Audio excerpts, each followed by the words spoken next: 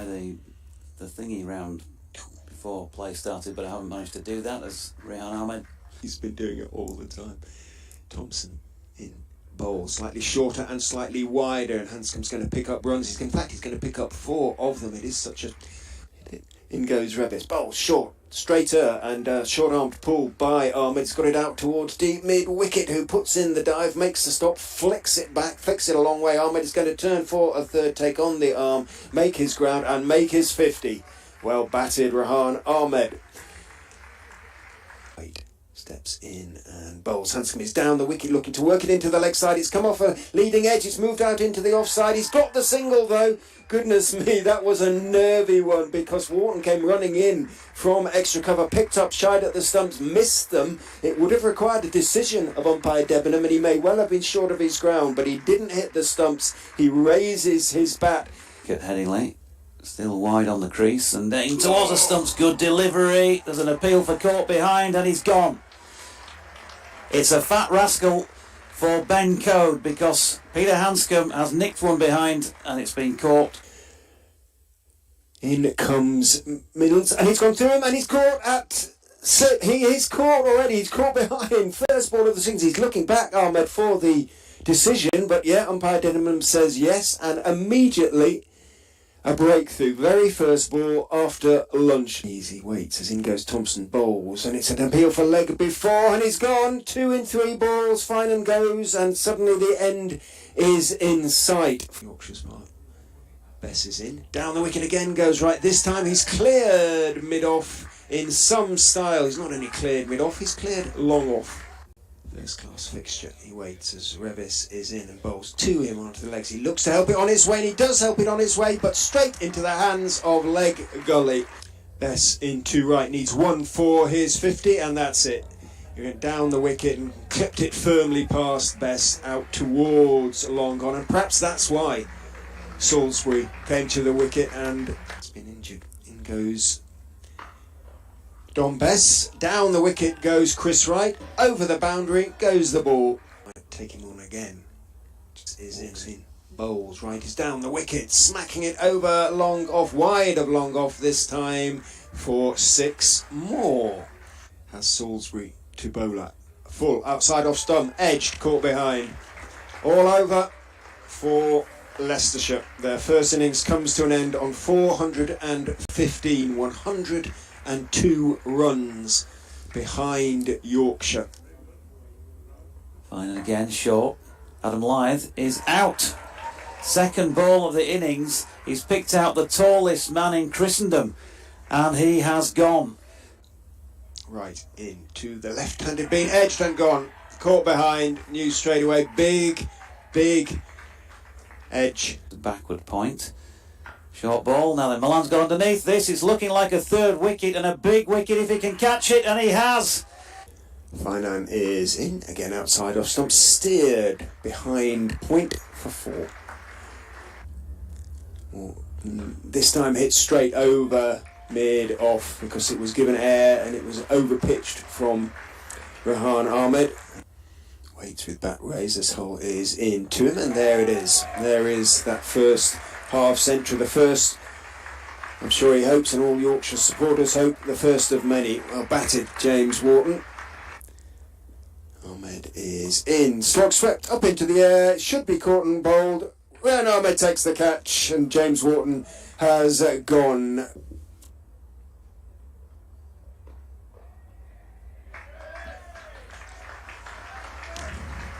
In goes Ahmed, and Hope turns him into the leg side for the single he needed for his 50, his maiden 50 for Yorkshire, shall we say. Maybe that's the frightener in terms of a sporting declaration. Now then, this one has gone all the way, has it? I think we're going to see Ben Debenham raise both arms aloft, and left arm around the wicket. It's full. Oh, it's a beautiful shot. Great way to go to your half century. A full toss. Just what George Hill would have wanted, and he's flicked it away effortlessly through the leg side for 4, and deserved applause for a first score of the season.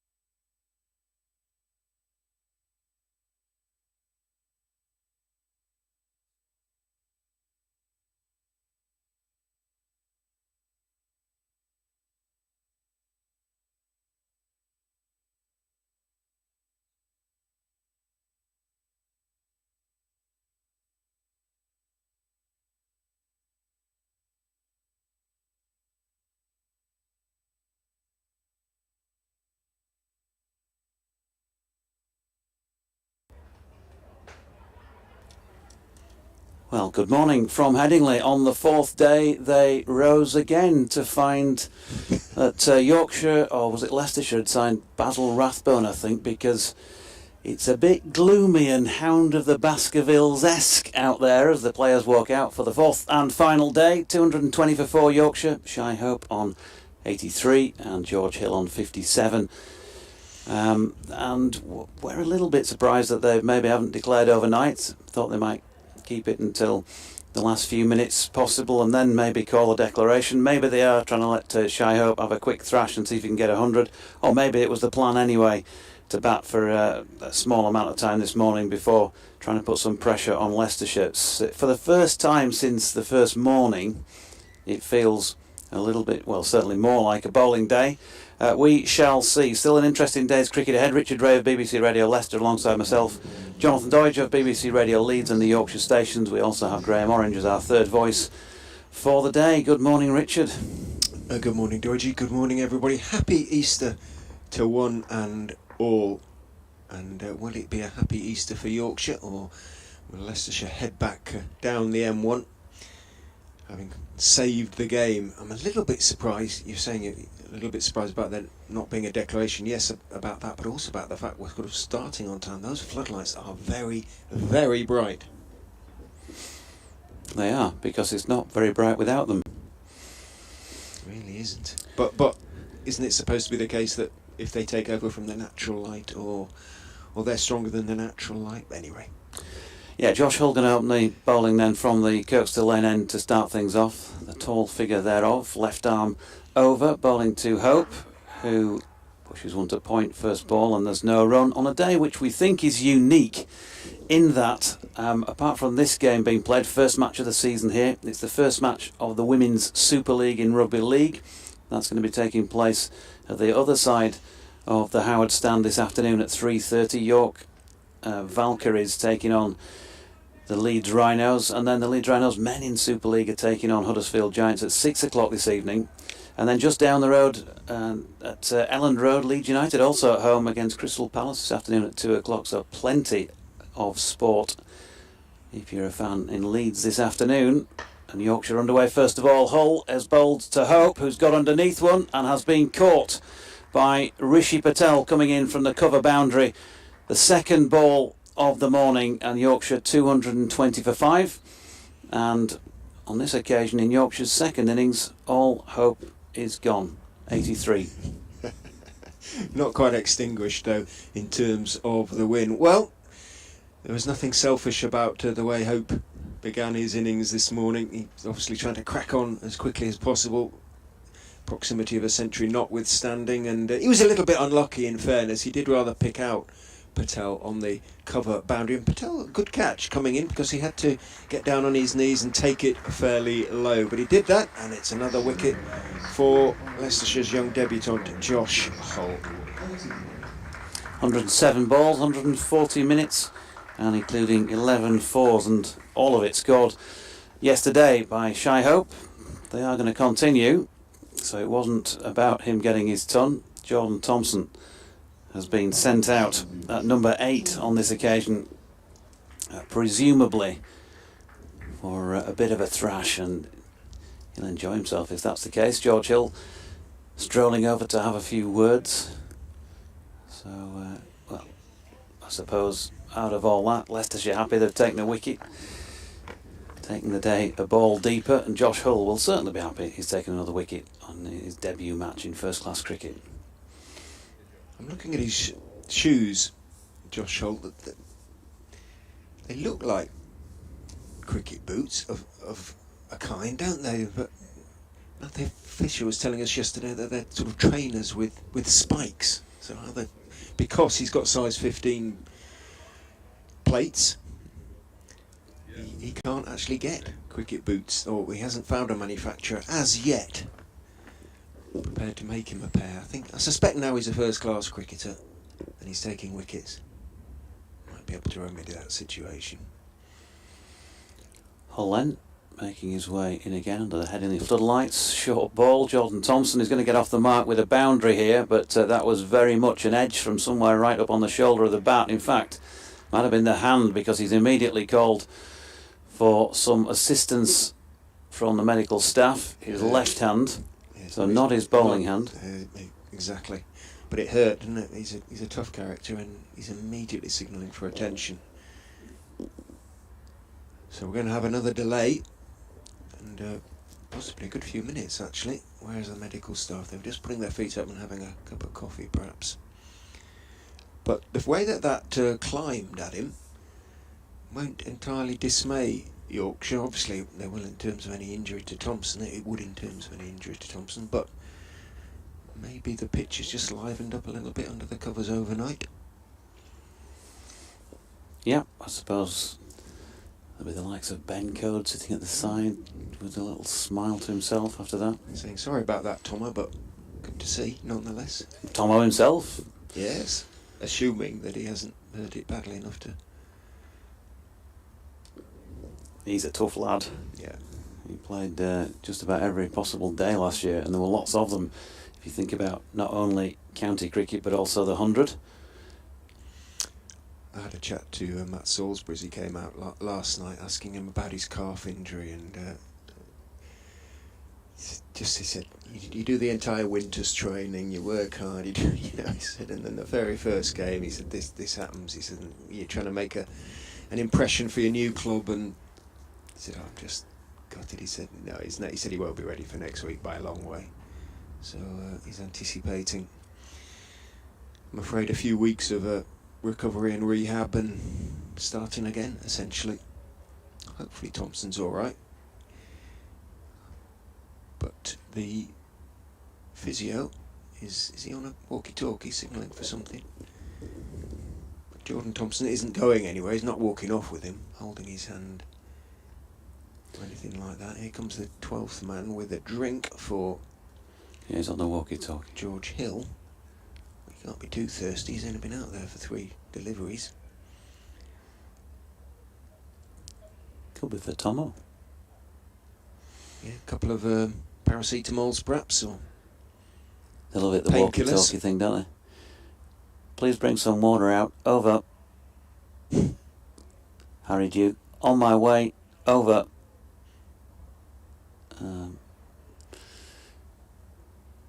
Yeah, left hand is just taking some sort of pill. Maybe it's a run-scoring pill, or a wicket-taking one, for later on. That would be good, wouldn't it? If available in the club shop, wicket-taking pills. Yeah, performance-enhancing pills. I believe they are available, but not in this not necessarily match, in the club shop. No, definitely not. Happily, Thompson is putting his glove back on. He's going nowhere. And a lovely little chat between Physio and Harry Duke as they jog off together. So we had a 3-minute stoppage for the Jordan Thompson injury. Here he is, flexing at the knee and waiting. Left armour to left-hander, who bangs in one in short, and he's smashed it away, just scythed backward a point. He's gone all the way for 6.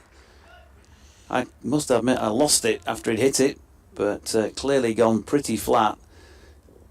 And he's powered that one away, so this is what Tomo loves to do. 4 and 6, dealing only in boundaries from his 2 deliveries. Morning, Colville kid, William Jennings. He says he's surprised to see Yorkshire batting on this morning, and also pleasantly surprised to see the fixes, he's called them. I think he means the foxes. Making a fight of it after conceding 500 so quickly. Yeah, you want to be careful with that word. Indeed. Especially towards the back end of a cricket match. Here's Hull. Coming in again. 2 to come in the over. Jordan Thompson does a bit of a boogie as he tries to just unsettle Hull, but didn't work on this occasion because it's the first dot that he's played. He didn't really play it like a dot. Smashed it to mid-on, but Lewis Hill fields. Yeah, not by intention. He's playing T20 last over cricket. Possibly not going to get the call from Strictly on the basis of that particular bit of footwork. What has he got in him here? Will it be Jordan Thompson cha-cha-cha? Hull bowls short, and Tomo ball's underneath it, but it is given as a no ball. It was signalled by our resident umpire Graham Orange from behind, and also Ben Debenham out there on field concurs. So there will be one more. It did rather balloon up, didn't it? Hull turns again. And off he goes, number 20 on his back, passes Debenham. It's short of length again. Thompson drops it into the offside and will keep the strike. Scurrying through for a single, so a watching brief for George Hill throughout that first over. He's seen a wicket, he's seen an injury, and he's seen a spectacular 6 over point, and he's going to have to watch on again. Yorkshire 233 for 5 after the first over of the morning. Took 9 minutes to get through. The lead is 335, overs remaining 95. Take off a couple for the inevitable change of innings, of course. Remember those 16 in the final hour starting from 5. So it will be probably 94, 95, weather, light, etc. permitting. But that's the equation that Yorkshire will have to juggle for a while. How many overs do they think they will need to bowl Leicestershire out on what is still a pretty decent track? Chris Wright, the veteran, is going to be opening the bowling for the Foxes today from the Howard stand end of this fine stadium. Field spread to all parts. Just the 3 single saving fielders on the offside as Wright comes in and bowls outside off stump. Thompson waits for one just outside off stump and dabs it down towards third man. Sort of a latest decision off the front foot. Wasn't the quickest delivery Chris Wright has ever bowled. Thompson content to get it away down to Sol Budinger for a single. He moves on to 12 already. 234 for 5. Yeah, there were a lot of Yorkshire supporters last night. I think probably would concur with Colville Kid that they wanted. They think they've already got enough, and they would have liked to have seen a declaration by now, if not last night. Wright is in 2. Hill, who backs away, makes room, tries to dab it down to third man, doesn't get anything on it. It bounces over the top of the bat and over the top of the stumps, well over the top of the stumps. There is a third man. He's quite wide down there, Josh Hull. Question for Yorkshire supporters, you keen ones out there. I've got a message from Jane Wiles this morning saying when Ryan Sidebottom left and went to Nottinghamshire and came back, he couldn't have the number 18 because somebody else had got it. I'm trying to think who it was. Jane couldn't remember. Any ideas? Wright is in, bowls short, pulled up in the air. It's going to drop short of Patel running in from deep mid-wicket. Well short this time. It was slightly top-edged. We've seen a few of those in this game, but Hill has his first run of the morning. Is that the first delivery he's faced, isn't it? Yep. Oh, well, no, it's the second, because Mm. obviously just had that little nibble at one from Wright previously. 235 for 5. So who pinched, who wasn't prepared to give Ryan Sidebottom his number back then, basically.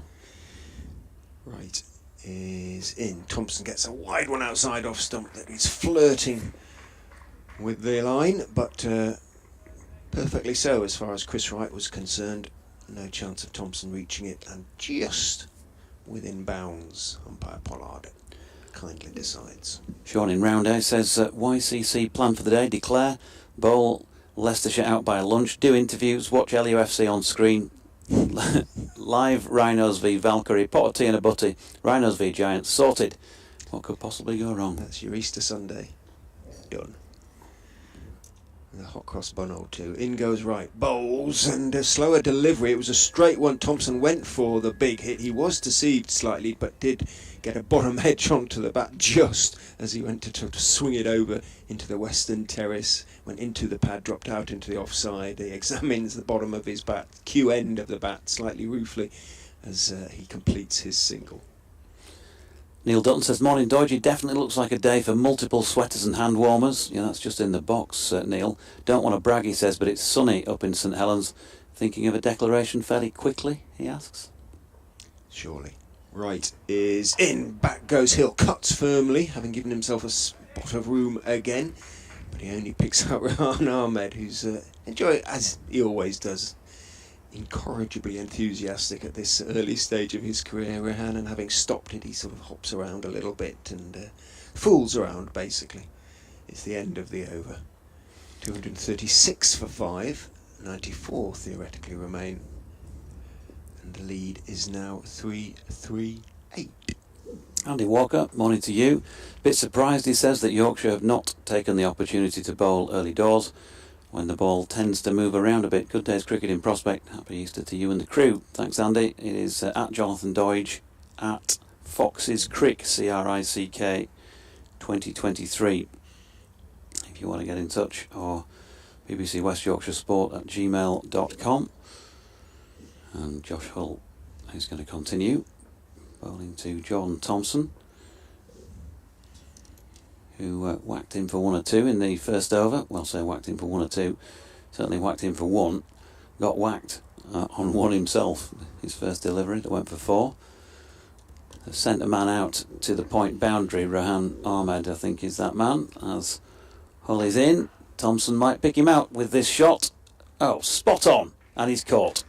Rehan Ahmed just walking in, taking it low. Puts his arms aloft to celebrate. Jordan Thompson caught Ahmed, bowled Hull for 13 in a nice little cameo, and Yorkshire 236 then for 6. They've taken some decent catches in the outfield, obviously in the outfield Leicestershire in this game. That was one of the more straightforward ones, but I suspect it was spinning a bit. It was sort of sliced mightily up by Thompson. It is the sort of, probably the shortest boundary over there, so he can perhaps consider himself a little unlucky. He didn't sort of sky it over Rehan Ahmed, but Ahmed, who's out there gesturing away and chuntering away to Josh Hull, who is sitting at the moment on figures of 3 for not very many. I don't think Josh Hull is a whiff of a possibility of a 5 for in his first class game. Yeah. Take your opportunities, doesn't matter how they come, does it? No. Nobody's going to look back in whatever it might be, however long you plays for, and go, yeah, but that 5 for you got against Yorkshire, they were just having a slog. You can say, hang on, against Yorkshire at Headingley in my first game, and my very first victim, genuinely, of the game and of his career, was a genuine one in Adam Lyth, leg before wicket, trapped on the back foot in his first over. So he'll be very happy with his debut. He batted alright as well yesterday, didn't he? Got stuck in and made 20. And yeah, got in line. Yorkshire trying to rev things up this morning. Matthew Revis goes in at number 8. So they're continuing, 17 minutes into the day. Albeit having only faced 13 legitimate deliveries. Here is Hull bowling to Revis, who crashes that one up to Wright, coming in from long on. Immediately has a look at his bat. It did sound very, very woody, as it were, but he's off the mark. 237 for 6. Yeah, 3 for 53 now for Hull. 13 balls in 17 minutes. There was a 3-minute delay, but that's still a lot. Sorry, very few, I should say, deliveries. It took a while to find the ball in the Western Terrace after Thompson put it into it, didn't he? Not that long. Here's Hull. Stepping back is Hill, Hull to Hill. And he's pulled that straight, really, out to Lewis Hill. Yeah, it's Hull to Hill, who hits to Hill. He who, ha, he's who. Yeah. So a single to George. Yes, maybe we should deal in first names. Josh to George, who hits to Lewis. Sol, meanwhile, is being sent backward of point, out towards the edge, but a good 10 yards or so in from it. And in comes Hull again, left arm over, pulled by Matthew Revis for 4. Got plenty on that. 6 in fact. Just completely lost it on both occasions it's gone over there this morning. Jordan Thompson's 6 and now Matthew Revis's 6 has cleared the boundary and gave a real thud into the cinch, advertising boards at the foot of the Western Terrace. Ed Barnes, who's on his 12th man for Matt Salisbury, again he didn't pick that up at all. Took several seconds. Well, either that or he has very slow reactions. 2:44 for 6. Revis waits, and in comes Hull again, and this time I can see it, and he's crashed it away straight through square on the offside for a very well played 4 runs. He's on to 11. 2:48 for 6. The lead is now 350. And actually, in all seriousness, Budinger didn't pick that up on the other side either, and he was sort of gesturing, back to the wicket, whether he's sort of hinting to the umpires that it's very difficult. The players are casting clear shadows from the floodlights. That may be a reflection, if you'll excuse the sort of pun, on the strength of the quality of the floodlights, but it's terribly gloomy. And Lewis Hill is now talking to Ben Debenham, saying, look, they're not, the fielders on the boundary are really struggling here. Would the umpires' attitude, would it be slightly different if Leicestershire were starting their second innings in this light? It's a different sort of. Does that make sense? If it's it's a. It shouldn't be. It should be consistent, shouldn't it? Should be consistent. I agree, but yeah. So if they're playing it now, I mean, I'm not sure. I didn't notice whether or not readings or anything like that were taken out there. If they do that when the lights are on, here's Hull, and that's mowed straight across the line by Revis, and where his previous shot was a beauty, well, he got the job done there. Looking towards the bottom of his bat, it was a real leg side club, but at this stage it doesn't matter, I don't think, about the aesthetics. It's what's on the board, and he's got 15 to his name very quickly. 252 for 6 now, the lead to 354, and we've had just 3 completed overs in the first 21 minutes of the day. Can't help feeling this is. Now we have Ben Debenham. I think he's got his meter out. He was. Well, it could have been the walkie-talkie, but he certainly sort of held up a little black box as he walked towards square leg.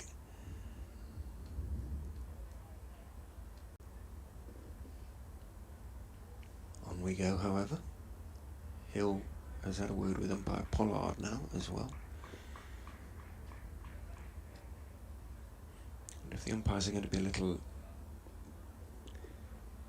more flexible, shall we say, when it comes to light this season, I think a lot of supporters will be pleased if they were. 252 for 6. Chris Wright from the Howard stand end into George Hill, who steps across, then steps back and looks to try and slash it away on the offside. Doesn't get anything on it. Slides through to Hanscom behind the stumps. Slightly ugly shot, but very excusable in the circumstances. Just trying to get something on it. Essentially, George Hill 59 to him from 71 balls, 7 fours and 2 sixes. Russell Walker says, morning Jonathan, a rapid 50, declare set 370ish and then bowl Leicestershire out rapidly. I welcome getting a few more runs in the bank, belt and braces. Wright is in, bowls a very high bouncer and just one for the over, says umpire Pollard. Hesitated just in case that might have been called a no ball on height, but maybe just have gained a little height as it continued gaining height as it went past George Hill. Anyway, Wright has gotten away with it. Lily says, morning JD, Richard and Graham. Surprised Yorkshire haven't declared. Very good innings by Shy Hope. Good half century by George Hill. And happy Easter to you all. And same back to you, Lily. Indeed. In the North York Moors there. Wright is in. Bowls. Fuller this time. On driven. Front foot. Slightly agriculturally by Hill. And then he sees that Revis is coming back for a second, and Revis made his ground. He was running to the danger end. The throw obviously from long gone coming into the non-striker's end. wasn't the greatest, most accurate throw. Certainly not the fastest of the game. Have you redrawn the map now? Malton is in the North York Moors. Pretty much. North York Moors? Yeah. It's very close to the edge of the... I used to live there.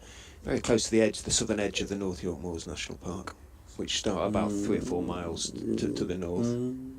Sorry, mate. I lived in Kirby Moor and Brawby. That's where my first house was. So it's not in the North York Moors, it's 3 or 4 miles away from it then? All right.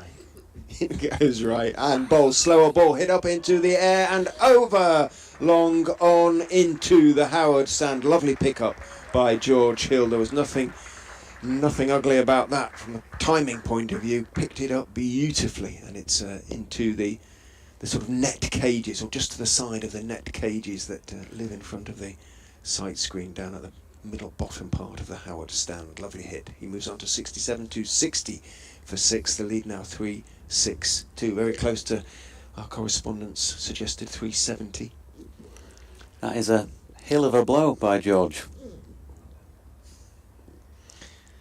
I think caffeine is getting to you. Well, it did cost a few quid this morning, mine. Wright is in, bowls again, Hill hits high. This time he may not have cleared. Long on, who catches it at the 3rd attempt. Good work down there by the fielder Hill. Basically knocked it up into the air, I think deliberately so, because he was a little bit worried about stepping back onto the boundary rope. Looked down, knocked it up again, made sure he certainly was in front, and in the end held on to the catch. So, well, George Hill's bright, brief morning comes to an end. He looks up to the sky in annoyance because he was very close to clearing Hill again there for the second consecutive hit, but he's gone. In fact, it's Ackerman down there, not Hill. I beg. I've just written on my scorecard as well. Colin Ackerman's pardon? It's a long way in my rather feeble defence from us on the other side of the ground. But well batted, George Hill. 80 minutes, 75 balls, 7 fours, 3 sixes. Did just what his side required. I thought you were going to say what the doctor ordered, but of course they're having a long weekend because of Easter. As ever, 260 for 7. The lead is, well, it's not on the board. It's quite a lot. It was a really good effort, I've got to say, from Ackerman. When he catches it, he steps over the boundary, as we're seeing on the replay if you're watching the streaming, comes back inside and he's almost going to overbalance backwards and undo his good work, and then still shows the ability to flick it up in front, regain his composure and take the catch. So I think you've got to say that's a superb effort from him. Wickets are tumbling, but the runs are coming pretty quickly too. They've added 40 this morning, and we ain't actually played so long in terms of number of deliveries. 40 in 23 balls, 23 legitimate balls. I'm just going to duck out and bring Graham in. Van Gogh Fox on making the point that the pitch is still looking very, very good. Don Bess has come out to replace George Hill. No change to the field really. Everybody on the leg side on the boundary. Wright is in to Bess, who steps back, ready to make himself room. He stepped back very, very early there. Wright saw him going and followed him with a bouncer that Bess ultimately had to duck. End of the over. 260 for 7. The lead 3-6-2. 3-6-2. Is that enough, Graham? Would you say? Well, good morning to you. Good morning, Rich. Good morning, everyone. I think it's more than enough. We've had some very interesting cricket so far this morning, haven't we? We've seen everything. Surely the declaration must be coming soon.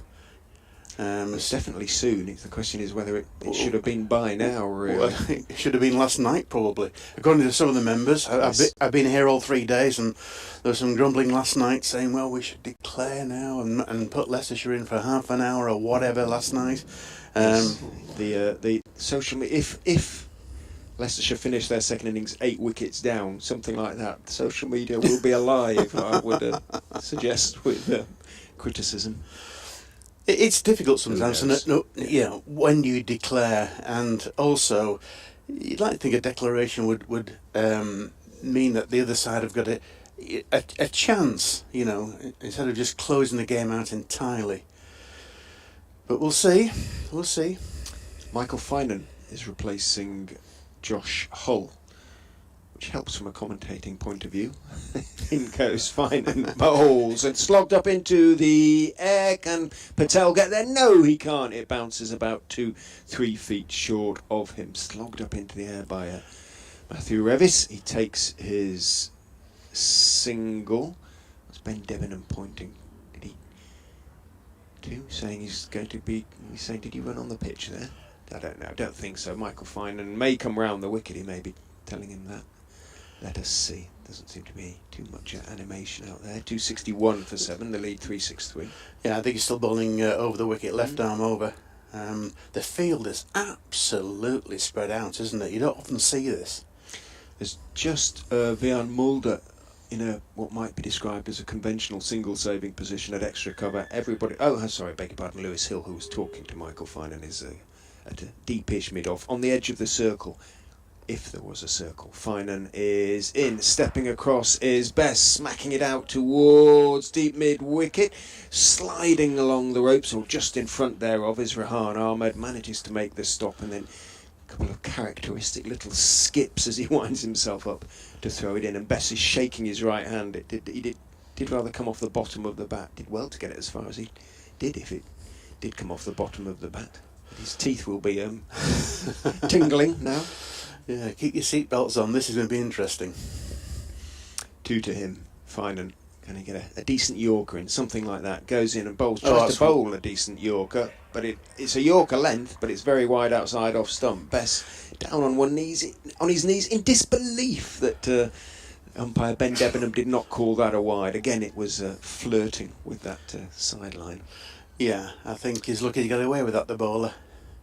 But it isn't, it's not white ball cricket. He's entitled to bowl out there. Well, he's entitled. I still think it was a wide. But anyway, there we are. Graham, an experienced umpire as well. Finan is in, and he's going to be caught. Dom Bess, as he stepped right across. Finan tried to repeat the feet wide outside off stump.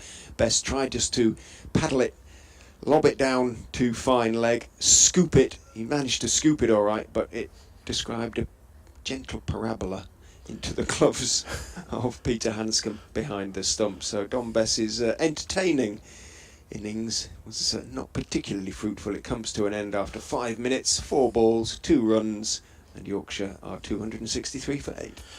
Yes, the fun continues, doesn't it? And again, no declaration. It's Yorkshire continue to bat, and we've had half an hour so far.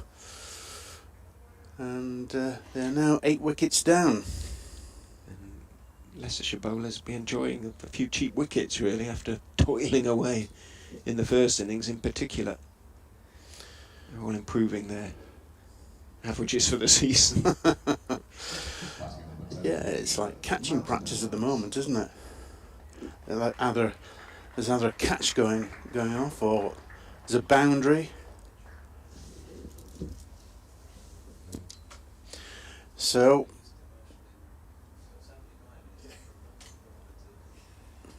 Matt Milnes coming to the crease, one of the batting heroes of Yorkshire's first innings. Yeah. Night Watchman made 75. My word, he did bat well in the first innings, didn't he? He did. He really did. And you'd have thought that his main role today would be with the ball. I suspect it will be. 365, the lead now. Hill and Finan in discussions as the Lancastrian reaches the end of his run-up. We'll have to wait a few minutes while Milnes takes guard from umpire Debenham. And despite the fact there's new batsmen at the crease, there's no real change in the field. It's totally spread out. Well, I think they've a fair idea. If Milnes just needs to get a bit of bat on it, really, and just get Revis down the other end. He can't get a bit of bat on that one. It's wide outside off stump. He didn't step out across there. Finan again, flirting with the call of wide, but getting away with it. I think that was probably a sort of more legitimate non-wide, which makes no sense at all. Graham. No, I agree. I agree. I think the other one was a lot wider to Bess. Number 4 on his back, left arm over. Michael Finan runs in and bowls, steps across this time. It's a slower ball. Milnes waits for it and thumps it out towards deep mid-wicket. Rehan Ahmed comes running in, bouncing in. Gets his throw away. Milnes takes one and keeps the strike. 264 for 8. No declaration. The lead 366.91 or 89. I guess overs now remain 2 off for the. Yes, it'd be 89 in effect, won't it? Yeah, absolutely. So yeah, so 88 now, I guess, because they'll be starting this over with yes, whatever happens. Yes, so well, they will be doing it. Yeah. I'm not quite sure why they haven't declared yet, but there we are. A big lead, massive lead. And surely they want to be bowling in these sort of conditions as well as soon as possible. That's the danger, isn't it? If the forecast is for it to sort of brighten up, I think, yeah, as the day goes on. Yes. And that said, I mean, the ball is 52 overs old, but it hasn't swung at all this morning that I've seen. Cloud cover notwithstanding, but it is bitterly cold. And you do need a few degrees of warmth that you would have thought to get a bit of swing in my experience. Well, it swung to the boundary and swung to the fielder's hands as well. Yeah. Chris Wright is in, stepping away is Milnes, trying to club him away. He gets a bottom edge and it bounces back down the wicket to Chris Wright. I mean, one thing, the Leicestershire bowlers will be thinking, yeah, there are some cheap wickets here for us. But I don't want to be slogged for 30 in an well, over no, or something like that. No. Yes. There's slightly mixed feelings when you're bowling in these circumstances. I suppose so. But they've got the fielders on the boundary, most of the fielders anyway. Yeah. There's no slip at all. No. Wright is in and bowling and hits straight back over his head for a 1 bounce for a lovely strike off the front foot by Milnes. Stepped forward. It was rather in the slot from Chris Wright. It was a lovely shot, wasn't it? It was. Yeah. As you say, it was right there to be hit, and it certainly was. Yeah, Chris Wright is not a member of Leicestershire's T20 squad.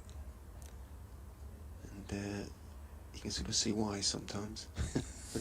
In terms of variations and things like that, probably hasn't got them quite as off the pad as some of the more specialist bowlers in that respect. Wright is in a lovely shot from Milnes. This time he made room, carved it away through the offside, over wide extra cover, all the way over the boundary for 6. That was a really sweet piece of timing. I think that's the best shot of the morning so far. Beautiful shot. And the lead is now 376. End of this over? You would, yes, certainly. I would. Yeah. 274 for 8. That was a super shot. Really nice piece of timing.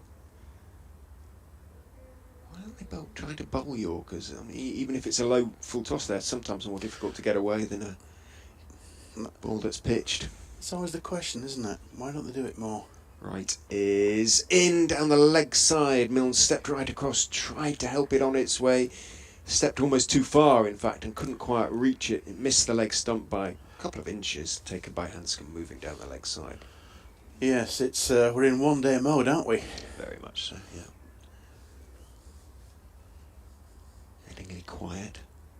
Slightly frozen into position, I would think, the crowd in the eastern stand. Yes, east stand, I should say. Yeah, they look frozen, don't they? Oh, it's cold enough up here in the commentary box behind glass. Wright is into Milnes, who again is carving it away through the offside. It hasn't quite got all of that this time. Bounces and rolls and is intercepted running across to his left by the fielder running over from mid-off. I think it's Hill out there now. The skipper. So just a couple on that occasion to Matt Milnes, but he's already well into double figures, onto 13. Revis has 16, 276 for 8. Well, it's been exciting so far, and I just wonder if we're going to have an exciting finish, Richard. Leicestershire will be hoping not, unless as Wright goes in and bowls slightly short, pulled by Matt Milnes out to Rishi Patel on the square leg boundary. He's going for the second. It's a good throw that comes in, but it isn't good enough. And good running by Matt Milnes sees him safely complete two. Hanscom doesn't bother to take the bails off. End of the over. No declaration. 278 for 8. The lead is 380. 90 overs remain in the day. Well, it will be 87 if the declaration were to come in this over. Yeah, it's. I think it's rather strange now, but maybe they're hoping to get to the, let's say, magical 400. They can't be worried about Leicestershire winning the game, surely, can they? I mean, that's the only logical explanation. Yes, but it's yes, it is a good track, but even so. But you've got to think, regarding declarations, give your opponents a sniff of a victory. Yeah, but they're not. And if they do, good luck to them. That's what exactly. what I say. Yeah. But still no declaration. Finan in to Revis, swings mightily. I think it was a slightly slower delivery just outside off stump. Had he connected, I think that would be somewhere near St Chad's Church in Headingley at the moment, because he's a big unit, is Matthew Revis, but no, he didn't, and it went through quite low actually to Hanscom behind the stumps. Yes, Matthews has played for the Yorkshire age groups from, I think, under 11s right through, and he's always been a very talented cricketer, talented all-rounder. Finan, 2 for 51 he's got at the moment. Runs in and bowls again. Revis swings, but this time it's running out towards wide mid-off. Hill slides to his left. Doesn't manage to gather it at the first attempt. Did well to get across to it as quickly as he did, in fairness. His whites are sort of 40% green, Lewis Hills, at the moment. And 2 taken by Matt Revis. He moves on to 18, 280 for 8. Which means, of course, the lead is 382.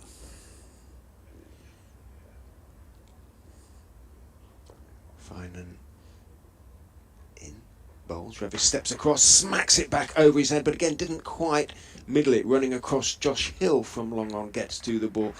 Interestingly, I've just realised he throw. It's not that would be why it isn't Josh Hill. It's Chris Wright. I'm wondering, he's just thrown right-handed. That's because he's a right-hander. It's Wright, not Hull. 2 more taken. Right, the second tallest now in the side, having previously been the tallest. I think he's about 6'4", 6'5", something like that. Hill, relatively small. Hull, 6'9". Finan in, bowls, looking for the York. Good ball outside off stump in terms of length, perfect. Revis was slightly deceived by that one, couldn't get anything on it. You've got some tall lads in your side, haven't you? Now. Yeah. Hasn't always been the case, but yeah, we look a bit more substantial physically than we have in previous years. Is Ed Barnes on the field, isn't he? He is, he's down there at the backward square. I thought he was, yeah. He spent most of yesterday running up and down that boundary. The Yorkshire lad. Absolutely. Finan is in, swing and a miss. No ball though, so Yorkshire will take that. 2 runs. Yeah, and another delivery. Finan has bowled too many of those. Leicestershire have bowled too many of those in this game, and did last season. Frustrating, isn't it? I mean, they shouldn't be bowling no balls in this situation. I don't think first-class cricketers should ever really bowl a note, you know. Practice enough. Yeah, absolutely. Just drag it back half an inch if you're getting that close to the line. Doesn't make any difference in terms of pace. In goes Finan, bowls outside off stump. Disappointed Revis there. Looks at the umpire. It wasn't really close to being a wide. No. So I don't think he's got a legitimate cause for complaint in that respect. It was a slightly ugly attempt to smear it away, but he's very much in clubbing mode at the moment. Revis, 20. He's on. 1 ball left in the over. 1 legitimate ball, that is, left in the over. everybody's out on the boundary now. In goes Finan, bowls, Revis steps across and drops the return catch. Finan, he clubbed it back towards him, didn't get it all, tried to grab it at chest height, and in the end has to run back and field himself, and that is the declaration. 2 taken from that final ball of the over. So, Matt Revis finishes 22 not out. Matt Milnes, 15 not out. Yorkshire finished 286 for 8 from 54 overs. They lead by 388. Leicestershire's target is 389 to win the game in, I make it, 87 overs, bearing in mind 16 in the last hour. Yeah, so we That know makes what sense. Yeah, I know what's required now. Yorkshire need 10 wickets to win, and Leicestershire need 389 runs to win. 2 for 59, Finan. 2 for 52, Wright. 3 for 68 for Hull. 1 for 67 for Rehan Ahmed.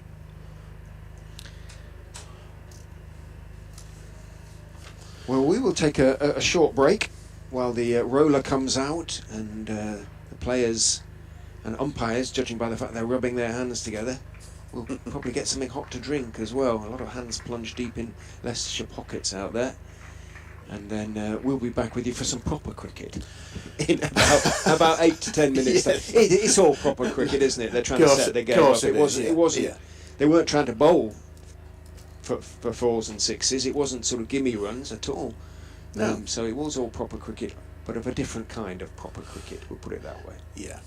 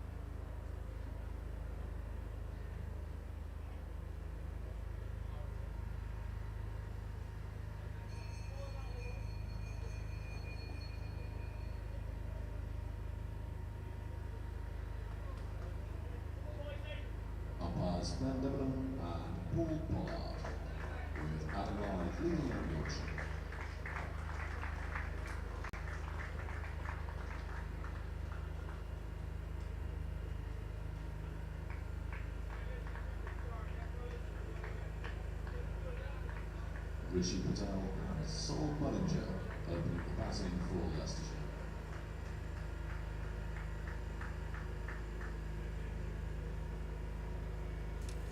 Welcome back then from Headingley as the players make their way back out for the final innings of this opening match of the Division 2 County Championship campaign. Sol Bollinger and Rishi Patel, the opening pair again for the Foxes, who need 389 runs to win. Now that has got to be improbable, but it's cricket, so nothing's impossible.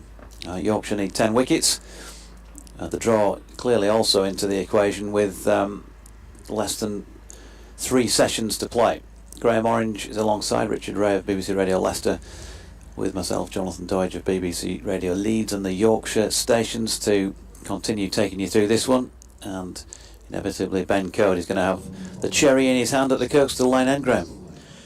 Yes, JD, and so the final rights of this match, the final innings, and it's been a really good match so far. I've been here all 4 days, and we've seen some fascinating cricket, and you think it's an improbable target for Leicestershire to get 3, 8, 9, but and Yorkshire need 10 wickets to win. Here's Code then. Right arm over the wicket. First ball just shaping away slightly from Rishi Patel, who has a little push down the line. You think that these conditions will now suit the Yorkshire seamers, wouldn't you? You know, this pitch has been pretty good. The batting conditions have been pretty good because of the sun beating down on the other day, so certainly yesterday and the day before. But you've got overcast conditions today. Good for seam bowling. And here's one of them, Ben Code, one of the best on the county circuit. He's wide of off stump on this occasion though, so an easy leave for Patel, and he'll be happy to have plenty of those as he tries to get used to conditions out there. Ben Code, well, Yorkshire clearly attacking the stumps in Leicestershire's first innings, and no reason why they're going to veer from that in innings number 2, I wouldn't have thought. That's right. It'd be interesting to see what Leicestershire do here. Do they go on the attack, as it were, or did they try to survive? Cody, good delivery. Patel plays the original line, it nips away. That's a cracker from Ben Code. Hands to his head. With a little bit of disgruntlement that didn't have that little bit of cricketing god on his side there. Yes, to get the nick. Didn't quite get the nick, did it? It's going to be tough for Leicestershire here, especially, as I say, in these conditions. And are they just in survival mode? I mean, they shouldn't be really. Code again. Patel waits, and this time is solidly behind it. They've gone 4 slips Yorkshire with a point gap through the covers. Matthew Fisher was talking yesterday about wanting to give players that gap, encourage them to take on the drive with open spaces. Matt Milnes is at mid-on, David Milan at mid-wicket, long leg, hands in pockets. Looks as though it's Matthew Revis.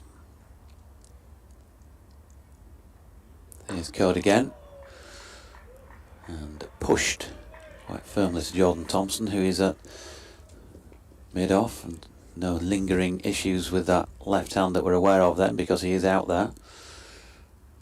Just inspecting the ball, taking a bit of sweat from back of the shoulder blades to impart on it for Code. You would think that Yorkshire would want Leicester to go for their shots, wouldn't you? Yep. I've got plenty of runs to play with, so encourage that would be their motto, I'm sure. Hence bowling straight and making them use the blade, as Patel had to do with the final ball of that opening over, which is a maiden in Leicestershire's second innings. So none for none, still a further 389 runs to win, And following the reset, they decided that there were 87 overs remaining in the day at the outset of Leicestershire's second innings. One of those has been used. Yes, so maiden over to start with, as you rightly say. And it's the left-handed Budinger is taking his guard, and Matt Milnes is going to be bowling from the Howard stand end. And quite an attacking field, as you would expect. Yorkshire need the wickets. Yep, Matt Milnes then, Howard stand end. Already wickets in the match, runs in the match as well. And he comes, right arm over the wicket, and Budinger solidly behind it. Get me coat. Yeah. Probably just as well you missed it, Richard. You're in fine form, JD, I have to say. As always. It's this thing about words when you're a journo, isn't it? If you can't play out there in the middle, you can sort of play with them instead. Milnes to Budinger, nicely punched off the back foot. That may have the legs to go to the boundary, not quite. James Wharton, good chase. He's going to bring it in and save one. Through for three, so Leicestershire and Budinger both off the mark. Yes, good shot through the offside by the left-handed Budinger. So Leicestershire underway, 3 without loss after 1 over and 2 balls. And it's the right-handed Rishi Patel who's on strike now. Martin Rowe says, since time immemorable, and I was knee-high to a grasshopper, skippers never declare when you think they should, out of sheer defiance and stubbornness. Andy C said it looks a bit dark in the sky. Yes, I think we were just saying before they came back out that it feels like it's brightened just a little, actually. A lovely shot here by Patel, who's gifted that gap from Milnes through the covers, and unfortunately for the Yorkshire bowler, he's served it up on a plate to the Leicestershire batter, who gets off the mark. 4 to him, 7 to the Foxes. Yes, right in the slot, a half volley, but it's going to be put away, and it certainly was by Patel. Someone of his class is not going to miss out on that.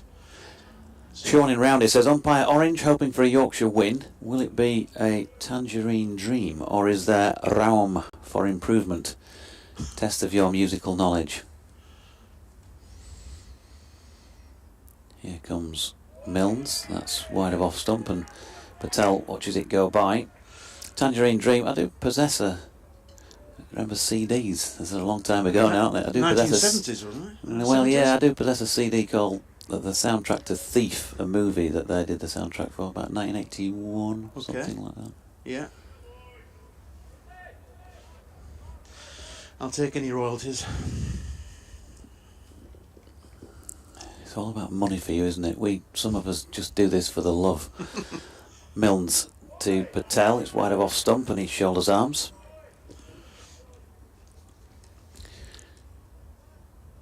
Get in touch with us on @Jonathan Doidge, or for my Leicestershire colleague @Foxes Crick, CRICK 2023, or on email, which is bbcwestyorkshiresport@gmail.com.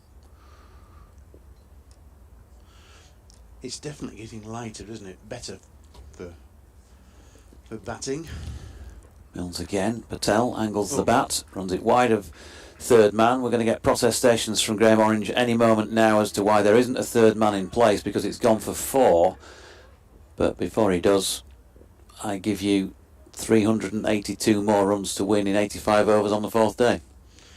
Yeah, well, there we are. You know what my thoughts are. There's been a few of those sort of shots concerned.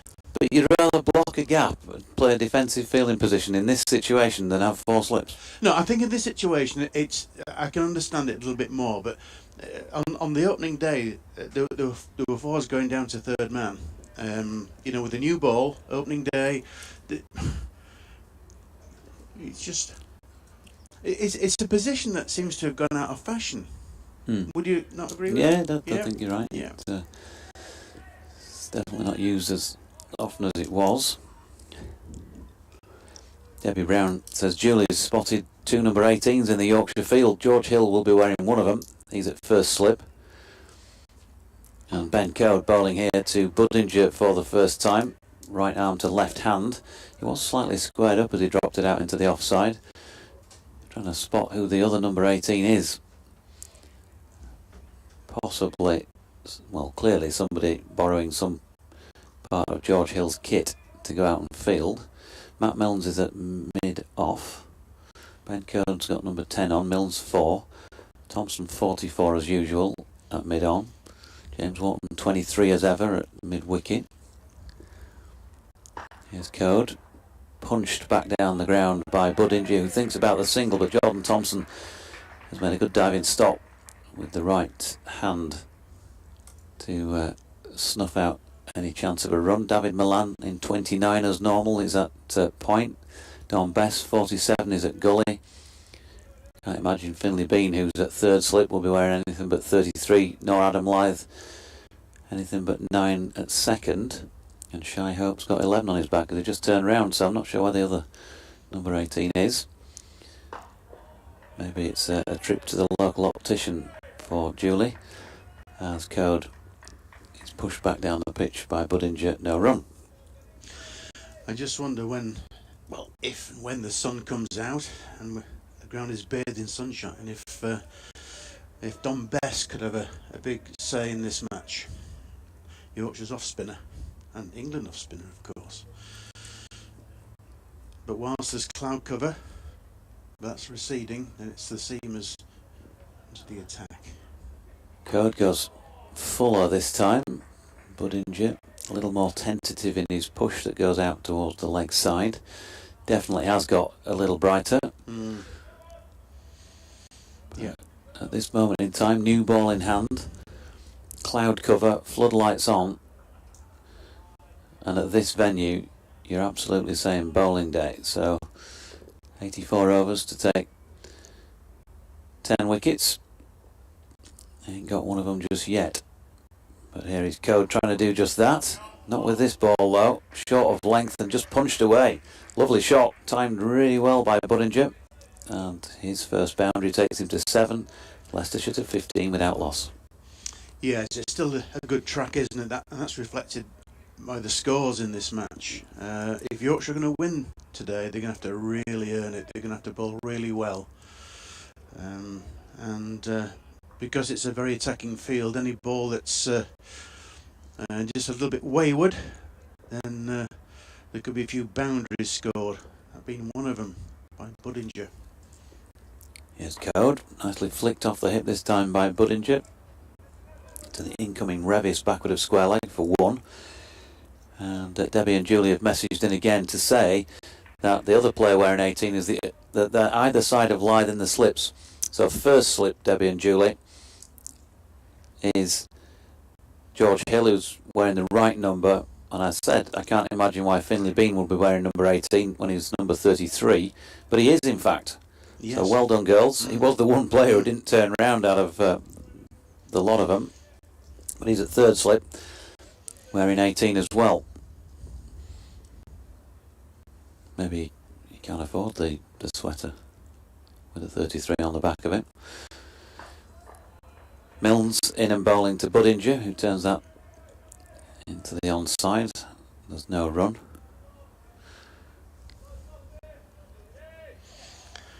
Yes, although Leicestershire finished bottom of the second division last year, they didn't win a match. They drew a lot of matches, didn't they? But I've been impressed with them so far in this game in some ways. Here's Milnes again to Budinger. Good delivery that goes through. Budinger trying to play an attacking shot, and that one, I'd like to see a replay of it. Did it go past the inside edge? Did it go past the outside edge? Through to Shy Hope. It was well pitched up, wasn't it? You see the replay.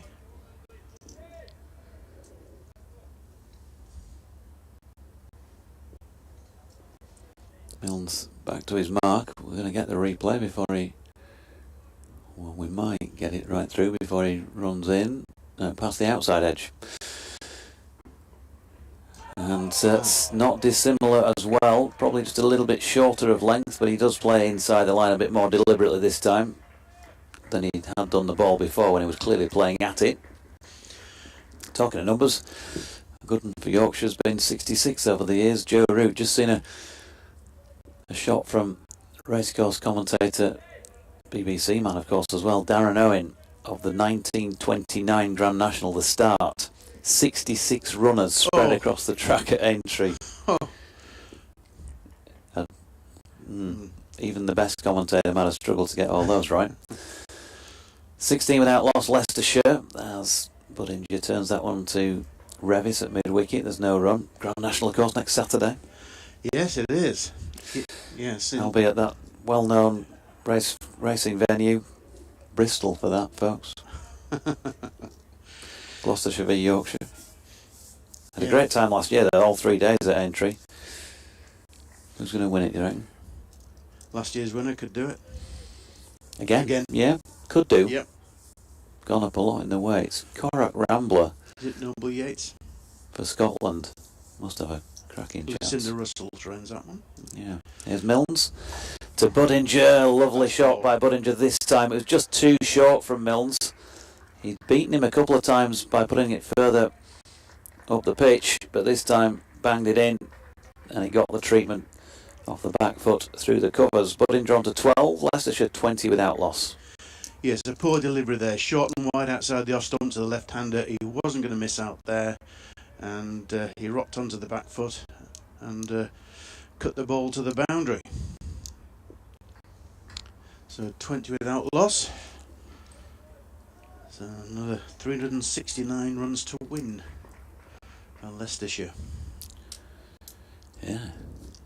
Going for it here, 5.22 and over. Right sort of rate. Budinger flicks one into the leg side along the deck to Revis, and that ends over number 4 of this Leicestershire second innings. So 83 overs remain in the day. There hasn't been an early strike by Yorkshire. As Graham said, an over or two back. It remains a really good pitch here at Headingley. So even though conditions overhead-wise are more favourable than they have been for the last 2 days for those with ball in hand, it looks like, unless Leicestershire's batters give it away, it's going to be a fair bit of hard work. Jordan Thompson, for the first time, just has to flex the arms as if he might have got the nod that a call could be coming soon. Code. Hands to his face because it's another good delivery. I think that one came back in, didn't it? Missed the off stump, and his Patel shouldered arms, but I think that came back in. So there's some movement here for the Yorkshire seamers. They're hoping to make some inroads into this Leicestershire batting order. Yeah, 2 overs and 1 ball for 5 so far, Ben Code. Just going to, for those watching on the streaming, see the replay. It was a bit of nip back, although it was, to be fair to Patel, a good leave. It wasn't really that close to the stumps, but you can understand the bowler's frustrations. Another dot ball follows. But any leave is a good leave if it misses the stump, the off stump, I suppose. It's a bit of a sparse crowd, isn't it?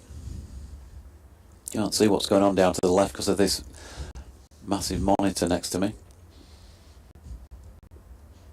Sorry folks, here's Code wide on the crease, a little bit shorter of length to Rishi Patel, who drops it into the leg side for Revis to field once again. Ben Code not yet found the breakthrough, but keeping it tight as we normally see, and you can bet your sweet life that if he does get in and among here, he's going to be dangerous for any new batter. It might actually, just a few overs older, this ball, when it's still hard, you know, shine on one side, it might be a little bit more effective in a few more minutes time, if you like. But he's bowling pretty well with it now. Patel over the top of that. Ben Code, elder statesman now for Yorkshire, 29 years of age. Still feels like he's not that long started his career, doesn't he, in some respects? Yeah, absolutely. I think it's because the likes of Patel and Brezzy around for so long, who were a fair few years older than him. And he's taken on a very senior role now. He's played 53 first-class matches before this, taken 210 wickets prior to this one. Best of 6 for 25 is in again. He'd love a 6 for 25 today as Patel blocks this one just wide of off stump. Looks like it might have kept a little bit low this time, Greg. Yeah, I think one or two have kept low actually. I mean, it's a fourth day pitch, isn't it? So you can maybe expect one or two to behave rather oddly, if I can put it like that. But I once gave code out LBW. Oh, well, that does not surprise me. Any excuse to raise a finger, just so you could come on radio and brag about it. Here he is, bowling to. Oh, now then, bowling to Patel, who sided it away to point, and James Wharton has grasped it. You'd want to see it again, but it looked like it was pretty much straight in, maybe a little bit to his right. Looks like he got two hands to it as well. Just looking at the replay now. And disappointment for Code, disappointment for Wharton. And having a look for those who've got the opportunity to do so. Yeah, he clothed it, didn't he? So he's maybe not timed it as well as James Wharton thought, and therefore dipping slightly on him, but still, at this level, you expect them to be taken, don't you? In a word, yes, JD.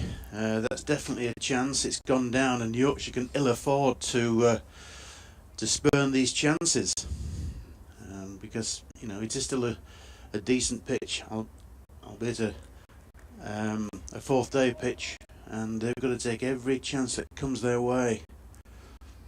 So that's disappointing.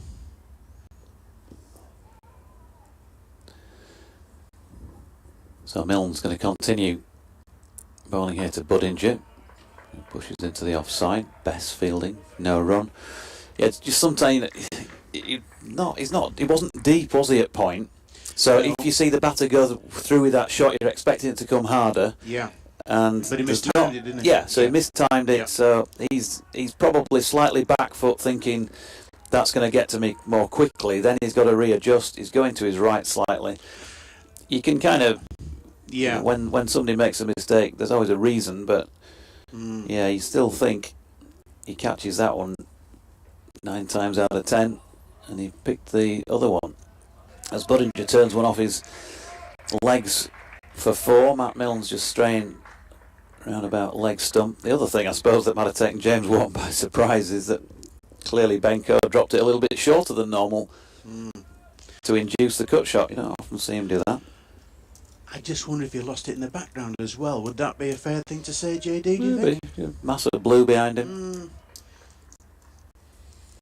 But I suppose we're looking for excuses, aren't we, really?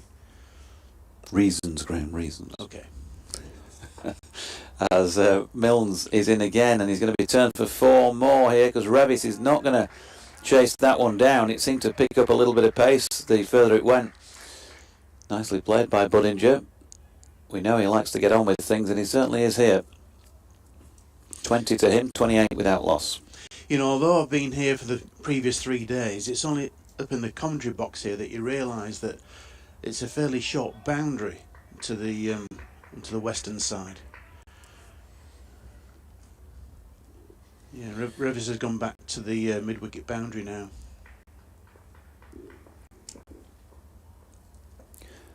So 3 slips.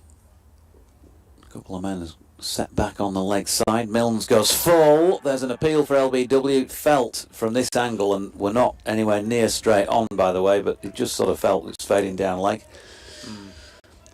Yes, I think so. Half a dozen strips to our right would be straight on. It's only a half-hearted appeal, wasn't it? Here's the replay. Yeah, going down leg.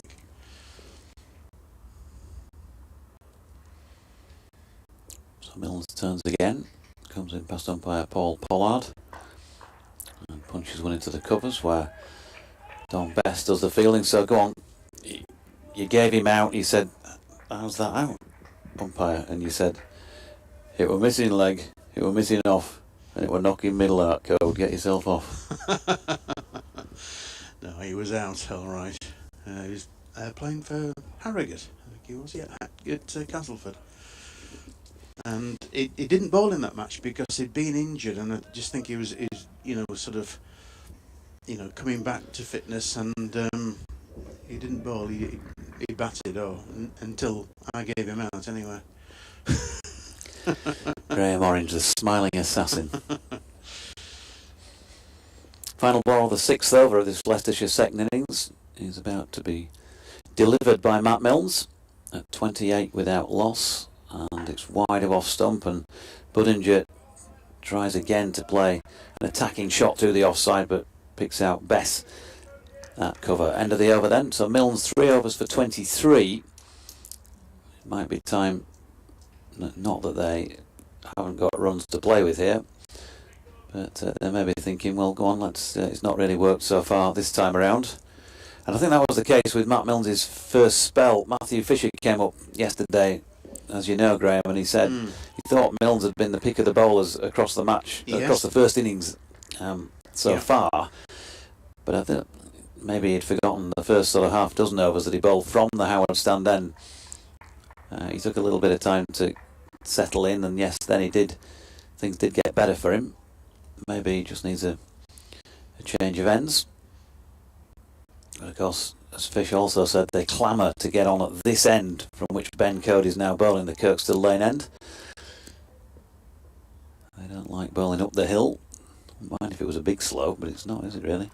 No, not really. First ball of the over has just been turned off the hip. The thigh pad of Rishi Patel for 2 leg byes, as signalled now by Ben Debenham. Leg bye. Yeah, the scorers haven't. Yes, they've acknowledged his signal now. I spoke to John Potter, the Yorkshire scorer, as I was coming up to the commentary box, and he was hale and hearty. As ever. JT, here is Code, wideish again on the crease. His position is bowled consistently from so far in this innings. Patel solidly behind this one. 359 more needed to win. It's improbable, isn't it, from Leicestershire's point of view? But they do have all 10 wickets in hand. And yeah. Cricket's a funny game. It is. As somebody once said, 1 minute you're up there, the next minute you're down there. Sorry, Mum. 30 without loss, Code coming in. And Patel pushes that out square to point, where Wharton is safer of hand than he was with that catching chance in Code's previous over. Shall we have a look round the league, around the other fixtures? Hampshire, of course, won yesterday against Nottinghamshire by 8 wickets. Lancs, well, they've only got 8 wickets to take with them for the rest of the 4th day. They need 370 more to win against Surrey. They're 74 for 2 second time around. Code bowling here to Patel, who's right behind it, and pushing it to Revis mid-wicket. Down at Taunton, they're playing, but it's very much heading for a draw there. Still in the first innings of the second team to bat. Warwickshire 375 for 7. They lead by 91. So it's heading for a draw, I suppose. You never know. Fashion some sort of result. I doubt it very much though. You'd have to say nailed on draw really effectively there, as the Code is in and Patel squared up, gets a thickish outside edge on it. It squirts away to 4th slip where Don Bess did the fielding. At Canterbury, Kent needing 206 to win against Northamptonshire. They're 21 for 1 in their second innings. Chances for them to start the season with a win. Have to bat well, won't you, 4th innings to get another 206, but it's probably on at the moment at least. Code again. Patel solidly behind it with a block to complete. Over number 7 at 30 without loss at Durham. Sussex need 12 runs. Not at Durham, sorry, at Hove. Sussex need 12 runs to beat the visiting Durham. But they are 8 down, so that's developing into a cracker. Oh, my word. Absolutely. I'll come back to that in a moment. Just wrap up with Gloucestershire leading by 213 against Glamorgan. They've got 4 second innings wickets in hand. And they might declare, or natural wastage of wickets might mean that that proves to be a more exciting finish than maybe at one stage it looked, because Glamorgan looked pretty strong favourites after the first innings of both sides. Derbyshire leading by 185 have 1 second innings wicket left themselves, so they're going to be bowling at Worcestershire as well at some point today. So there's a few potential good finishes around. But as Jordan Thompson is coming on in place of Matt Milnes, no surprise after Milnes' first 3 overs from the Howard stand end. Ollie Carter is 24 not out for Sussex from 78 deliveries, so he's clearly doing a really good job and has hung around for quite some time. Matthew Kuhneman has 4 for 67 for Durham. Matty Potts, strangely enough, England test bowler as he now is, none for 87 off 19. Ooh. But Sussex needing 12 to win down there. Start the season with some winning points. Here's Thompson to the left-handed Budinger, right behind it, pushing to mid-off. No run. 3 wickets for Bryden Carse, 3 for 29, 1 for 28 for Ben Rain. And they did lose a couple of wickets pretty quickly as well. Finn Hudson-Prentice was out when the score was on 202. Nathan McAndrew followed a run later, although it took 6 overs or so to get to that point. So it's been a grind for Sussex, but they've got to try and see it home. 2 wickets to win for Durham as Budinger plays a beautiful shot. Jordan Thompson over pitching straight, and Budinger has pushed it back past him for 4. It's about as bright as it's been all day so far. Yeah, it's I'm going to say it's fine now, isn't it, really? We can see the environs of Leeds now. No problem at all. On the face of what you've seen in the first 7 overs, and that's been the one chance that's been grasped, but it's not been doing all sorts. Ben Coates bowled consistently, but without luck at the Kirkstall Lane end. Thompson going into bowl to Budinger, who's on 24. Short ball pulled now then. He's got it away for 4. And it was, to be fair to him, probably a good 15 to 20 yards to the right of Matthew Revis, who's out there on the boundary edge. But that's the sort of delivery that Yorkshire will be hoping brings a result at some point. But just saying, Graham, I was thinking at this point in time, you could be forgiven for thinking draw written all over this, because the pitch is playing well. They ain't got an early breakthrough. Yeah, absolutely. But they should have had a breakthrough, of course, with James Wharton dropping the chance. Thompson in, Budinger. Well, he pulled the bat inside the line, to be fair, but he did lean as if he was going to feel for that. Oh, he played at that. Yeah, I think he played down the wrong line, didn't he? Talking of umpires, if I can just give my congratulations. There's a new addition to the first class umpires list, and that's Simon Widdop. And a colleague of mine from the Yorkshire Premier League is now on the first class umpires list, so well done, Simon. Thompson to Budinger, wide of his off stump, and he leaves. I would have thought anybody who'd stood in a game with you would be immediately barred from standing at this level. I taught him all he knows. No. He's a very good umpire, Simon, as you would expect. I've stood with him 2 or 3 times. Very good umpire, and he was on Yorkshire's books. I think did he play in the first team? He certainly played for Yorkshire seconds. He's probably listening to this thinking, no, Graham, I did play. Anyway. Here's Thompson. Bowling to Budinger, who has a flash at this one. That's a bad shot. Yeah, he's enjoyed himself this morning, but that could have been reckless.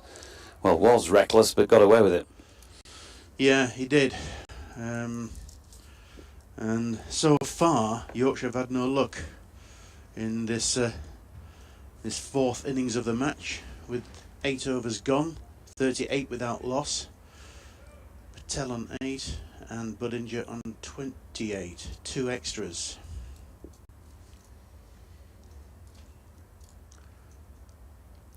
Yeah, Simon Widdop, you're right, played 11 first-class matches. Yes, yes.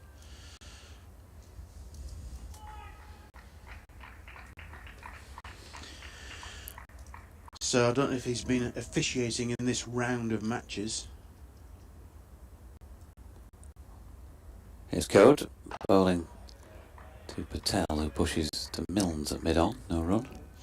But it is a feather in the cap of the Yorkshire Premier League when, you know, an umpire from the league goes on to the first class list. Yeah, especially when he's umpired alongside Graham Fingers Orange.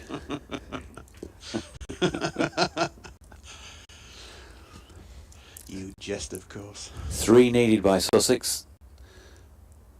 Still 2 wickets in hand. Ball short of length by Code. Gets the treatment here from Rishi Patel. It's bobbling over the rope now. He didn't absolutely time it right out of the meat, but there was plenty of power behind it. And it brings him 4. 12 to him, 42 without loss, Leicestershire. Who was worried if you're a Leicestershire supporter? Only 347 more to win. Yeah, but they got to 42 without loss.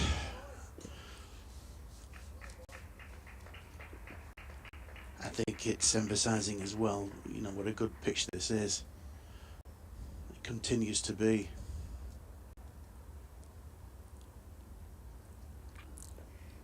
Ball back in the hands of the bowler. And he comes again. Wideish once more, this time towards the inside of Patel's bat. It's turned backward of square. Bit of a chase on for Revis. But he's made that. They've got through for 1. So half an hour to go before lunch. If you're joining us more recently, story of the morning, Yorkshire resumed on 220 for 4, leading by 322. Shy Hope would have had hopes of making it to another century here at Headingley, but he got to 83 yesterday, and then faced just the 2 balls today. Was caught out in the deep on the offside by Rishi Patel off Josh Hull for that 83, 11 fours included, 107 balls. Jordan Thompson had a bit of fun, apart from his first delivery, which he hit for 4, while also injuring his finger on his left hand. Co's led his delivery to Budinger as a dot. But Tomo hit a 4 first ball, then has smashed a 6 over point, finished with 13 in as many minutes off 9 balls before he was caught by Rehan Ahmed off the bowling of Hull. Chris Wright took a wicket, that of George Hill, down at long on at about the 3rd attempt, but it was a really good effort to keep the ball inside the field of play while he was at various stages in, out, and almost shaking it all about. Budinger opens the face and runs it down backward of point to Milan, who'll keep them to 2. George made 67 or 75 balls, the score 260 for 7 when he was out, and then 6 minutes later Don Bess went caught by Peter Hanscom off the bowling of Michael Finan for 2, 263 for 8. They then made it to 286 for 8. Revis not out 22, a 6 and 2 fours. Milnes not out 15, a 6 and a 4. And declared after 54 overs of their second innings at 11:44 this morning. Good delivery by Code. There's a yelp of a little nick on that by Budinger, but not a serious yelp. And that concludes the 9th over, 45 without loss. So 3 wickets for Hull, 3 for 68, 2 apiece for Finan and Wright, and 1 for Ahmed in that Yorkshire second innings. Leicestershire began their second, needing a further 389 runs to win, and 87 overs in which to score them, and they've so far, well, not only survived but prospered really. 9 overs, at 5 and over means they've got 45 on the board with Patel 13 and Budinger on 30. 344 more needed to win. Yorkshire need to try and find 10 wickets in the next 78 overs. They're going to start the season with winning points. It was gloomy at the start of the day. Floodlights have been on throughout, but it's definitely significantly better light now as Richard is back alongside. Thompson is bowling and is turned neatly through mid-wicket by Rishi Patel. It's running out to the wide long on / mid-wicket boundary. It is going to be just the 3 though to Patel. It's pulled back just inside the ropes. And Patel therefore moves on to 16, 48 without loss as we start the 10th over. First result of the day as well is in. Sussex have beaten Durham by 2 wickets. And that must have been a pretty good effort then by,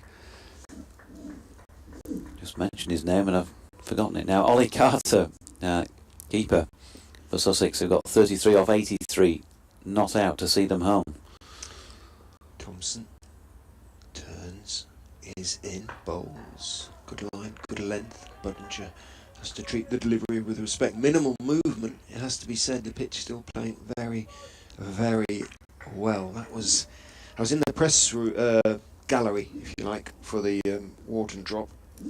It just took a while. Just took half a second longer to reach him than I think he thought it was going to. He didn't time it at all, Ollie Patel. And had he done so, it might have been a simpler catch in a way. It kind of looped a little bit and dropped. But even so, it was I'm afraid, a bad miss from the fielding side's point of view. Thompson is in, bowls slightly shorter of a length, but then just stays on the back foot. Strokes it out into the offside where Bess and the covers is the fielder. But immediately, of course, there was comment about how many, something you talked about last season, how many catches Yorkshire dropped last season. Did you say it was 28 or 29 in the slip cordon alone? Something like that. That obviously wasn't in the slip cordon.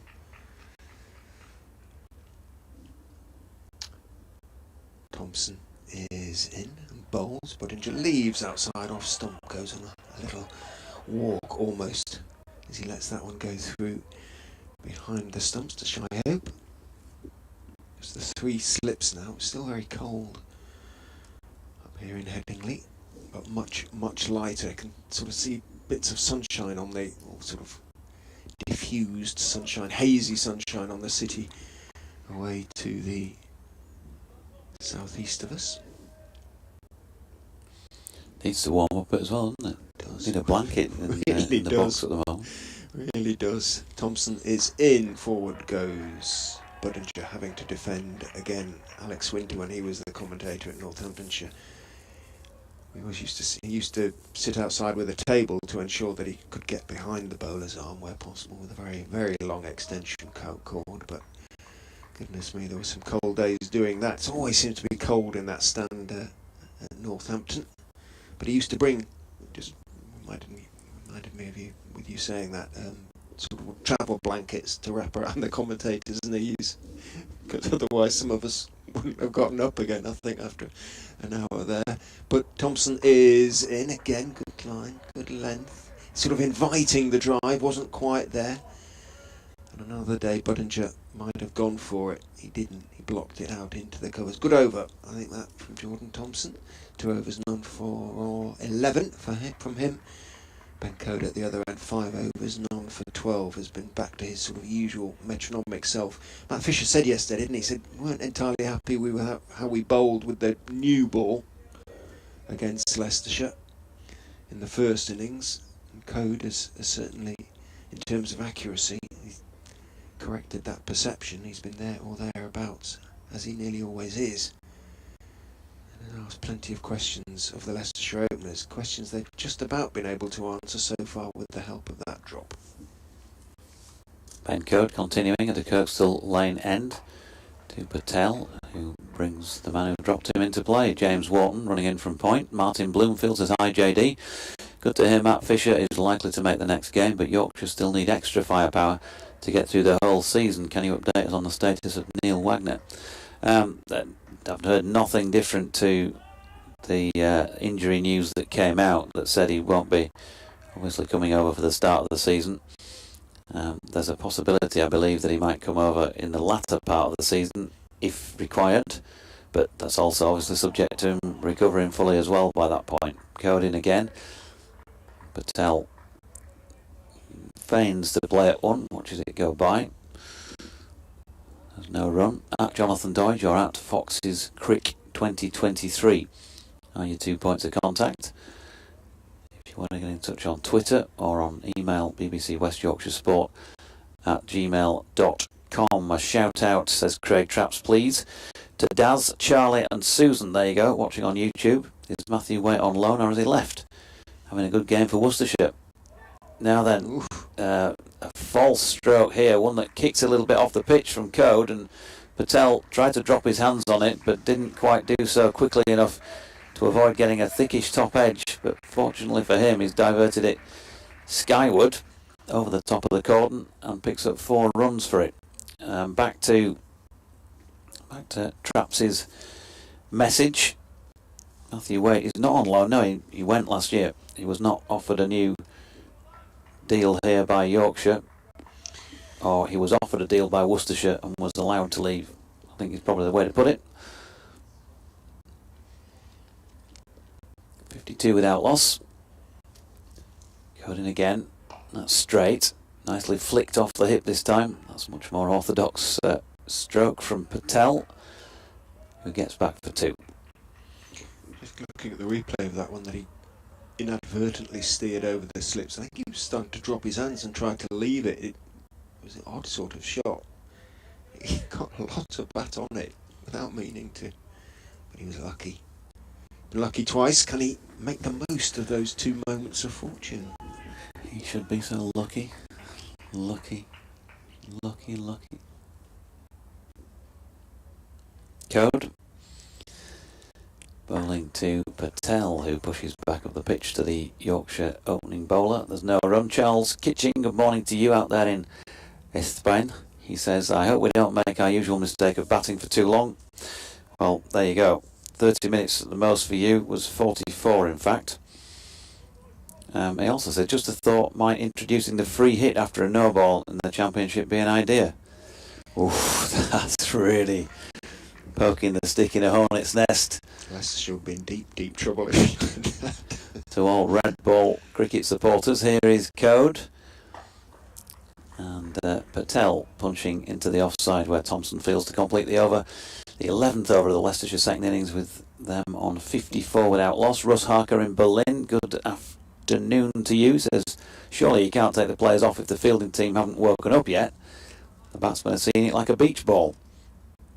Malcolm Palmer thought that Yorkshire were wasting time and should have declared at the start. And David Roberts, good afternoon to you, says, morning Doidge, it's Grant your dulcets heralding the start of a new season. Glad I chose yesterday as opposed to today to attend given the weather. Here's hoping we've not left the declaration too late. The management do seem to err on the side of caution. Do you know why the gloves were given to a short-term signing as opposed to one of our recognised glove men? Duke and Tattersall.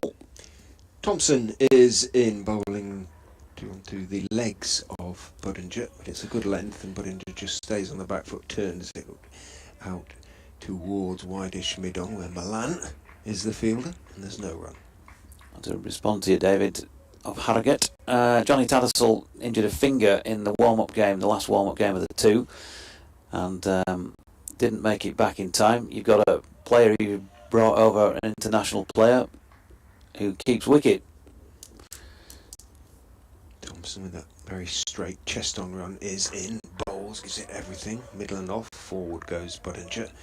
There really is very little in the pitch still for the bowlers, and although the overhead conditions have dramatically changed this morning, the ball didn't swing for Leicestershire this morning, and it hasn't really, with the occasional exception from Code, who is natural outswing to the right hand, it hasn't really swung too much for the Yorkshire seamers either. So far, it is only 11.2 overs old, the ball, so sort of coming towards its best point in terms of swinging.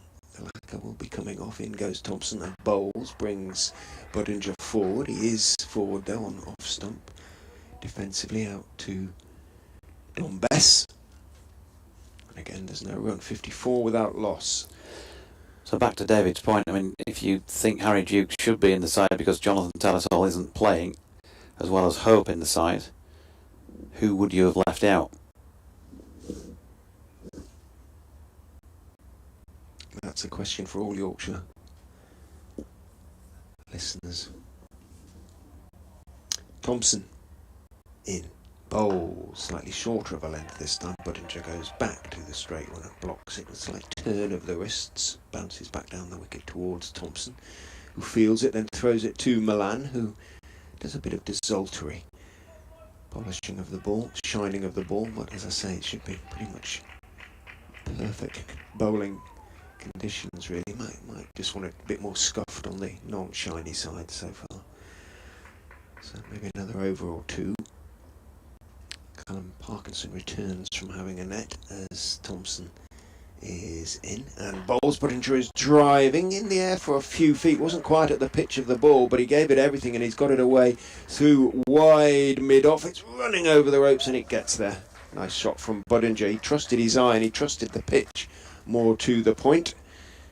A disgruntled Thompson turns and watches as Milnes' pursuit was in vain. He had to pursue it longest part of the ground because it was slowing, but it did have just enough to cross the ropes. Budinger on to 34. He was in good nick pre-season.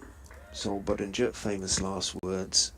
Every Leicester supporter is now muttering, "Shut up, shut up." It could be his sort of wicket. He can play, can it? Oh, I yeah. mean, there's definitely a feeling of him being a little bit loose. There was a Leicestershire left-hander who was a little bit like that. Thompson is in, bowls to Sol Budinger, who just blocks it on the walk a little bit to mid-off where Milnes is the fielder. He would be very, very pleased, I suspect, to be mentioned in the same breath as that Leicestershire left-hander, Sol Budinger. They did score 8,000 test runs in this, so it was fairly useful. He was. Budinger, one or two have classified him as a purely sort of white ball player, but he's got a better eye than that on a good pitch, as this is. And he can be very dangerous because he scores his runs quickly. 58 without loss after 12. Leicestershire 75 remain for them to score another 331 runs. If these two together at lunch and then sort of maybe a little half an hour afterwards, they will score their runs reasonably quickly, and be one or two who are thinking, well, this could get interesting. Very early days. Changing bowling. Yep, got an update to do for BBC Radio York in a mo as well, for which I'm going to need some headphones. If you could just take this first delivery, that would be marvellous, thank you. By all means, it's Matt Milnes who's changed ends and bowls to Patel. It's a fullish delivery, little bit of shape to it. Slightly cautious Patel gets on the front foot but steers it out towards Thompson, who's at mid-off. He has to move to his left to field and does. 22 to Rishi Patel. He's faced 33 deliveries. Sol Budinger, 34 of 40. Budinger, his entry in the Cricketers' Who's Who 2023, which Graham has managed to get hold of, is an interesting one. He claims to speak 4 languages. He's watching as in goes Milnes, bowls to Patel, who forces away. It's a slightly wide delivery off the back foot. Bess dives across, might have just got half a hand to it and slowed it down. He's picked up just inside the ropes by James Wharton, maybe a yard inside the ropes at deep extra cover. Patel picks up actually just 2 in the end. No, it was 3. It was just the 2. Goodness me, I'd have thought there was 3 in that one. But Wharton is quick over the ground. Thank you very much, colleague. BBC Radio York will be over shortly by the sound of things. Matt Milnes, meanwhile, from the Kirkstall Lane end, and Patel right behind that, pushing to Jordan Thompson. Couple still left in this over. Milnes 3.3 overs for 25. Didn't really go his way from the Howard stand end first up. And you'd expect that he's, if all things are equal and Code and Fisher are both fit, Won't be taking the new ball at Bristol later on this week. We'll see how that one plays out. He's in again, past umpire Debenham. Patel over the top of that one, out to Wharton. They've got the 3 slips in place now. Man taken out. Just Milan out on the boundary. Deep backward square, and a fairly square one at that. Worth mentioning that if they need it, Yorkshire would have access to a second new ball, potentially. 7 overs. But again, a long, long way from that sort of point in the Mills. game. On his way into Patel once again. A bit of a flash at that one. And he's got away with it, but it's update time.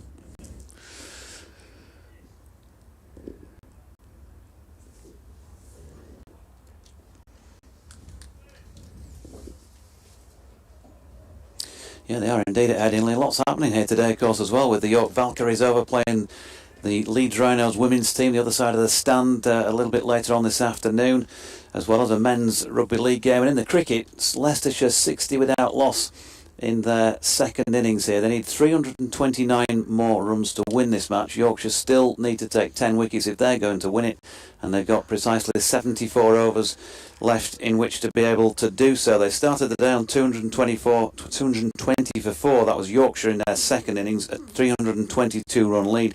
Lost the wickets of Shy Hope without adding to his overnight 83, Jordan Thompson for 13, George Hill for a well-played 67, and Don Bess for 2, and had Matthew Revis 22 not out and Matt Mills 15 not out when they decided to pull up stumps at 286 for 8 declared after just shy of 45 minutes of batting this morning. So that left Leicestershire 389 runs improbably to win the match. But they've started pretty well. Yorkshire have put a chance down. James Wharton dropped Rishi Patel at point when he was on 8. He's now made it onto 24. Sol Budinger has also lived dangerous on occasions, but played with fluency at times as well. He is not out on 34. A lot of work for Yorkshire to do if they're going to start the season with a win under cloudy skies and floodlights here at Headingley. And Leicestershire 60 without loss.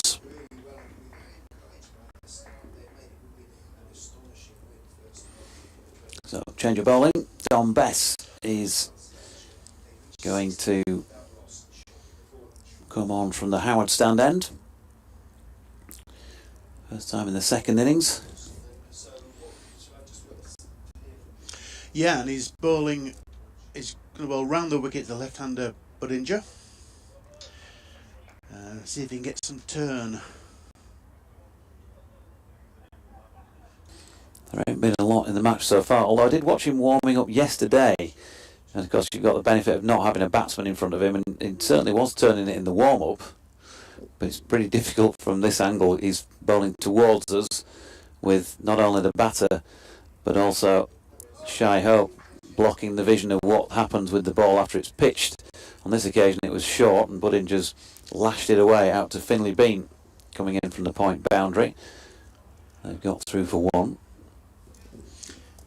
Yeah, it's coming over the wicket now to the right-handed Patel, who's on 24. I just think that maybe he has a part to play in this match still. Don Bess.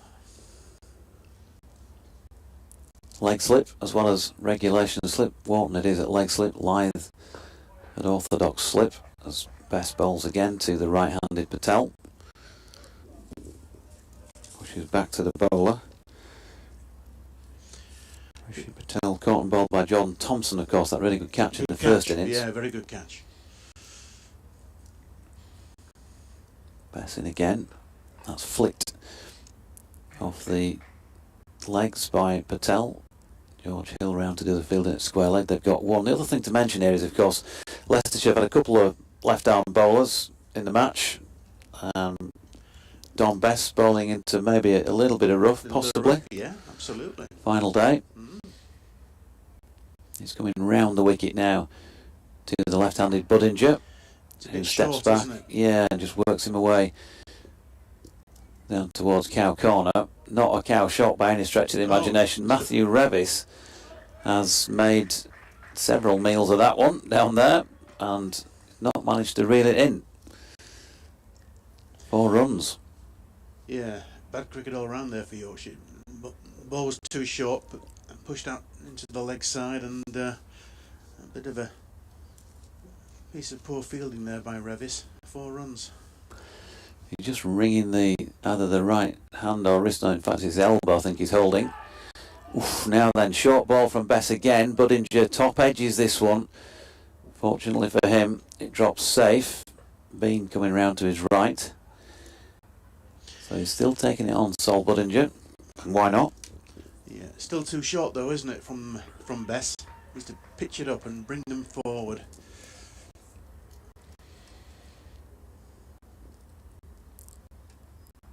Here he is again. Now then, good use of feet this time by Rishi Patel. Comes down and attacks Bess. He's lofted it away towards Cowshot Corner on the other side of the ground. Good chase by Finlay Bean, who's had to make a good 50 yards or so to get round there. And he's managed to reel it in. And they get back for 3. Yeah, very aggressive shot there from Patel. So I think this is the way that Leicestershire need to go. They're 70 without loss. They've pounced on anything that's short or you know, pitched up, and they're making a good fist of this. And instead of just going to their shells and just trying to defend and play out for the draw. I mean, it's a long way to go for them, of course, but it's. I think it's right that they should attack the bowling as much as they possibly can and keep the scoreboard ticking over. So it's got to be Matt Milnes to continue at the Kirkstall Lane end. 70 without loss. Not for 25 against his name from 4 overs so far. Just his second over at this end. And his first delivery of it is round about leg stump of Patel. He flicks it to Revis. No run. I mean, any luck that's been going, it has gone Leicestershire's way. There's no question about that. But, you know, fair enough. Yorkshire have got to make the breakthrough. And they're a long way from winning this game. Here comes Milnes again. Oh. Better delivery this time, which is aerial for a moment. Bat on it, pad as well by the looks of things from Rishi Patel, but drops into no man's land fortunately for him.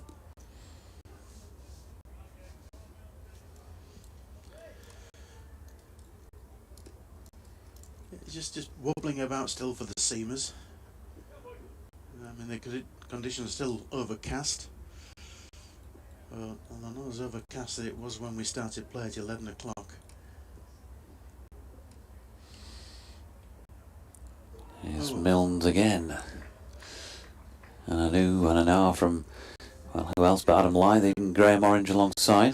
That seemed to nip back, didn't it? Shouldered arms and just nipped back. It was a good leave.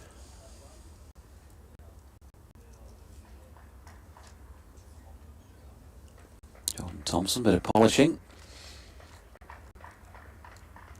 Lunch in 5 minutes, of course. No changes to the usual times on the final day. So 1 o'clock for lunch and 3:40 for tea.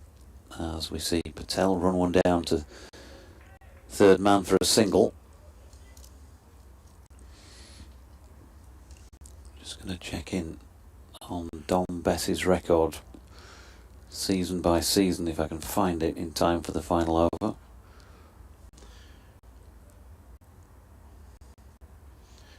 Meanwhile, Budinger's on strike, left-hander, facing Matt Milnes.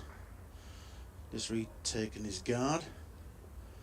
Milnes just shifts his bowling marker. He's about to start his run up now.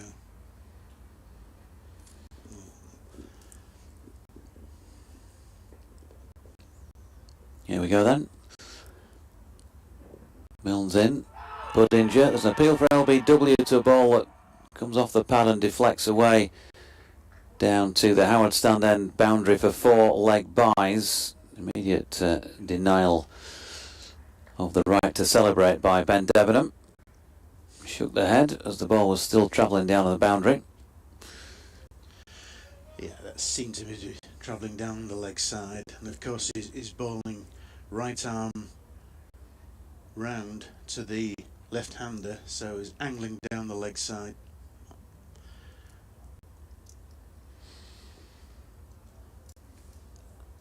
So 75 without loss. One to come in the 15th over of this Leicestershire second innings. You can't say they've been untroubled second time around, because they have at times, but Yorkshire haven't found a wicket at all yet, and so the possibilities of this one heading for a draw certainly starting to increase.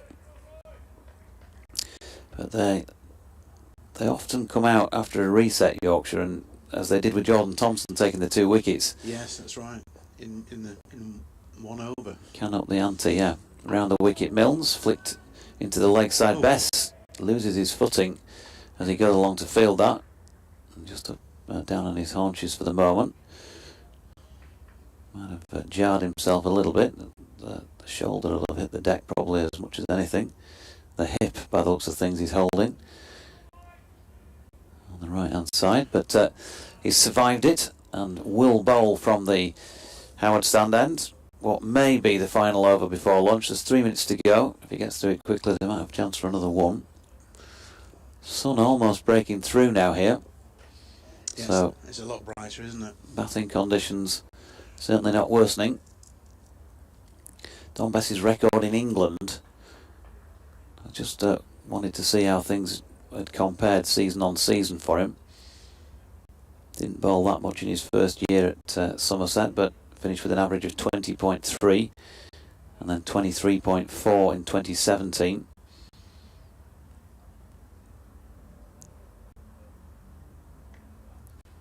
And now bowling to Patel, dot ball. Don't forget, of course, the reputation that Thompson, if he played the predominance of his matches there, had in those days. By comparison to bowling at Headingley, you've got to take that into account. 2018, 16 wickets at 48.93 in first class cricket in England. That's flicked by Patel square on the leg side. Milnes fielding, no run. In 2019, when I think he made his first appearances for Yorkshire on that loan spell, I think it was 2019, he averaged 26.19 with 26 wickets. Having bowled 1,600 and odd deliveries, that was the most he'd bowled in a season in first class cricket at that point. Bowls again here to Patel, who flicks it round the corner to Bean, who misfields. They nearly take the second but don't bother. Then in the shortened COVID season, Don Bess in England, 817 deliveries, he took 8 for 444, an average of 55.5. 2021, when he got through a lot of overs as well, he took 28 wickets at 32.5. Budinger just blocking Bess with this delivery. And then last year, the most he's ever bowled in a first class season, I can't break it down into sixes and overs, I'm afraid, without a calculator, but 2,940 deliveries, 1,545 runs, 36 wickets, averaging 42.91 last season. Budinger turns that one through mid-wicket and will pick up a single. Bess with his hands on his head.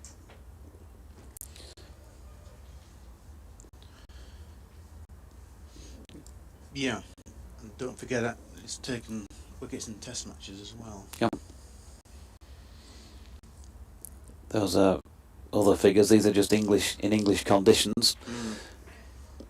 As Patel pushes this to mid-on, final ball of the over for a single. Leicestershire 78 without loss. That will be lunch on the final day. 40 minutes for the lunch interval. And Yorkshire with plenty to do here if they're going to force a win. Same for Leicestershire as well. They need 311 more runs in 71 overs. Improbable though that looks in terms of actual chances of winning the game, given that time's running out on Yorkshire as well, probably not that far. So, fed by a bookman in the ball, and they tell the former brothers were set. I was delighted was you know 3 in but I think the pitch might be the winner in the end. But Yorkshire have got a lot to do. They're going to take 10 wickets in 2 sessions. It's asking a lot now. So, Leisure drills lost now. So this is a fun to take with Leicestershire. I think the Netherlands win. Yorkshire still in the 10 wickets to draw now. Very much looming as the favourite on a good pitch here at Headingley, as Graham says. We'll take a breather and have some lunch, and we'll be back with you again in just under 40 minutes' time. Bye for now.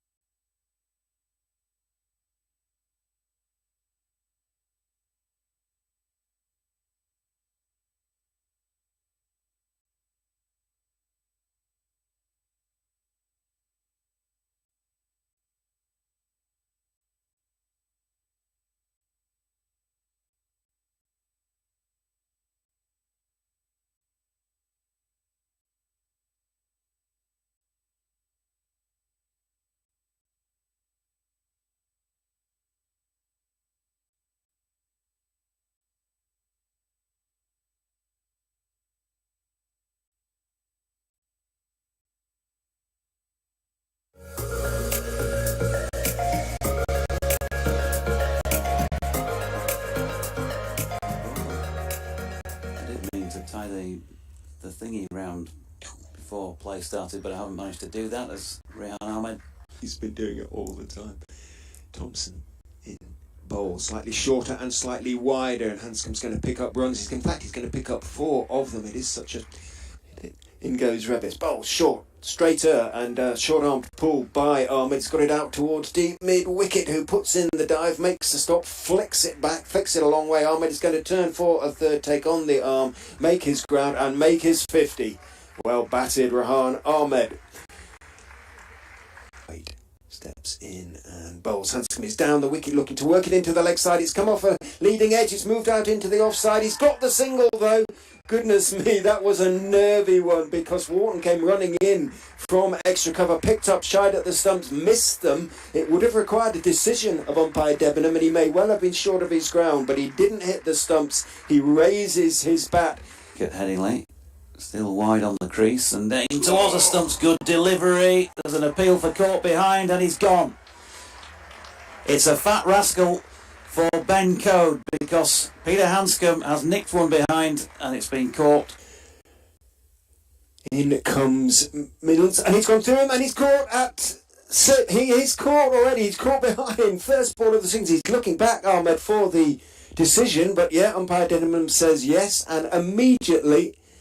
a breakthrough, very first ball after lunch. Easy waits as in goes Thompson, bowls, and it's an appeal for leg before, and he's gone. 2 in 3 balls, fine and goes, and suddenly the end is in sight. Yorkshire's mark. Bess is in. Down the wicket again goes Wright. This time he's cleared mid-off in some style. He's not only cleared mid-off, he's cleared long off. First class fixture. He waits as Revis is in and bowls to him onto the legs. He looks to help it on his way, and he does help it on his way, but straight into the hands of leg gully. Bess into Wright, needs 1 for his 50, and that's it. He went down the wicket and clipped it firmly past Bess out towards long on, and perhaps that's why Salisbury came to the wicket and has been injured. In goes Don Bess, down the wicket goes Chris Wright, over the boundary goes the ball. Might take him on again. Walks in, bowls. Wright is down the wicket, smacking it over long off, wide of long off this time for 6 more.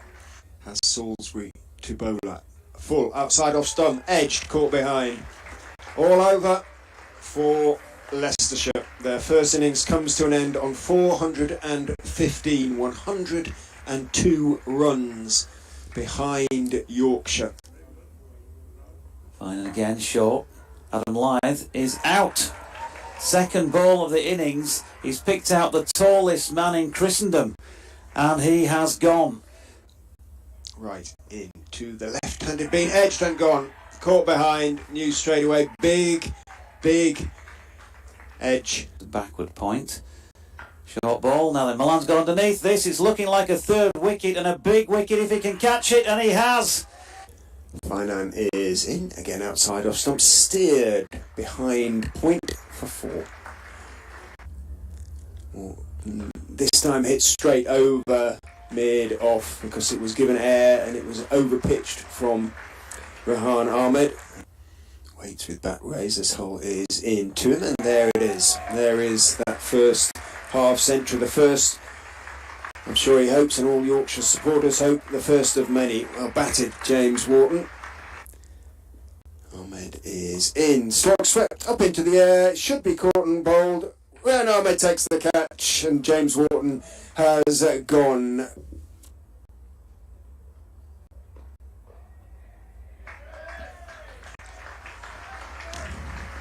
Goes Ahmed, and hope turns him into the leg side for the single he needed for his 50, his maiden 50 for Yorkshire, shall we say.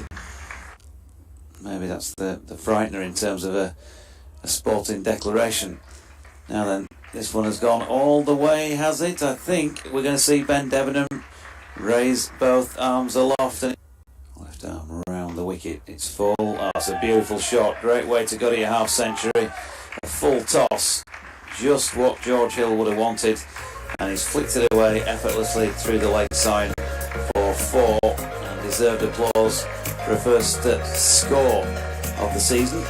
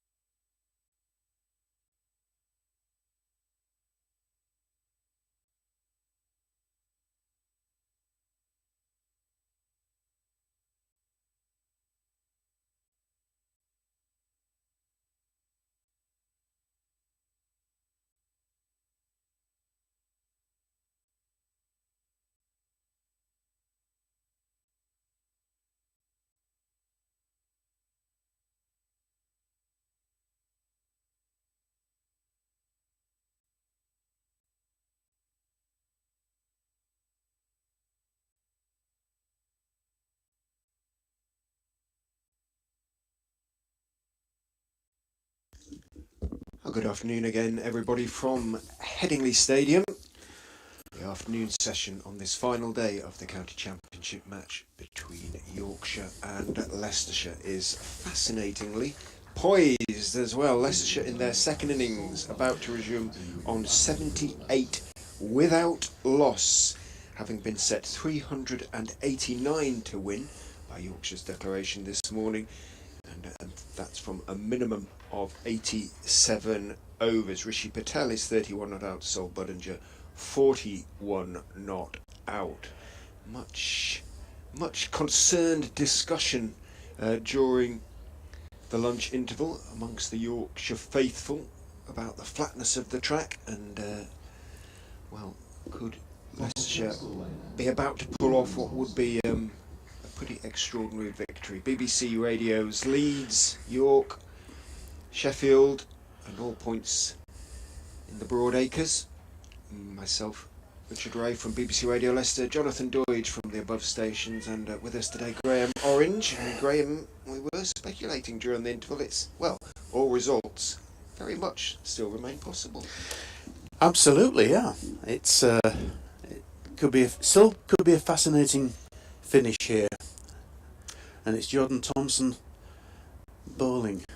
In he comes from the Kirkstall Lane end, bowls on towards middle and leg. Harry's patellar fraction, turns it tinily out towards wideish mid-on, and there is no run. 3 slips, otherwise a fairly conventional field, although deep square is out. Well, actually almost deep mid-wicket, sort of between the two positions, a little bit wider than deep square, in front of the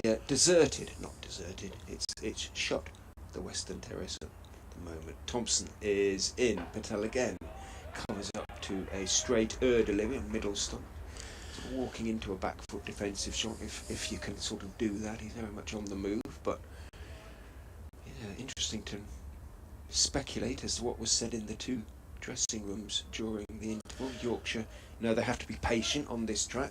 They learnt that in the first dig.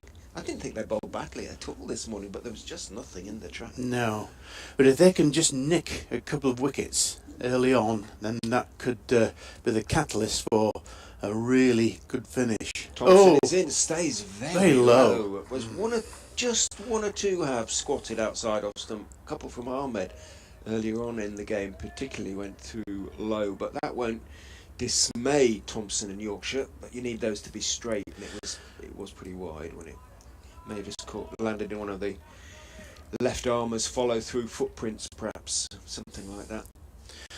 But the batsmen seem to have plenty of time on this track, don't they? In all, they do, to adjust and play off the back foot. And these are good players. Thompson is in, bowls, leaning forward is Patel. A howl from behind the stumps. Lithe tends to be the most vocal of the, as the most experienced, and of course the skipper. Are they a noisy side, Yorkshire, particularly? They can be. They have to laugh sometimes when it's a straight ball and the batsman plays, and they think across the line, but he middles it. Well, he's hit it. Thompson, very straight run, is in and bowls onto the legs of Patel, worked out to that man on the deep mid-wicket boundary. It's Revis who's out there, in front of the banks of blue seats. Single is taken. Shut up and running post-lunch, 79 without loss. Yes, left-handed Budinger is on strike now. The umpire moves across to the leg side. The sun came out when I was walking around the concourse to the shop during the lunch interval, and the difference in temperature as soon as it did was when it's in the shade, it is very much low single figures, the temperature. In the sun, it's bearable. You get up into the early doubles, I think, straight away. Round the wicket goes Thompson, past the umpire and bowls. Nice line on off stump. Budinger just stays on the back foot, blocks it out into the offside. Revis, who'd come up to cover fields, and it's the end of a pretty decent start from Jordan Thompson, nagging away. Accuracy was his watchword in that over. We've talked about him in the game as the Yorkshire bowler who can make things happen, But at this stage, I think they're all about sort of top of off, see if we can nick one out that way, rather than buying a wicket through bouncers or something like that. Yorkshire need a spark, don't they? They need a spark. They need something to happen. Interesting that they're staying with Bess. Didn't felt particularly well before lunch, 2 overs for 13. In he comes from the Howard stand end. Forward goes Patel, sees that Revis has a bit of a gap to make up to get to the ball, running across from sort of a slightly wideish cover towards the sort of point area. By the time he does so, the quick single has been successfully taken. Good running. Good running, yes. Just for a split second, I thought that could have been in trouble there. They both went, didn't they? They both went. There was no sort of yes. That's no, right. And, if there had been hesitation, it could have been problematical. good. Round the wicket goes Bess to Budinger, who's looking to turn a delivery off his legs out into the leg side. Thumps into the pad, but there was a sort of semi-howling appeal from Bess. It would have had to have turned, given the angle from which he's bowling, and not much has turned for the spinners in this game. But this is better. He's pitching the ball up. In he goes and bowls again. Quicker delivery back, and it was a good length delivery, and he hurried Budinger, who went back looking to cut it into the leg side. He was able to do so, but he ended up sort of a semi-defensive sort of shuffle as much as a cut, and almost hurried through him. It was a hurried shot, wasn't it? Took a risk. He was fortunate, relying on his eye and the pitch there. Bess is in a little bit more air. Smacked straight to mid-wicket, and it's caught. He's given it away, Budinger. Well, as Bess suggested, I was a little bit surprised about Bess staying on, but he's worked the oracle for Yorkshire. It was a really ordinary shot from Budinger, who's walking off with his head down low, swatting across the line gave it a ball that Bess had given a little bit of air. I don't think it turned too much. He just picked out the big figure of Revis at shortish mid-wicket, more or less chest high, straight to him. It's Thompson. Thompson, was it? Yes. I thought it was. I beg your pardon. Yeah. Either way, solid figure of Thompson. Either way, he and Revis are both solid figures. And principle remains, it was he's dragging himself off, and he's rather right to drag himself off, I think. Well, he played across against the spin, didn't he, really? And, I mean, Thompson, it was hit hard at Thompson, but he didn't have to move. That's a poor start by Leicestershire just after lunch. That's just what they didn't want. Yeah. 80 for 1. Just needed to have a little bit more of a look post lunch. Revis and Hill. Yeah. I mean, it was Well, as I said before, if they could nick a couple out, and that's obviously still the case, and Lewis Hill comes out to join Patel now. the captain. Yeah. In at number 3. Well, he's not the sort to go for his shot straight away. He'll look to work it around a little bit. Lewis Hill, he had a pretty good season last season. 80 for 1. Still needing another 309 more runs. That's a lot of runs, however good the pitch may be. And Bess is, I was going to say, he's still going to bowl round the wicket to the right-handed Lewis Hill, but no, he's moved to, he's going to bowl over the wicket. Yeah, makes more sense. Short leg has gone in, of course, for the right-hander. I say not of course, but it's the logical thing for the new man at the crease. Bess is in. Hill is forward. It's slightly wide. It's fullish. He's driving, but he doesn't put his full weight into the shot. And Revis, it is Revis now in that position. Just slides across to his left and fields. Shakes his hand. Wrings his left hand. Sun glints down on Bess's dyed locks as he goes in and bowls. Slightly short, might just have turned a fraction, and he'll worked it past short leg out towards square leg. The man at square, sort of square of the wicket on the leg side, is backward of square, had a few yards to make up. Yeah, Hill is off the mark. Just too short, that delivery. Yes, 81 for 1. 308 more runs to win for Leicestershire. The game takes another twist. Mm. The glories of 4-day cricket, really. The way the game just swings and changes. We say this all the time, don't we? Test match cricket over 5 days and county matches over 4 days. It's the nothing like absolutely the ebb and flow of the game, and this is where you make your mark as a cricketer in multi-day cricket, surely. So Thompson, the new batsman to bowler, 3 slips, and the man out at deep mid-wicket comes in to a conventional mid-wicket Revis as Thompson is in. Hill is hurried a little bit, just a dipped in, fullish delivery, looking for the York. Wasn't quite a York, and he was able to play it leaning forward, dig it out leaning forward, pushes it out to mid-on, but good delivery from Thompson. Yes, he was a little bit on the move there, was Hill, wasn't he? He'll be hoping to make a few more runs than he made in the first innings anyway. And of course what wickets do, as well as the bowling batting side under pressure, is slows the scoring rate. In goes Thompson, bowls again for on, driven by Hill, but not quite timed. And mid-on can move across to his left to field, and does. Wait. I'll hear, long after I've retired, I'll hear the call of Lewis Hill shouting yes or no or wait. Because it's a very distinctive call. It's slightly higher pitch level, if you like, and you hear it ringing out across the county ground at Grace Road. Thompson is in to Hilly, who is forward solidly enough, captaining his home county for the first time in first class cricket. Captained the side in one-day trophy last season, enjoyed it. And when it was decided to relieve Callum Parkinson of the captaincy, he had not having signed a new contract. Yeah, there was some controversy over that, wasn't there?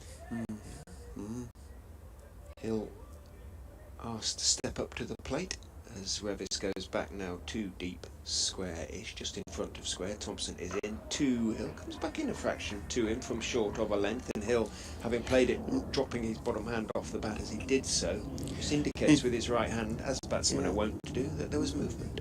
Yeah, he's been tested here, and rightly so. He just come to the wicket. Was I reading somewhere as well, Richard, that there's going to be a big development of the Grace Road ground at Leicester? Tell you about that in a moment. In goes Thompson, bowls. Nice drivable delivery, you would have thought, but again, Hill still finding his way, although he did put his weight into the shot, steered it rather straight to mid-off, and there's no run. A prospective development has been put forward. A £60 million redevelopment of the ground. There is no indication at this stage when it might go ahead, if it were to do so, or indeed where the money would be found. Thompson is in and bowls, slightly short of a length outside off stump. Hill steers it backward of point, but again he's picking out fielders at the moment, as sometimes you do early in your innings. End of the over from Thompson, who's just sort of choking things back a bit at the moment, isn't he? He's concentrating on accuracy as much as anything. He's bowled 5 overs for 16 runs. That was a maiden. I thought that was a maiden. Possibly not, because Hill must have been a maiden. Yeah, there it goes. Ticks it up. 5 overs, 1 maiden, none for 16. 81 for 1 remains the score. 68 overs in which to score 308 runs, or for 9 wickets to 4.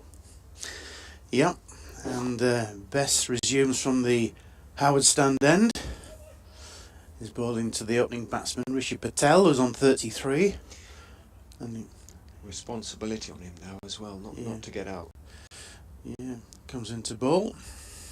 Tosses it up. Patel goes back a little bit late on it, looking maybe turned back in a bit. I think it turned. Yeah, it did. A bit hard to tell from sort of It our angle. is. We're a very fine leg when Bess is bowling from the Howard stand. end, so we're rather obscured by Shea Hope's back in terms of watching what the ball does after it pitches. Bess in, bowls, gives it some air, playing slightly across the line, pushing out towards mid-on and calling for the quick single. Made it comfortably enough, Lewis Hill. He had to get the afterburners on a little bit just in case. The throw was slightly wild, slightly high. It was sort of accurate, but slightly accurate in terms of direction, but it was slightly high, and Hope isn't a big man. He had to sort of leap into the air and didn't take the ball cleanly. But positive cricket by Leicestershire. James Wharton, the fielder, and he was encumbered with his short leg pads as well, and he's now at short leg as Bess is in. Down the wicket goes Hill and whips him away in the air out towards mid wicket. There was a sweeper. Hope he's not sleeping. Sweeper out there at deep square, and he had a bit of ground to make to ball. He wasn't in danger, but an indication of intent perhaps from Hill, and arguably a little bit fortunate there. Now we do have a deep mid wicket about 10 yards in at the ropes, and short leg has gone out to mid wicket. I think that ball turned. Bess in again, prepared to give it some air. Forward goes Patel. That one pretty much straight on, and Patel leaning forward, pushes it out into the offside. Yeah, he's got to give Hill a chance to get in, so to speak, Patel, before he takes any risks that he might have taken with had Buttinger still been in. He says, as Bess bowls and skips down the wicket, more or less gets to the pitch of the ball, but Bess still has his hands on his head as he walks back to his mark. He just blocked it out into the offside to Revis in the end. Leicestershire's, they want to be positive still, they're showing it. Bess is in, drops a little bit short, Patel can pull, but that man at deep mid wicket is still there for the established batsman, so it is just one end of the over. There was enough to interest Don Bess and Yorkshire in that over. Yeah, I think so. 84 for 1. Yeah. Patel is still there on 36. 35, 36? 35. Yeah, 35. And Hill is on 2. This could be a really fascinating afternoon's cricket. Yeah, absolutely. I mean, before play started, I thought this could be a really good day, you know, in terms of the possibilities. You know, all 4 results possible. I suppose you could say they still are. They are. They kind of need to stay possible until sort of after tea. Yes, don't they? exactly. Yeah. We can reassess. Thompson is in to Patel. Nice straight back. He's a very elegant player sometimes, Rishi Patel. He's quite wristy, but he's quite correct as well. The technique is essentially solid. I think sometimes Paul Nixon really rates him.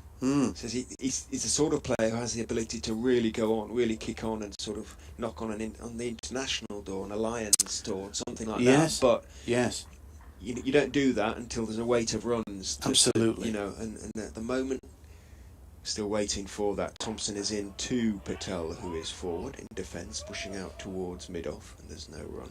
Yeah, very correct. 4 defensive there.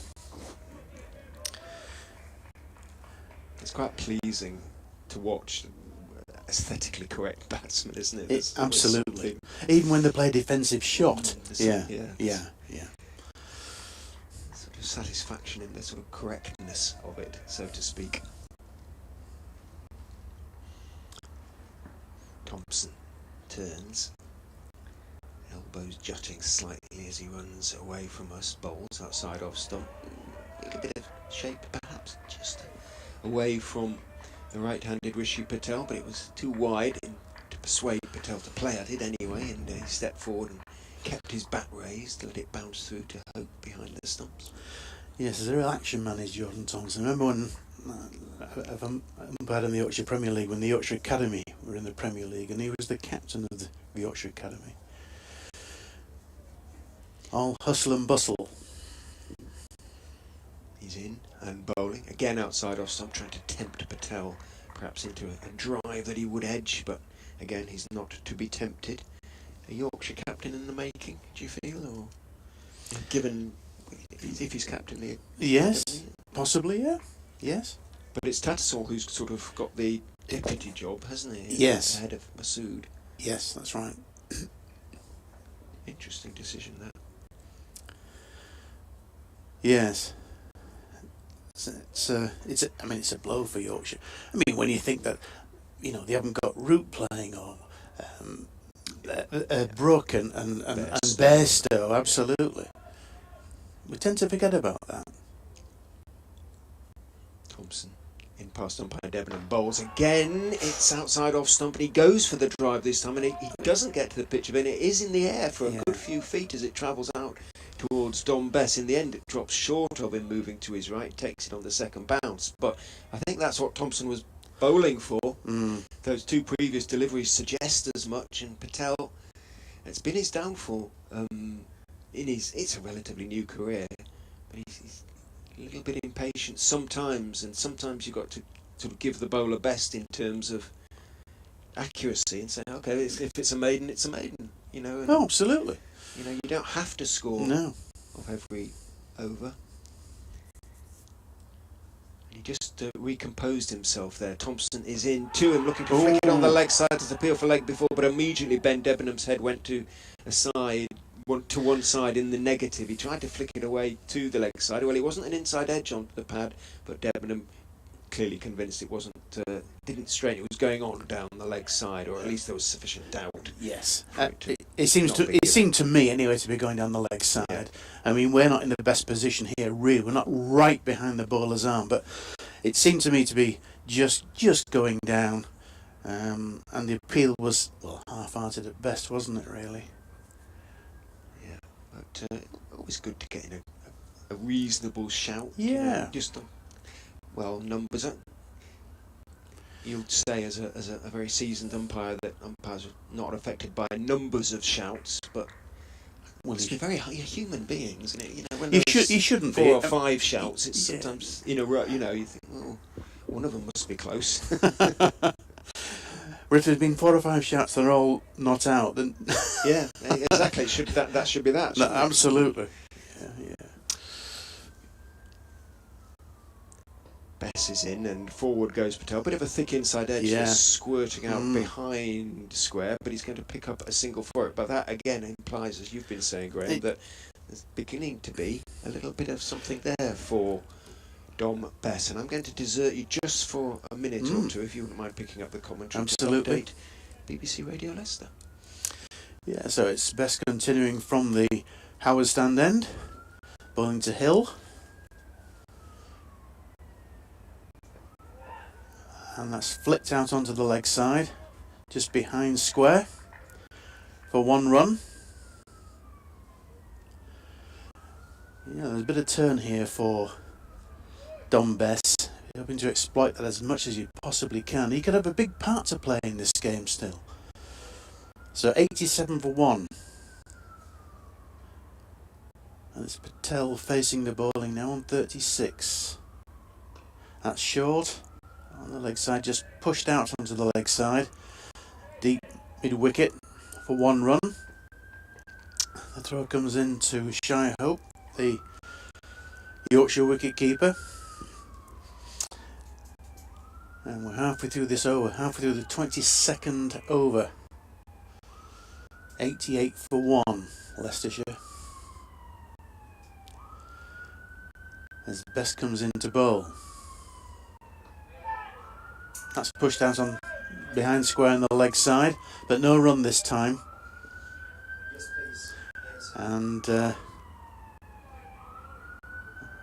think there's a police car going with its siren wailing outside the ground as Bess comes into bowl to Lewis Hill.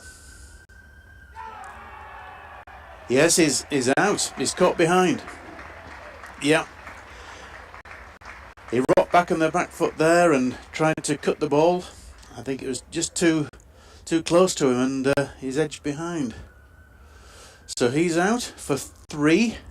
Leicestershire 88 for 2. So they lost 2 quick wickets really after lunch, and exactly what Yorkshire wanted. Yeah, Lewis Hill caught Hope, bowled Bess for 3. And he faced 12 balls for those 3 runs. And 16 minutes at the crease. So a good breakthrough for Yorkshire. 88 for 2 Leicestershire.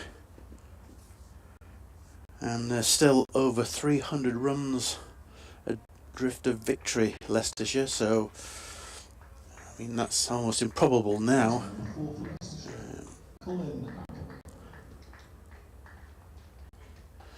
And Colin Ackerman walks out to the middle now for Leicestershire. Of course, he scored 67 in Leicestershire's first innings, and so his side will be hoping that they get some runs in this second innings as well, and obviously occupies the crease.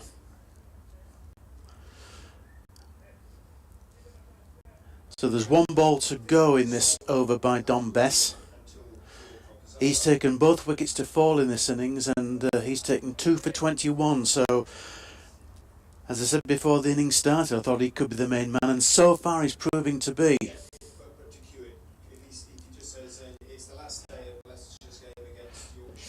So Colin Ackerman is taking guard with 1 ball to face in this 22nd over. And it's very much an attacking field now as Bess comes into bowl. Oh, good drive by Ackerman. Oh, it's poor fielding there, and that's 4. It's gone for 4 and it should not have done. So he's got off the mark with his very first ball, 4 for Ackerman. So it's 92 for 2 Leicestershire, and Yorkshire have made a couple of inroads into this innings now. Yeah. Big breakthroughs, those 2. First, Sol Budinger, who gave it away a little bit against the bowling of Bess. And so you could argue, did Hill going back, looking to cut, and just didn't get it right at all, really. And Bess, he's had a tough game so far, but you said you reckon he'd be a key figure today, and he's so far, yeah, beginning to look like he's going to be. 2 out of 2 for the young off spinner Jordan Thompson to continue from the Kirkstall Lane end bowls to Patel. Responsibility on him increases now because the middle order, I was going to say, is now exposed, but it's where it appears that Leicestershire's real strength lies in terms of batting. Ackerman, then Hanscom, then Mulder, 3 international quality players, and if they can get in and build, then Leicestershire might threaten this target now. 297 more runs needed. In goes Thompson, bowls Patel, looking to on drive, and Thompson gesturing towards him, just trying to get into his mind a little bit. Oh, he didn't wonder what he's saying. Well, where is it then? Where is it then? Because he didn't get that out of the screws at all. 92 for 2. Sort of player you want on your side, Thompson, isn't he? Oh, he is, yeah.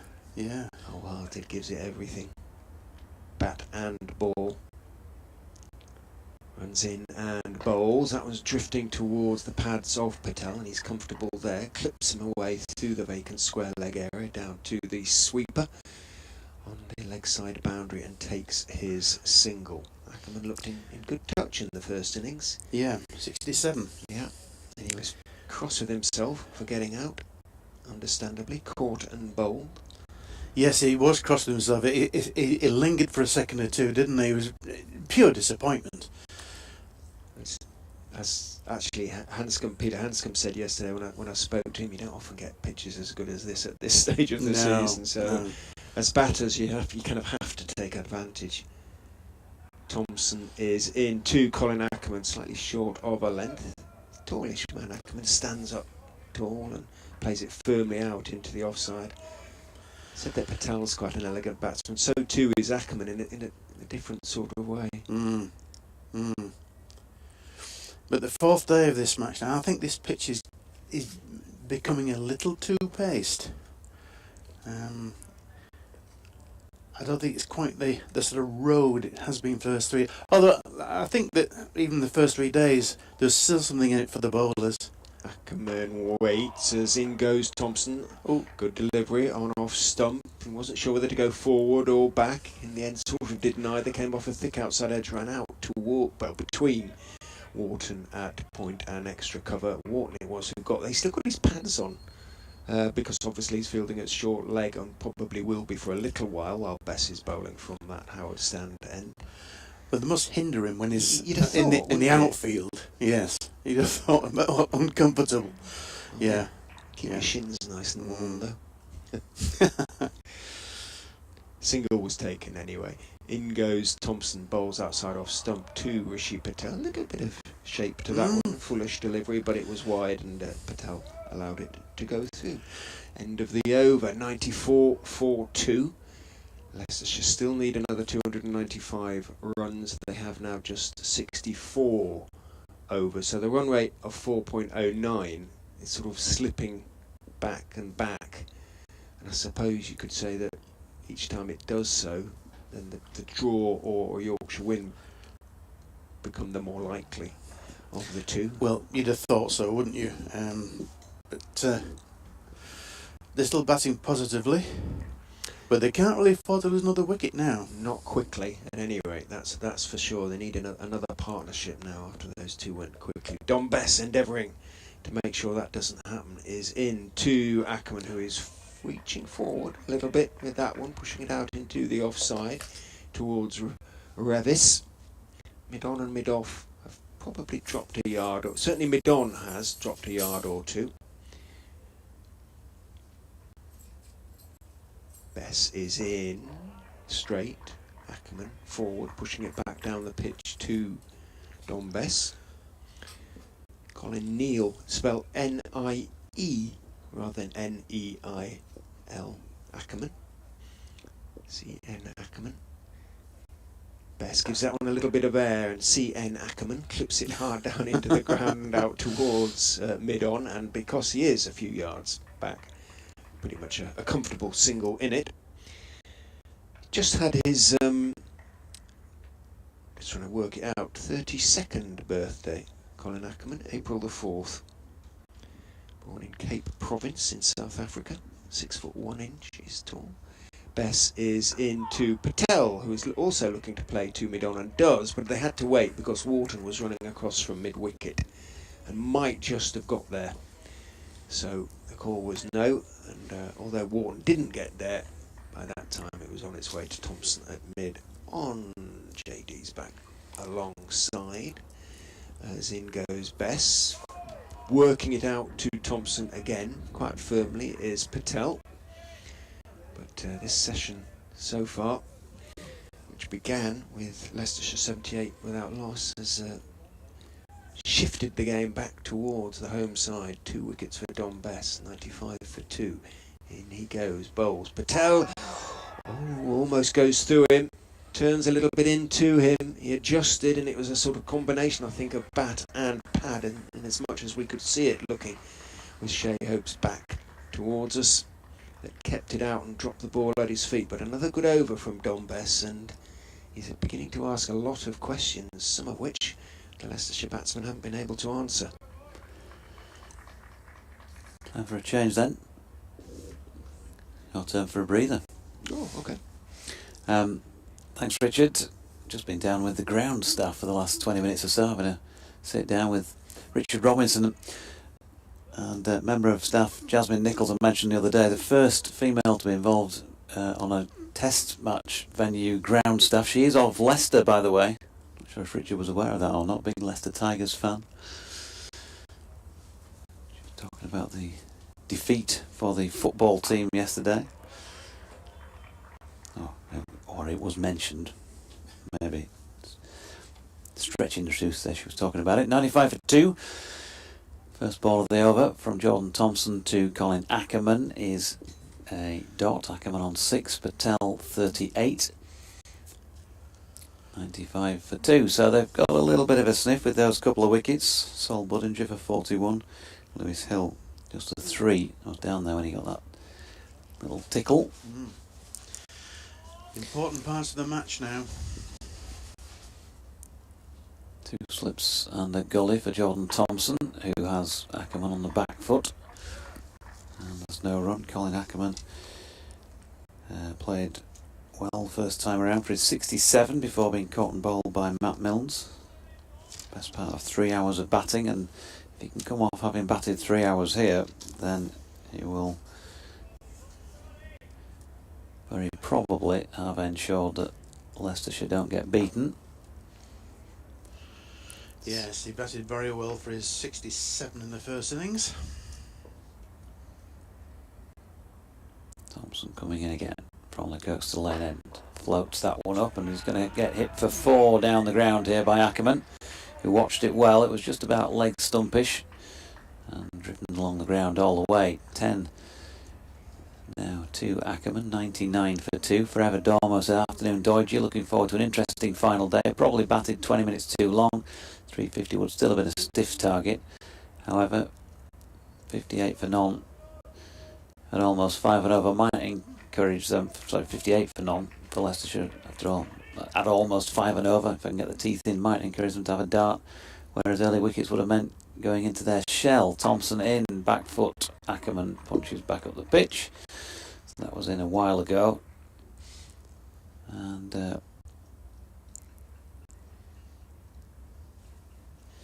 Jack Dudman says, happy Easter JD et al. I note with concern that with Riemann now holding the 6 till 10 slot on radio leads, you might not be getting wonderful song dedications via your updates anymore. Yeah, used to get that from Rima, but she's switched slots from the afternoon to the morning. Jordan Thompson in meanwhile, and Ackerman solidly behind it. We need to get Richard Stead up to date with that, don't we, as well? Now the afternoon show presenter. Bent Nielsen says, had Yorkshire declared overnight and the Leicestershire inning begun as it has, Yorkshire would have been in quite some trouble now. Leicestershire needs long partnerships to be in with a shout of a win, but are in a position to force a draw. Come on.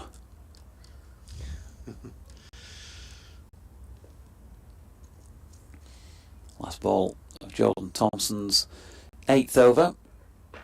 And he'll end it wicketless because that was again being solidly blocked by Ackerman. 8 overs, 2 maidens, none for 22 for JT. 25 overs bowled now in this Leicestershire second innings. Giving themselves a little bit of a chance, Yorkshire. But the way Leicestershire batted first time around, then you expect grit and determination and nothing less from here on in. That's right, yeah, 62 overs remaining in the day. And Bess continues his spell from the Howard stand end. And it's Patel facing the right-handed Patel. They're both right-handers now. Jordan Thompson just been moved a little bit square. He was around about 45 degrees back of the square.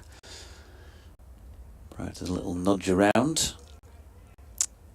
Patel stepping into this first Bess delivery and pushing out to Revis, who's in the covers.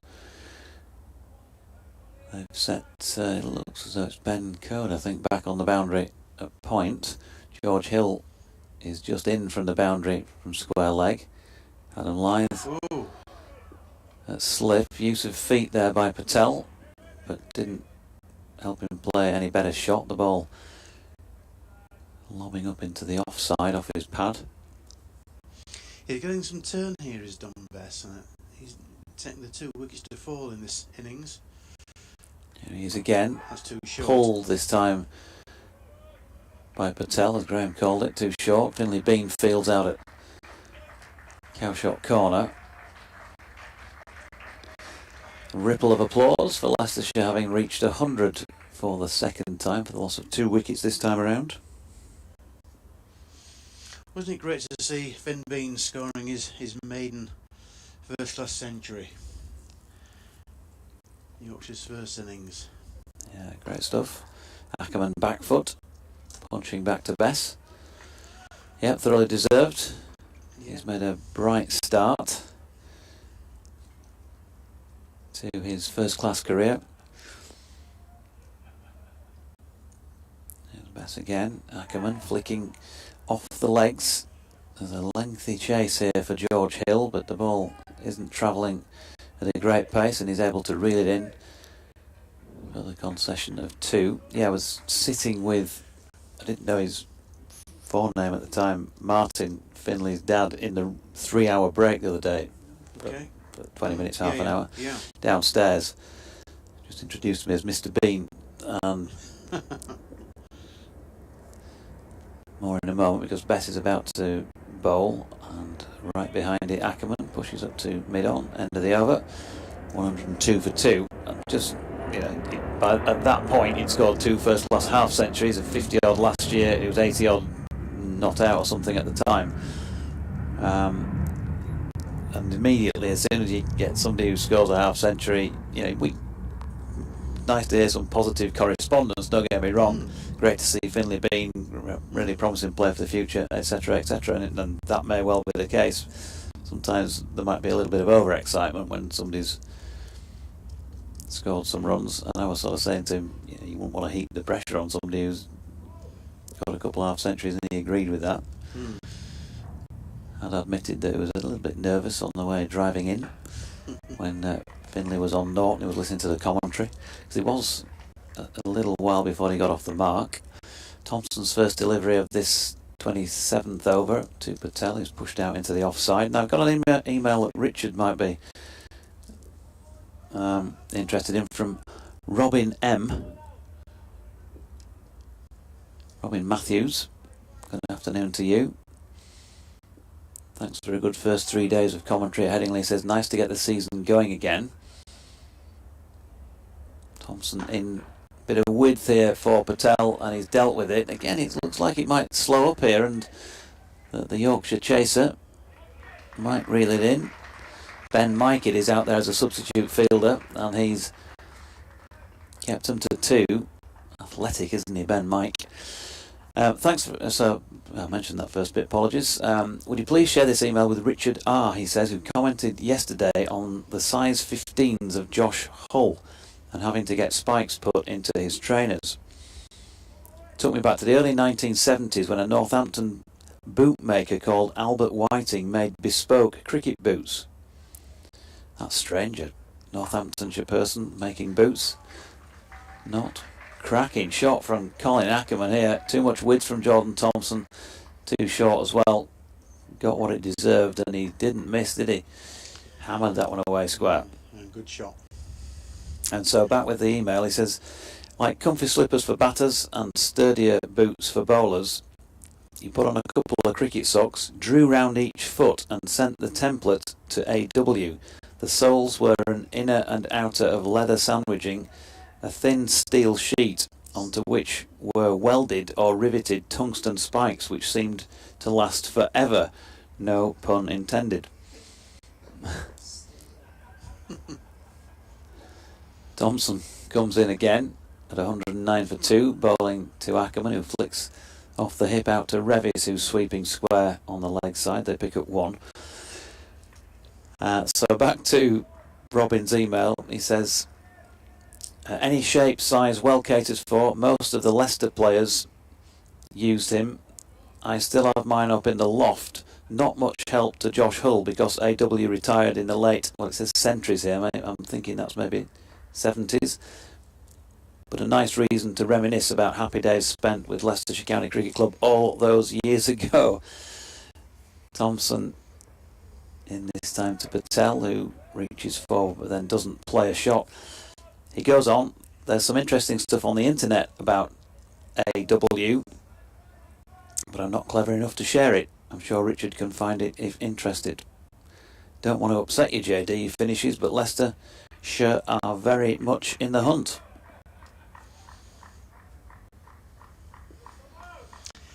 Yeah, you look at some of the old photos, I say Fred Truman bowling in those massive boots and... Yeah, Thompson here. Patel dabs this one. Drops it into the vacant point region. Bean fields but can't prevent the single. So, Albert Whiting of Northampton. Your man. Sounds like it. If you're a big-footed galoot. Don't look at me when you say that. Ben Savage says, unless I'm forgetting someone, is Bess Yorkshire's only spinner, including any all-rounders, producing flat pitches which don't do much for seam bowlers, whilst picking 5 medium fast bowlers doesn't seem the greatest idea. Is there anyone perhaps in the seconds who could do a job as a backup spinner?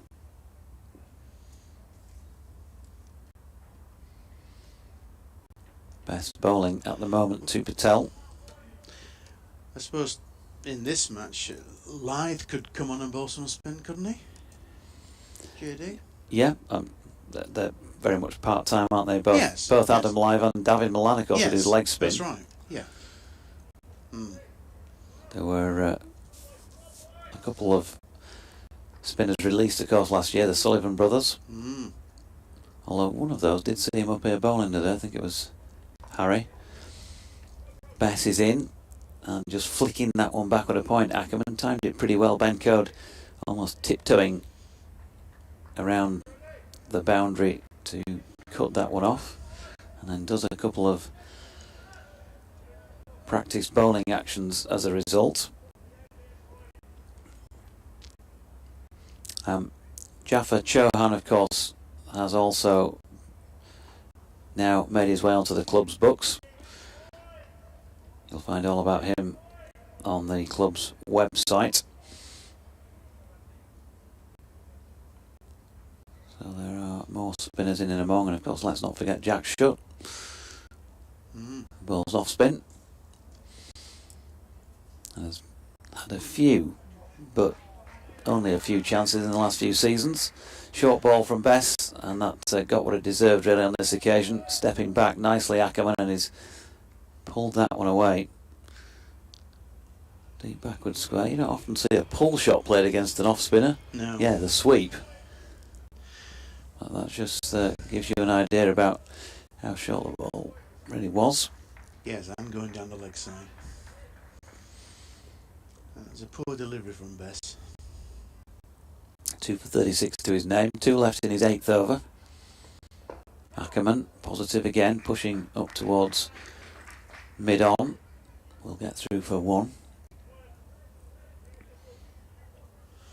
Ben Mike still out there. Notice who'd gone off, did you?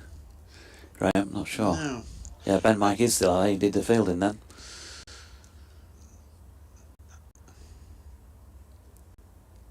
Best to Ackerman again, this time just flicking at the other side of the man, James Wharton, who's in a sort of very short, straight mid-wicket, and they've picked up another 1. I think that was Patel, wasn't it? I think it was. My apologies, Yeah. it was. Yeah. Actually, it's amazing. Ackerman is on 24 not out. He seems to be only been there 5 minutes. He's come out with positive intent, and by that I mean he's not, going after the bowling necessarily. He's actually picking the bowling off. In terms of anything short, he's putting away.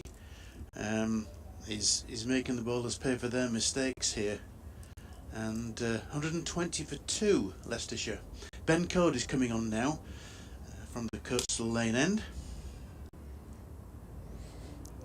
And well done to Patrick Bamford, who's put Leeds United 1-0 up against Crystal Palace, just across the way.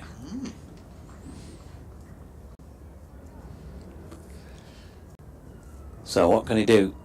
Very much the senior statesman in the side, Mr. Reliable Ben Code.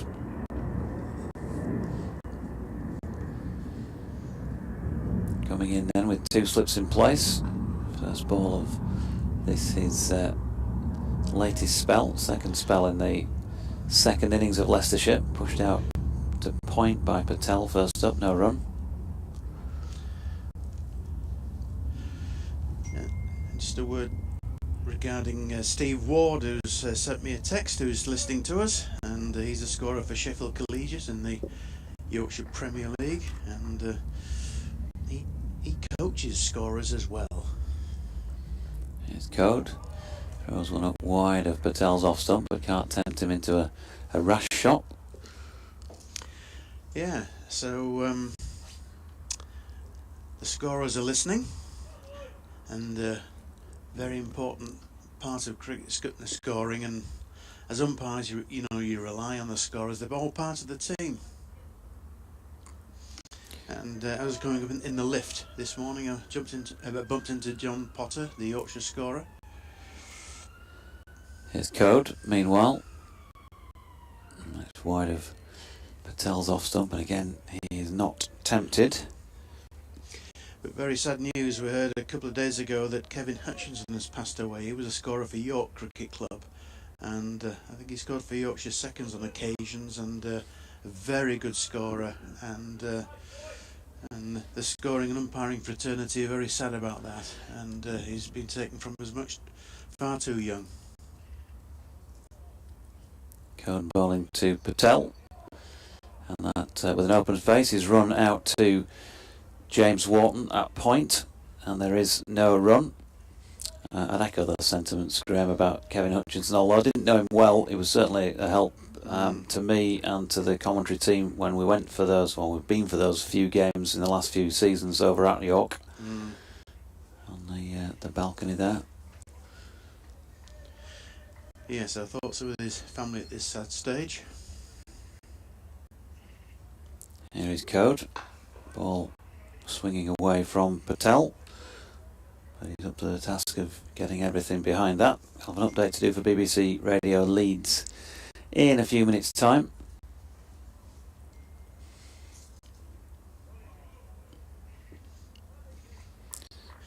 Yeah, Yorkshire striving for another breakthrough here. If they can nick a couple of batsmen out now, that'd be very interesting. Code in again.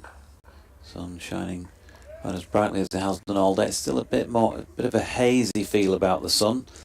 As I say, I've just been downstairs. That last ball of the over, by the way, a dot, and it doesn't feel quite as warm as it has done on the previous couple of days when it was full-on bright sunshine. But nonetheless, I'm sure it's a lot more pleasant at the moment out there than it was in the first session today when floodlights were on, cloud cover.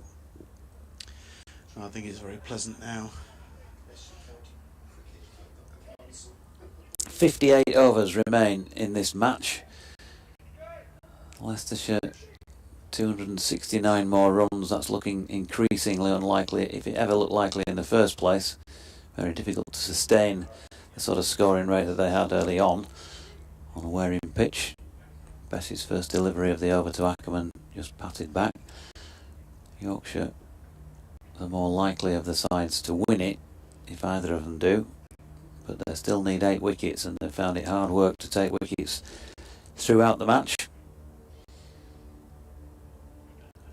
Bess, Ackerman, nice use of the transference of his body weight there from his right foot to left, which just enabled him to get a little bit of room to cut that away for 2.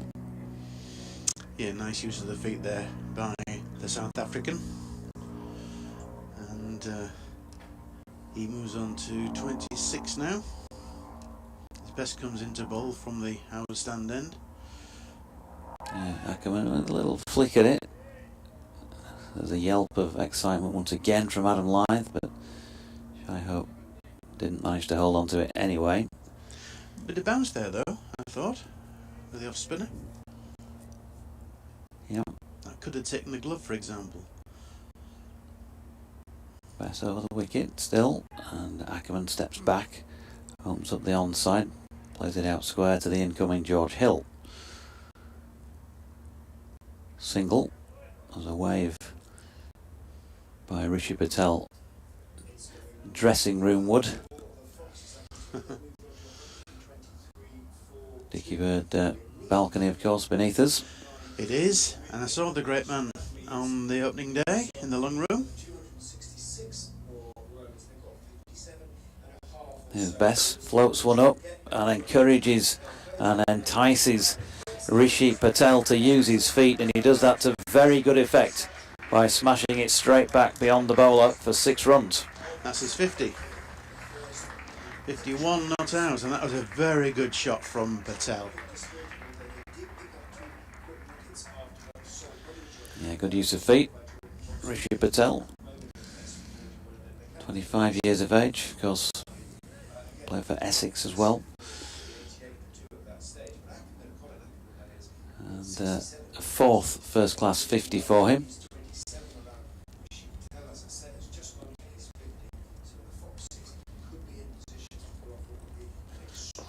previously was, of course, dropped though. At the point he was on 8 by James Wharton at point. He's just dropped the last delivery out into the offside, and there is no run. So, yeah, 50 from 91 deliveries. There you go, the golden voice, 4 fours and 1 6. He's been out there just shy of 2 hours, so doing a good job having opened the innings for Leicestershire. Yeah, I see from my Cricketers Who's Who of 2023, Rishi Patel was born in Chigwell in Essex, and Birds of a feather. he went to Brentwood School in Essex, and he made his first class debut in 2019, and his first cricket club was Ilford Cricket Club.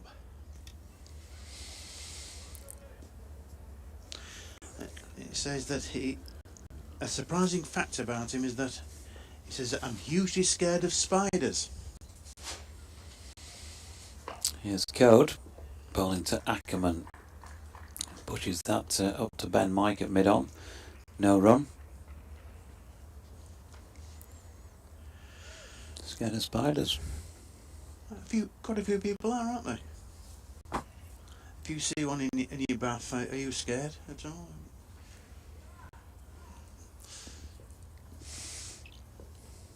No, same here.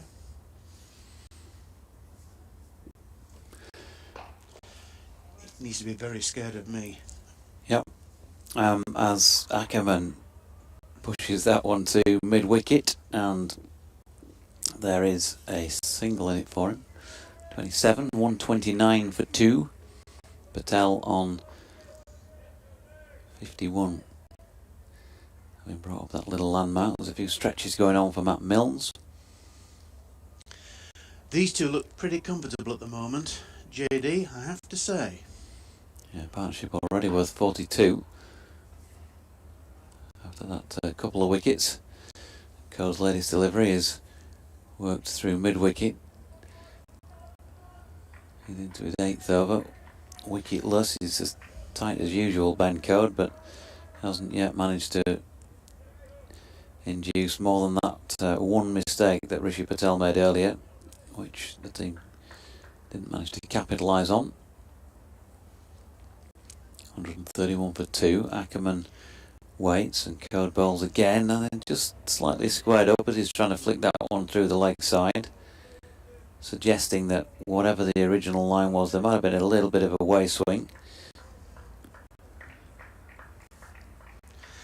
Yes, I also think the pitch is getting a little bit slower, really, and maybe that's one reason why I was a little bit squared up.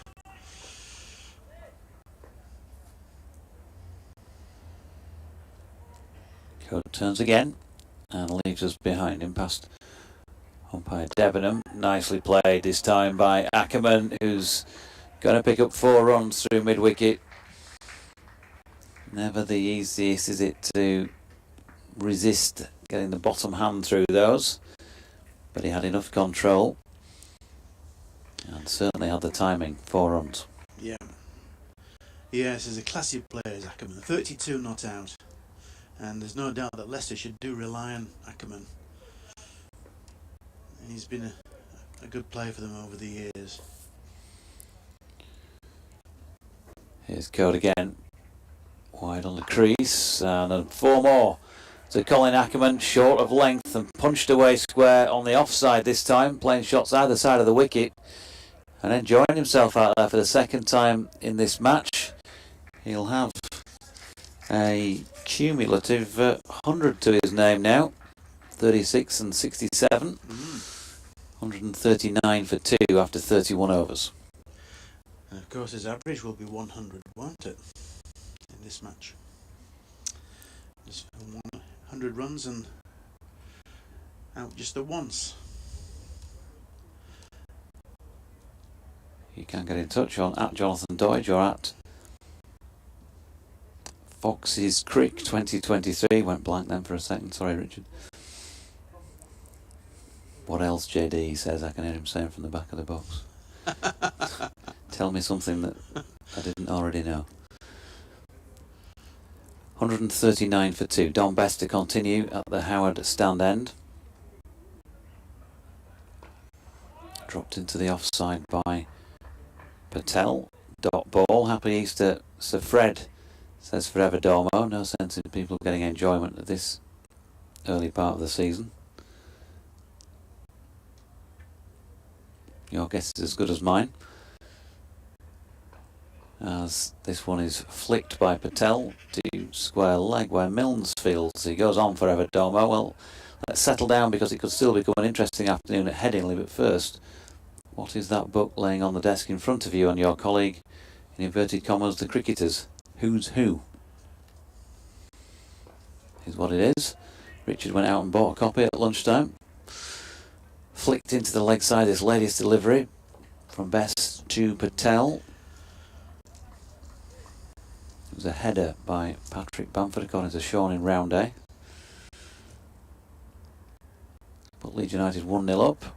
Meanwhile, Bess, who I don't believe is a Leeds United fan, has just bowled one to Rishi Patel that he flicked out to James Wharton at mid-wicket.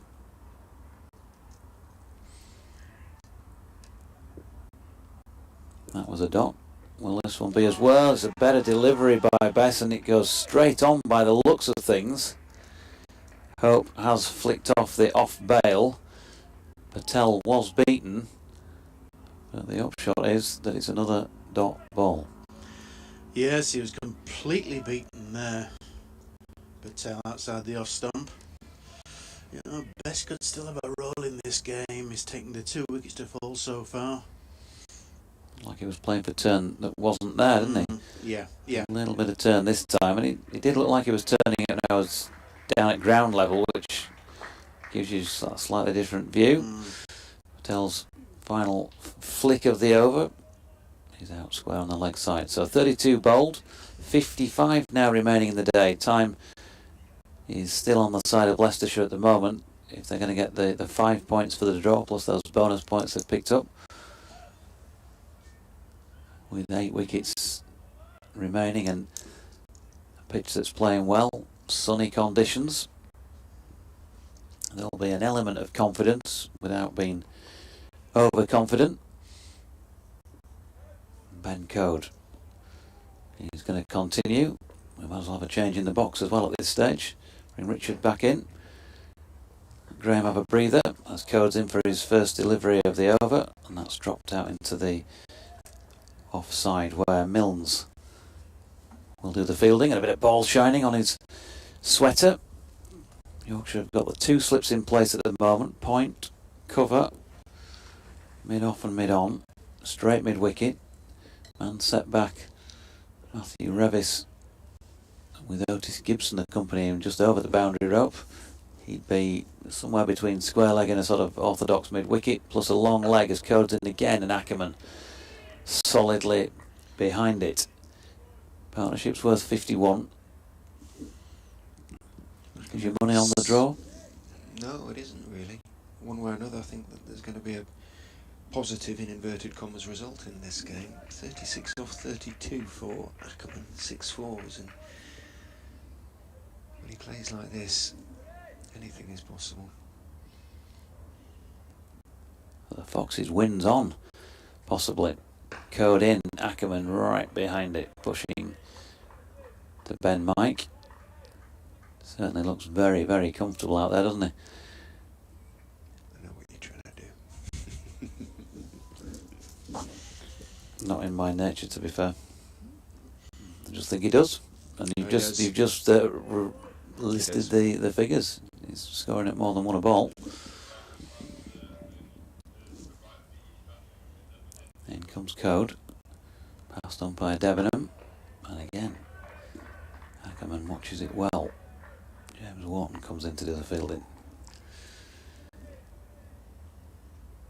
Thought he might have popped outside as well to catch a few rays there while you were off.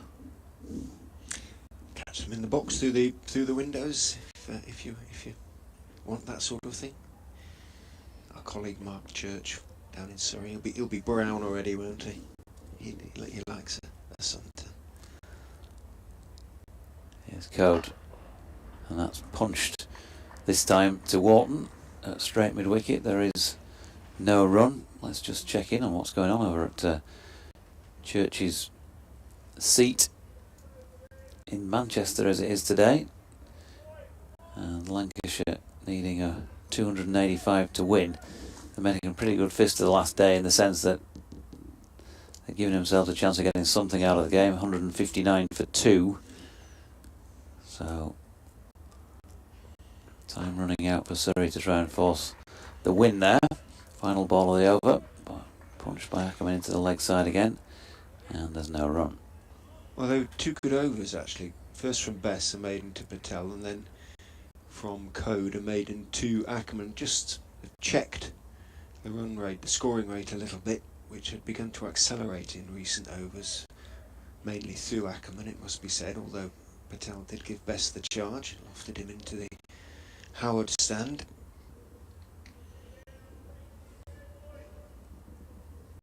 Bess, understandably, will continue with long on back, and he goes. Back goes Patel, trying to push it past mid-on, and he has successfully done so. Wharton sort of chased towards it, but it had just gone past him, and he followed it on its way down towards long on, but Patel, seeing that, realised there was a single to be taken, and did. He moves on to 53. 140 now for 2. Bess to Ackerman. He's in, goes back, cuts, makes room for himself. Straightish delivery, but didn't turn. Has a sweeper in Code out on the offside boundary, so just a single to Colin Ackerman. 37 to him.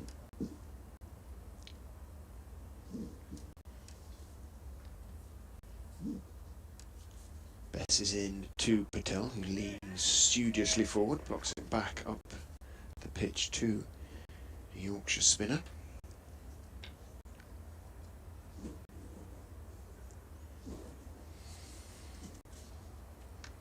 Essex have beaten Middlesex, that's just happened. Results happening. In goes Bess, and Patel uses his feet, pretty much gets to the pitch of the ball, then having done so, rather wastes his opportunity by driving it straight to Revis at extra cover.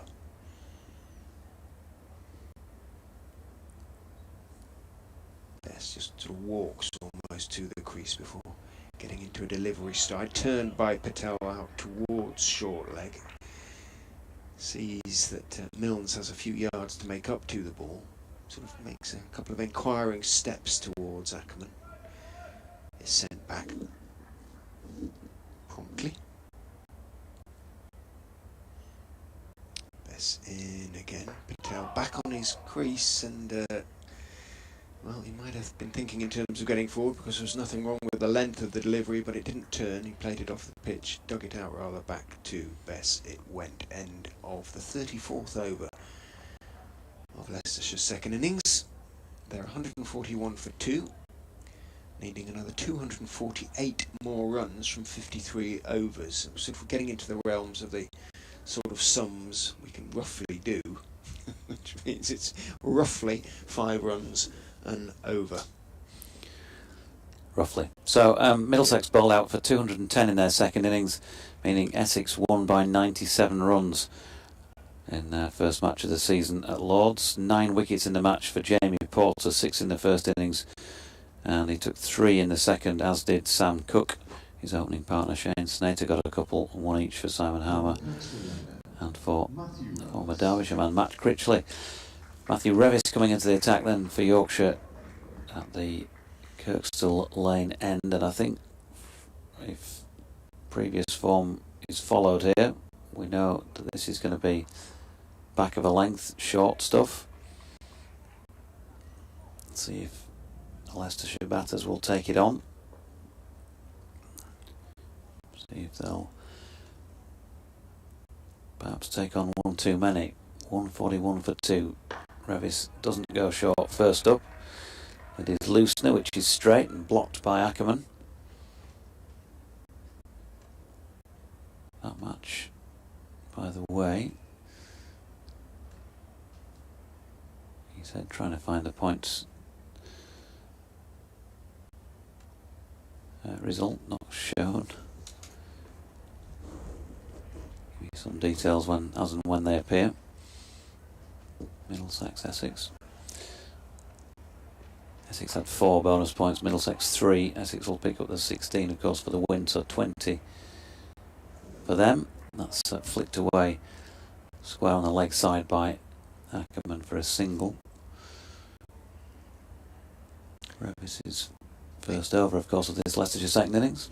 Ben Code sporting a very natty pair of red undershorts, which we can tell because he's just lowered his trousers with this back to us to retie something.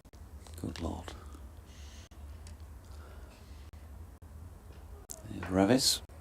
That's pushed into the offside by the Leicestershire batter. You wouldn't want to turn your back on a bull in those circumstances.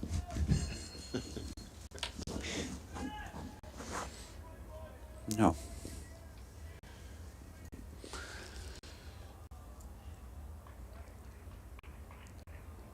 So Revis brushes the hair back off the forehead, shirt flapping in the bit of breeze that there is here at Headingley. Sun not out just at this moment in time. Patel goes back foot and flicks it out to the incoming Wharton. He throws a flat one to Shy Hope, much as you might do a skimmer out at the seaside or the local river. Yeah. Some good fun doing that up at Bolton Abbey over the years, where it goes calm before it drops down under the bridge there. Get some good skimmers going. Ackerman flicks this latest delivery out to the incoming once again, James Wharton. Doesn't quite skim it this time. They get a single. You've been up to Bolton Abbey, what, Richard? Many times over the years? Not many times, but yeah, a few times, yeah. Stepping stones, etc. Yeah, great spot. Stepping stones, they fill me with dread these days when I look at those. There's always a bit of moisture on top of them, and you always think, yeah, Albert, you just got to stretch that a little bit too far. You could look rather daft. As Revis's latest delivery is pushed into the offside by Patel, and that completes over number 35. 144 for 2. Patel 54, Ackerman 39. Richard poised with Booker in front of him. I was just looking at Rishi Patel's figures, really. Played 15 first-class innings last season, 418 runs, a best of 99. That is his best first-class score, which was made at Hove, I think, against Sussex in mid-season. Very flat track, very, very flat track, on which Leicestershire broke a county record in terms of their total score. Bess in, back goes Ackerman, cuts. He is a very good cutter, and he has cut that to the backward square boundary for 4. Nice shot from Colin Ackerman, makes room.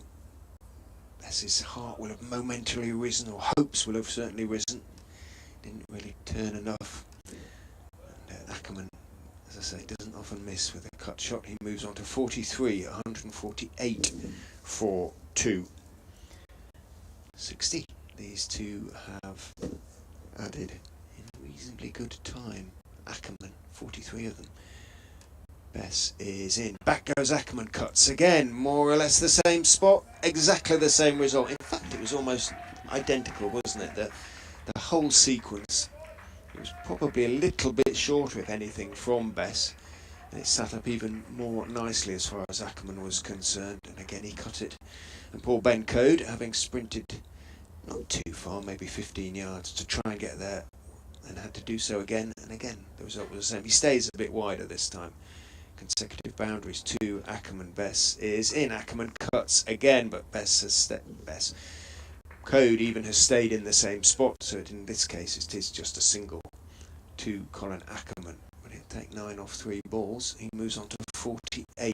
Leicestershire's 150 is up, 153 for 2. Still plenty to do. 236 more needed from 51.5 overs. Best to Patel, who is pleasantly on driving, knowing there's a long on there along the ground all the way, and that it would be just a single.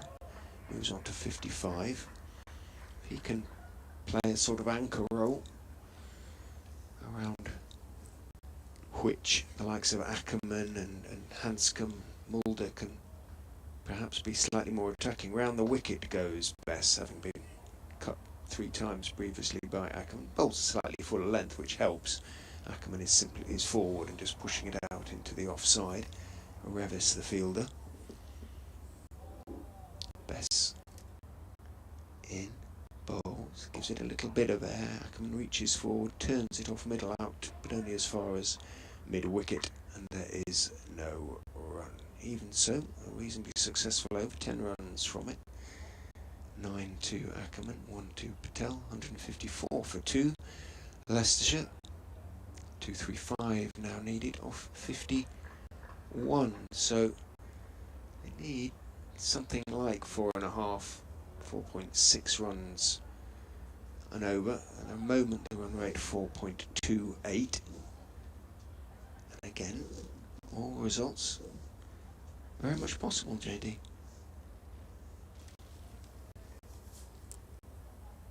Yep, Revis making his way in from the Kirkstall Lane end, and that was a chance, wasn't it? It was a sharp chance. It was a very difficult chance, and it was a chance that hasn't been taken because it's gone for 4 down to third man. Don Bess, I think, was the man. Did he jumping high above his head. Looks like he his goes. Fingers? Well, he's certainly been holding his right hand. shaking his hand, wringing his hand. Yeah.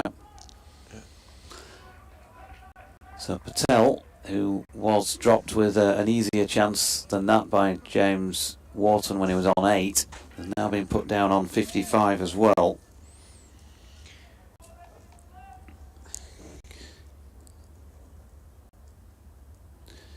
And here's Revis opening the face Patel and pushing this one more sensibly out towards Bean. He'll pick up 1. Yeah, he had a flash at it, and Bess still just checking that the fingers are all still in place. It was high, wasn't it? It was one of those where had maybe a Matthew Revis been there, he might have been able to get to that more readily. Josh Hull probably would have had to duck to catch it. So tall. Revis in again. Ackerman on the back foot just pushes to Thompson in the offside. And there is no run. Getting on through the back half of this second session of the final day. Norman Eastwood's emailed in. Afternoon to you, Norman. So it's nice to be able to see you as well as hear you. Really want Yorkshire to win this, but fear that they have been doomed by the wicket. Well, yeah, I was having a slight dig at the ground staff for making it too good earlier on when I was downstairs. Ackerman punches into the offside, no run. He says, I half jokingly suggested Yorkshire buy a spiked roller and put it all over the square before the next home game on the live feed chat, but seriously, sides that win matches and get promoted are sides that have home grounds with a little bit of life in them. Yorkshire need to sort out the Headingley wicket or they'll doom themselves to remain in Division 2.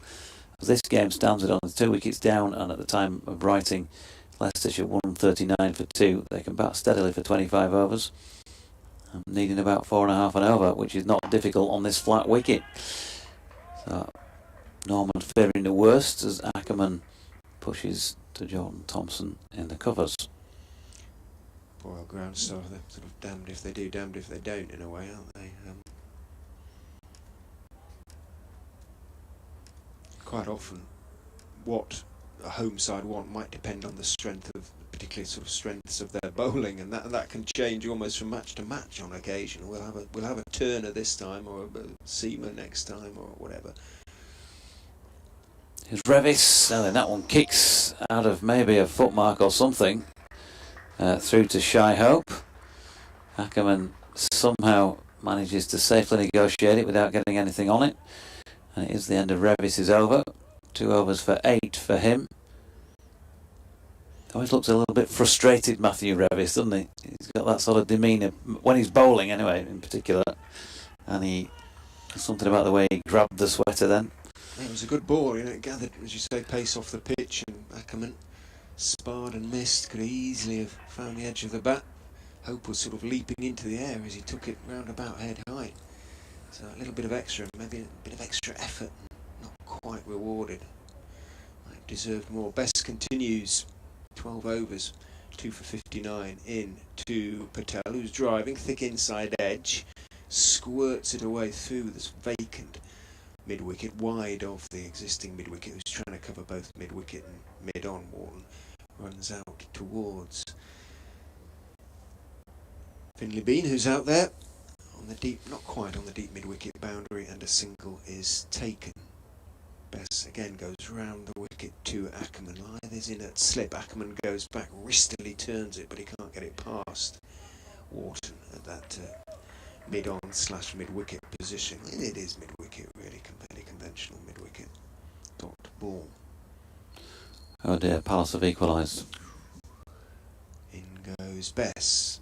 Leg side, so comfortable for Ahmed to go back, turn it through the vacant square leg area, just in front of square, in fact. Sweeper has to run into field. 1 taken. 48 to Colin Ackerman. 160 for 2. He's almost caught Rishi Patel, who's on 61. They're very much the dominant partner as Bess goes in. Patel goes back and defends it, blocks it. Off stump out towards Revis, who's at extra cover.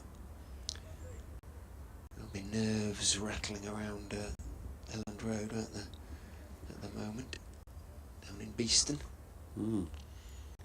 Bess is in. Patel is forward, clipping it neatly past Bess on the onside, down towards long on. Thompson it is down there. Single is taken. 161 for 2. Leicestershire ticking over at the moment. Bess bowls, drops a little bit short. Ahmed goes back and he'll be a bit cross because he just shoveled it around the corner, but only as far as Matt Milnes at backward square, and there was no run. Whitefield just missed out on a little bit of an opportunity there. End of the 38th over of the innings. 162 for 2, 49 potentially remain to be bowled, from which Leicestershire need to score 227, or Yorkshire take 8 more wickets. I wonder if there is any genuine concern out there at the moment from Yorkshire. 4.24 and over at the moment, apart from the odd delivery like the one that took off from Matthew Revis in the last over, looking relatively untroubled. Rishi Patel gets a short ball from Revis, plays it sensibly out into the deep on the offside. For 2, James Carman says, at home in Dartford, Kent, enjoying the commentary after being present for the first 2 days, watching Don Bess bowling well. Afternoon to you, James. He says, clearly our best chance of a win. Am I right in observing that he appears to have abandoned his stuttering run-up? Well, yeah, it would appear so. Revis in again, and Patel on 64. Not for making a mistake with that delivery, shouldering arms. So Leeds United halfway through. This one, well, not yet quite halfway through the day's play. Leeds Rhinos and York Valkyries women about to kick off in half an hour or so. Just the other side of the Howard stand.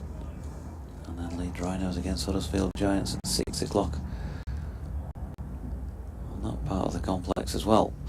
Revis in again, that's wide of off stump, and Patel happy to watch it sail by. He knows that if they are going to knock these off, they've still got stacks of time, and definitely does not want to do anything stupid at this stage.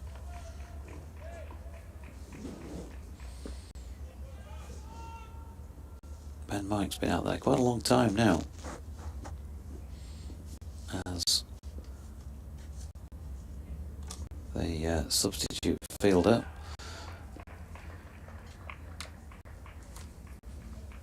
So Yorkshire have Hill, they've got Milnes, they've got Thompson.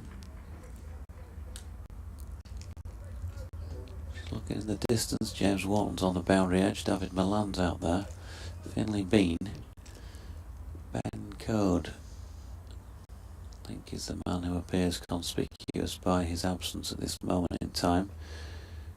Revis throws one wide of off stump. Lythe at slip. Bess at gully. Hope behind the stumps. So yeah, Ben Code looks like he's the man who's off right this moment in time. Or is he? Yes, he is. As Revis makes his way back to his mark to start his fourth over. Bess, 13 overs, 1 maiden, 2 for 62. Graham's just popped back in while Richard goes and does an update.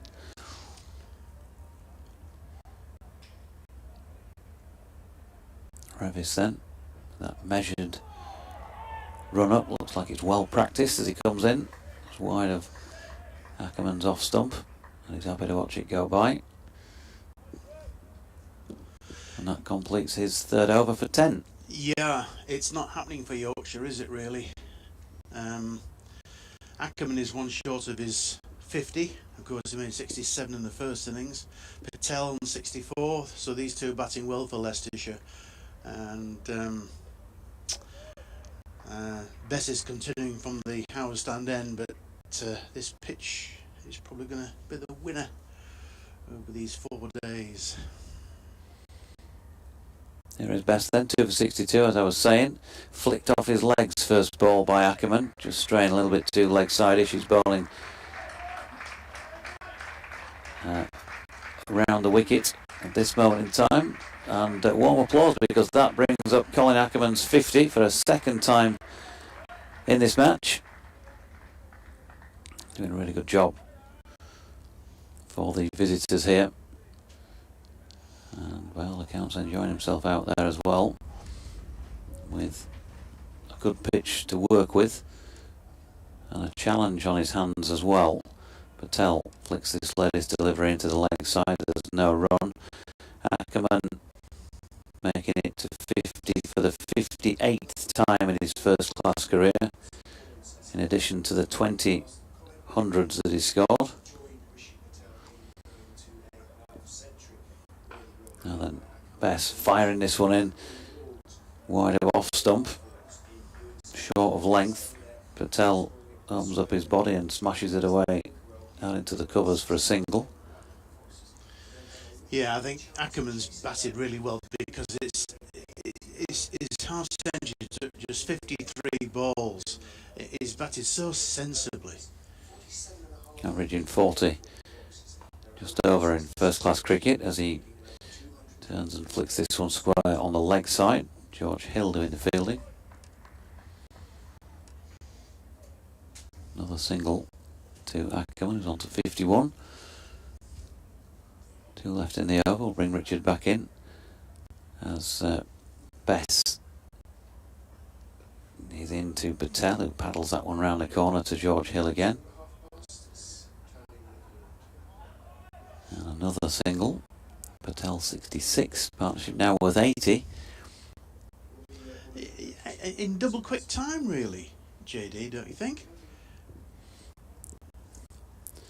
Yeah, let's check on that. What are we now? 40 overs after this Best delivery, which is flicked off the hip aerially by Ackerman, but nobody in there to take a catch.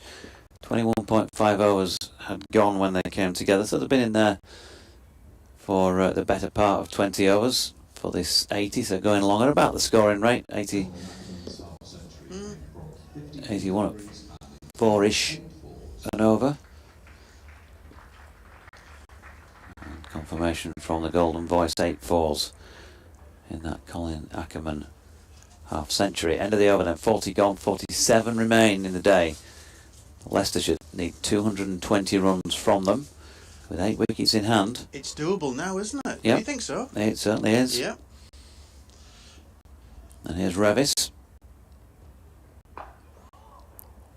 Ackerman opening the face and running it back out to point. And there's no run. Bring RR back in.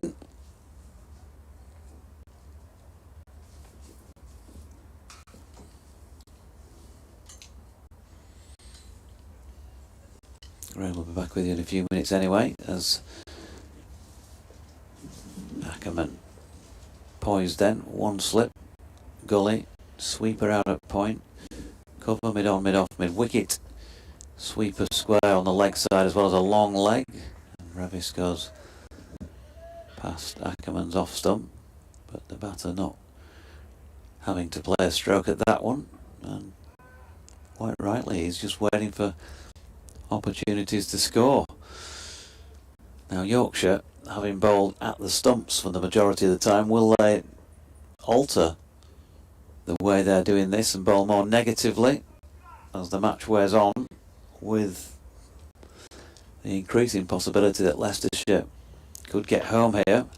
He's thrown him a juicy half volley outside off stump this time, Matthew Revis, and that's been driven away by Ackerman. Might not quite, just does have the legs. Matt Milnes had actually given it up as soon as it went past him, but it dragged and dragged, and in the end he had to make an effort to go and get there but couldn't. So nicely played Ackerman, 56 to him, 173 for 2.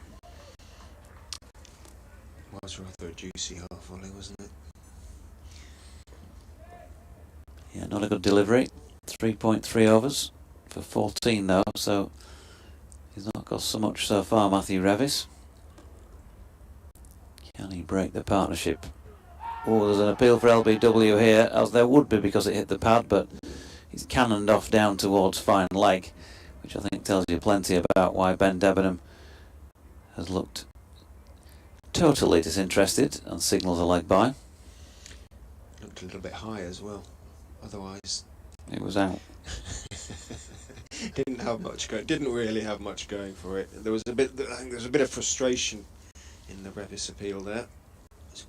It was good in terms of volume. Not one of those that was missing leg, missing off and knocking middle out, missing leg, missing off, missing everything. His latest delivery is better and has Patel pushing forward into the offside where Milnes does the fielding. Nick Briggs says good afternoon, hope you've wintered well. Great to be back at Headingley this week. Unfortunately couldn't make it to the match today, but enjoying the comms. Looks like we're heading for a draw. Highlight for me was seeing Finley Bean make his maiden first class 100. Good to hear from you, Nick. Yeah, played really well. Seems a long time ago at the moment, as Revis is in. And full length delivery on leg stump, flicked away to Wharton, who's sweeping out towards mid wicket. Single off the final ball of the over. Still 46 overs to get 214 runs with 8 wickets in hand on a good pitch. And in the day and age where players are now used to scoring at handsome run rates by comparison to in the past, provided they don't do anything stupid here, this could be a very exciting finish in a different way to what we might have imagined at one stage. It's looking like a decent declaration now, isn't it? I mean, a lot of people thought it was a little bit too late, but I think Yorkshire are aware of just how flat the track is as Bess goes in and bowls to Patel, who leans forward and ristily as ever pushes it back down the pitch on the onside. Jordan Thompson just warming up for a pre-tee burst. No, it's Matt Milnes alongside Ben Debenham. In goes Bess, turned in the air for a good few feet out towards mid-wicket, not purposefully, firmly, so to speak, by Patel, and Milnes can get across and make the stop. He's got a deep backward point as well as a deep mid-wicket and wide long leg, almost deep backward square. And he goes and bowls. Patel is pushing back, but a good diving stop to his right by Don Bess. Saves himself a run, or saves himself conceding a run, I should say. Almost a squeeze past him, but as ever, bowlers at their best when fielding off their own bowling. Bess is in, back goes Patel, rather shovels it out into the offside. Mid-off has a little bit of ground to make up to his left. By the time he does so, picks up and hurls the ball at the stumps. Patel had made his ground. Moves on to 68, 176 for 2. Bess goes round the wicket to Ahmed. Doesn't want to be cut. He is in and bowls, and he is stabbed out down towards backward point. It was full out, it wasn't there to be cut. Bess's hands to his head. Didn't really have too much of a sniff of going through Ackerman there. Revis comes in off that backward point boundary to field. Single taken. Ackerman on to 57. Not far off catching Patel, who's on 68 as he faces Bess. Last ball of the over. Bess bowls, back goes Patel, strokes it defensively out towards mid-wicket. That is the end of the 42nd over. So coming up to the halfway point in terms of overs bowled. 42 bowled, 45 potentially remain in the innings. 8 more wickets still needed, or 212 more runs. And as JD says, you put that in one day terms, particularly in T20 terms, you think, well, that's on a flat track. Are the batting side moving towards a position of favouritism here? Steady. You'll be getting a nosebleed. Asking the question. You are up on the 4th floor as Revis is in and Ackerman has a little interest in it but then pulls out. Yeah, I mean, you, of all people. Well, when you followed a side, when you've been commentating on for them for 11 years, and in 5 of those years they have not won a game, then in the county championship you do become You can imagine it, a folks, little can't you? aware of your opportunities when they come up. Give a smile to the camera, Richard. You can imagine. I can imagine him. Maggie Thatcher, etc., etc. Fred Truman, Harold Wilson. You guys took one hell of a beating if this one comes off, as Revis is in and Ackerman pushes it up to mid-off and there's no run. No, as a Yorkshireman myself, I certainly wouldn't be gloating, but I'd be, obviously good to see when a county has been struggling that start to turn things around, start to make things a bit more positive. We all want a competitive county championship. Revis to Ackerman. We've got that front foot pointing more or less straight at the bowler. He's just dabbed this one out past Bess for a single.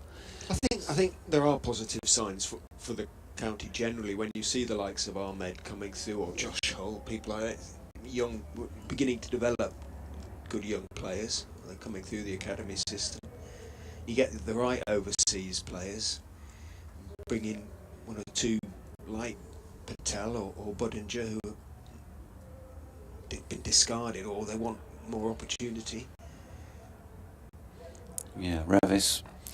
Ooh, now then, that one bounced a little more on Patel, but to be fair to him, he's judged it pretty well. It was in the air as it went past Don Bess's left hand, didn't manage to get anything on it. So one of those where the fielding side might just think, a little bit unlucky, but I think you've got to credit Rishi Patel with having enough control there. Just seen it again. He was just pulling back on the shot, wasn't he, as he glanced it in that direction. Picks up 4 through third man. 72 now to him. The first class century is starting to come into view. And he's still got about half a day's play to get the rest in. Just about at the halfway point. Revis into Patel, who works it square on the leg side. Wharton into field. Another single. Just chipping and chipping and chipping away. 4.27 the run rate. 206 needed off 44.1. You'll have that run rate worked out already, won't you? He said tap tap tap.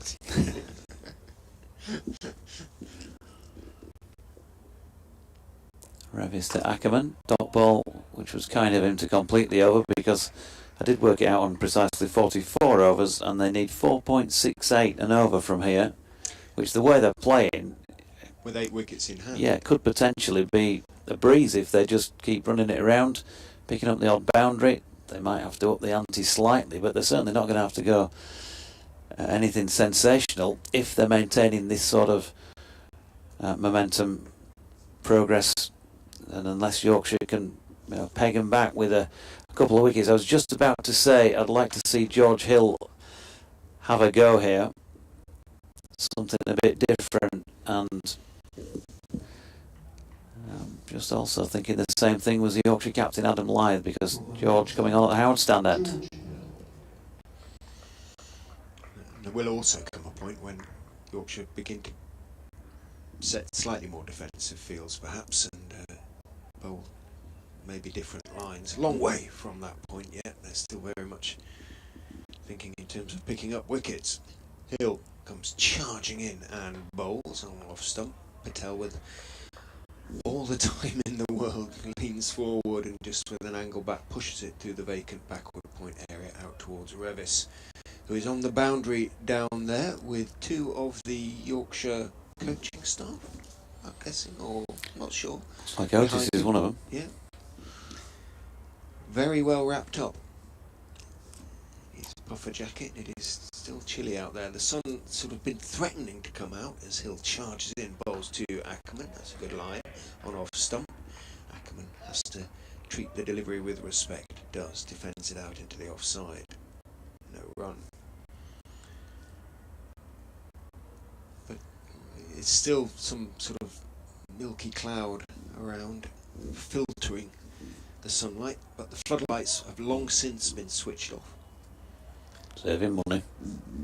Rightly so. Hill is in, up on his toes is Ahmed, defending slightly short of a length delivery, but off stump out into the offside.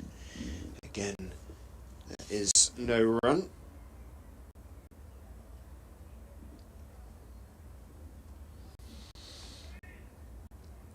George just getting loose.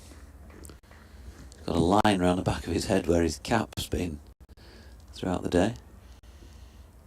Hill in, bowl, slower delivery, sort of became a Yorker, rather floated down towards Ackerman, jammed underneath his back, big puff of dust as he pushed it back down the pitch, and he examines the bottom of his bat. Could do with cleaning his boots, good George. I wouldn't have been allowed on the field with them in that state. Yeah. Those binoculars, mucky. binoculars are good though, aren't they? Very effective. In goes Hill, bowls full again, jammed out by Ackerman again. Wasn't the slower ball though this time, and really searching for the Yorker. Don't know who they bowled him, it was a fraction wide, but good delivery. Trying something different, trying something new. Jordan Thompson's coming back out below us, so the 12th man, number 16, who's polishing the ball on the back of his trousers. Without Duke, is it 16? Ben Mike. Ben? God, I should recognise Ben, I shouldn't thought you might have a clue, yeah. Jeepers, in goes Hill, bowls, better line and better length in terms of testing Colin Ackerman, but on the back foot Ackerman is solid enough, plays it firmly out to mid-on, and that is the end of the over. 184 for 2. We are past the halfway point now, 44 bowled, 43 remain. They get to the tea interval, just 2 down, with these two well set as they are now.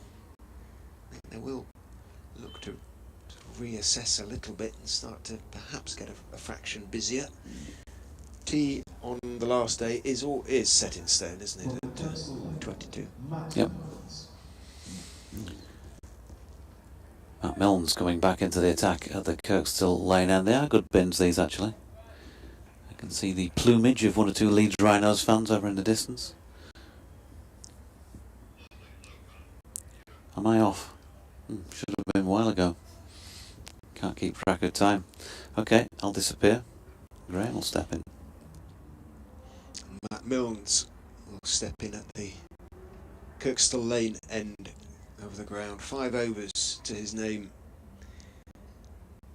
in this second innings. Not as many as he would have liked. Probably hasn't been quite as consistent in this innings as he was in the first innings. Had a great first couple of days. In he goes and bowls. Forward goes Patel, playing it back past the Australian, who's gesturing away at Adam Lyth. Maybe wants a change to the field. Lyth puts out his right hand, makes no obvious alterations to the field. He's got deep backward point on the boundary. square on the boundary, long leg, not too far away from each other, maybe 25 yards or so. Milnes is in and bowls again, nice and straight. Patel forward solidly. Inside part of the bat as he defends that. Back out towards mid-wicket, 184 for 2. I think Leicestershire should be dreaming of winning this match, Rich, honesty. I'd rather be in their shoes now, 184 for 2, with two very set batsmen. 205 runs needed from 42.4 overs, and as Graham said, two batsmen very set, solid. Forward goes Patel, not a big stride, just everything behind it. Back down the pitch on the off side, just the one slip now, and a gully with, it's usually Bess who's in the gully, isn't it? Yes, See from here. it is. Chewing his fingernails. Mum will be cross. Stop it, Dominic. Put something nasty on your fingernails so it doesn't taste nice. That one jumps a little bit, or rises a little bit more than perhaps Patel expected, but even so, it doesn't do so particularly quickly. The ball is now 44 and a half overs old or so, so he's able to sort of ride it and guide it down towards backward point. The sweeper has to come in. Patel takes his one, moves on to 75. I mean, Yorkshire in time can claim a new ball, but it might be too late by then. Potentially I'll have 7 overs with it. Exactly. Yeah. Milnes in, bowls, drops short, whipped away by Ahmed off his hip, but only as far as the sweeper out on the square boundary. Who's Wharton? Still got his pads on, so keeping his shins nice and warm. They are very light, aren't they, these Oh, days? yes, and absolutely. tight Yes, fitting. And yes. they're underneath his Yeah. whites. They don't appear to be much of an encumbrance. Well, they have to be underneath, otherwise it's be illegal. Yes, Only counts as the a keeper keeper. can have the external pads on it, as it were. Shea Hope, that is, behind the stumps. Milnes is in, good delivery. Middle and off on a length. Forward goes Patel, blocks it out into the offside, and that is the end of Milnes' first over of his new spell. A perfectly respectable one, conceded just a couple of singles from it. None for 28 for him. Yes, a good over there by Milnes. Yorkshire have got to try and keep. It's difficult for them now because they've got to keep the pressure on, as it were. But they're very mindful that if they leak a few runs, and they could be in a difficult position. 98 these two have put on now for the third wicket. 59 of them to Ahmed, who's standing tall as in comes Hill, bowls to him. He on drives, but only as far as mid on. It bounces up towards. Is it Code out there? Yes, it is. And he looks slightly askance at this fine outfield. It looks in pretty good order, the outfield. It does, yeah. Hill is in, bowls, driving is Ahmed, thick outside edge, hence the oohs and the ahs, and the man at deep backward point has to run around Matt Revis towards wide third man. By the time he does so, Ahmed picks up 2 runs. Applause, and that is for the Century partnership. Yeah, well batted these two, Patel and Ackerman. Patel is on 75 and Ackerman is on 61. Yeah. Hill is in and bowls straight, and Ahmed just defends, slightly cross-batted, out towards Wharton, who's now in at shortish mid-wicket. The 100 partnership came off 141 deliveries, so steady rather than spectacular, although Ahmed started in a fairly spectacular fashion, didn't he? Well, I remarked to JD that, he was on 24 in like the blink of an eye. He's steadied up now. Hill bowls to him. He's looking to turn it off his legs, and there would have been a heck of a shout for leg before then if he hadn't just got an inside edge on it. And it trickles down towards wide long leg, an awful lot of hands in the air, but oof, He'd have been on his way, I'm pretty sure. But he just got something down on it in time. Picks up a single, moves on to 62. Almost did it there, Hill. Yeah. But he got some bat on that. That's all that matters. Hill is in. Patel is just sort of reaching across himself slightly, falling over almost to the offside as he pushes that out towards Code at mid-on.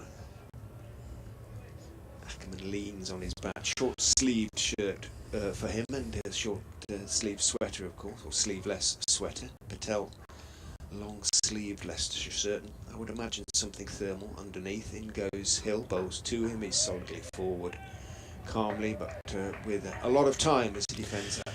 Back up the pitch to George Hill. Yeah. Fairly decent over. Yeah. No movement really. The ball is now getting soft, presumably. But that phrase of yours, plenty of time, I thought that.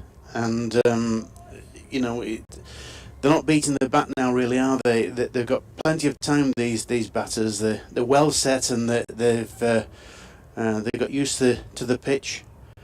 And Yorkshire, I think, are struggling a little bit here. They could certainly do, well, the understatement of the entire match, but they could certainly do the wicket now. Certainly before tea, Milne's trying to make it happen. Runs in, bowls to Ackerman, who's up on his toes. Looking to drive, but it's a decent delivery, and he has to check the shot somewhat. The noise you can possibly hear on the effects mic at the from the rugby ground behind the Howard stand, of course, where the I forget what they're called. The ladies' team is playing before the Rhinos at 6 o'clock. Well, they're playing York. They're playing York. They're playing York In the ladies' match, yeah. Okay. Yeah. Little swerve from Milnes as he comes in and almost sort of seems to come out of the back of his hand when he bowls that. When he does that little swerve to the crease, and it's foolish, and Ackerman drives it back past him, but didn't really time it. It was stopped by mid-on, moving across.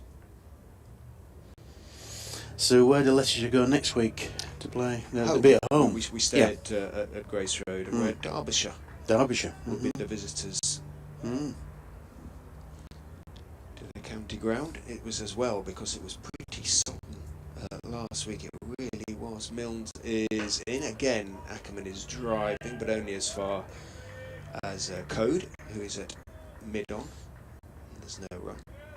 Well, I was here last Sunday to see Yorkshire play the Leeds Bradford University match, and I saw the Australian Edwards bowling.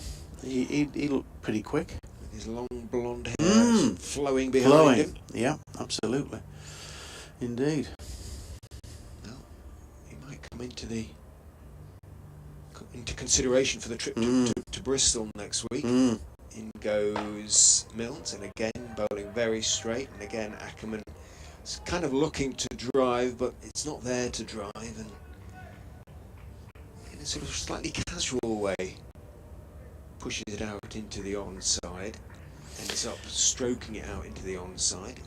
I don't think it's easy timing it off the front foot. It just seems to be slowing a little bit, this pitch.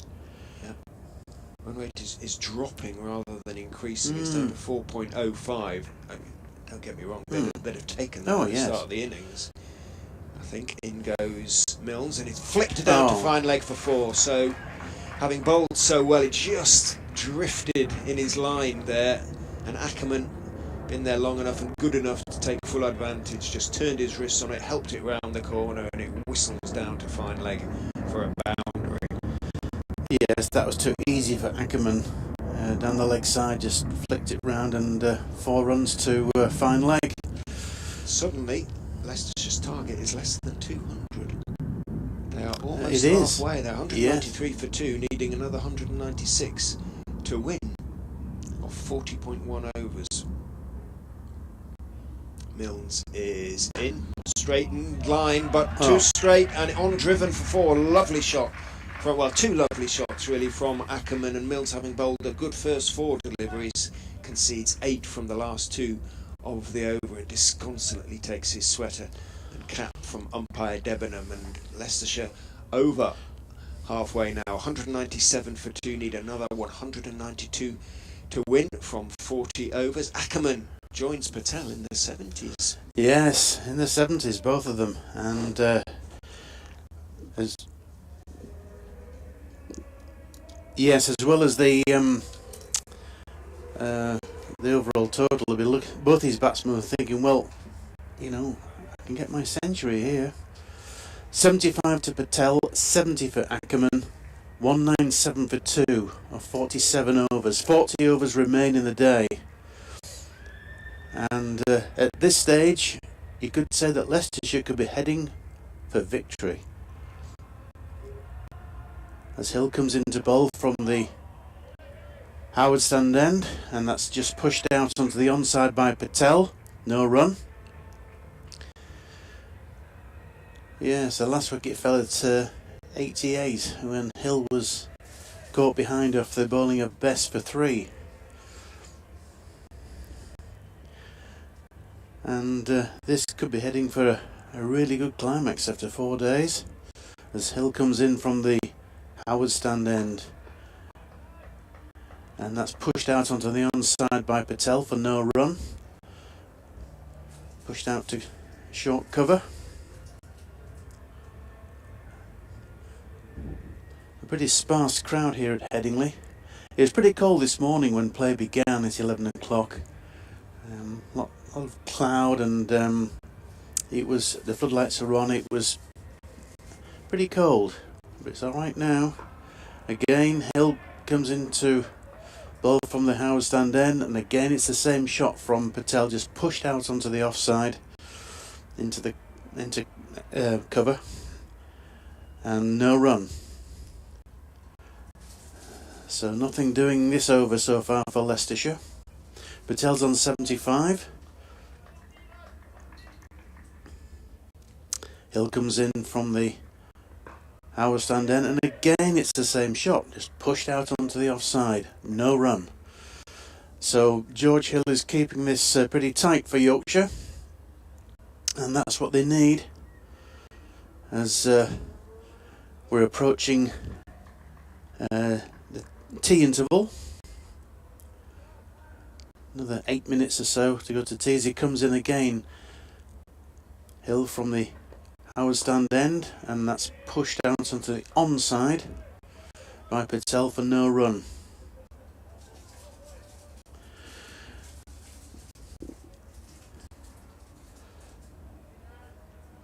And I think I don't know what's a penny for the thoughts of Yorkshire skipper Adam Lythe at slip. The situation as Hill comes in from the Howard stand end. Bowls to Patel, he pushed out on the offside. They thought about going for a single, but there's no run. And that's a good over from Hill. He bowled pretty tight there, and it meant that Leicestershire could not really progress in that over.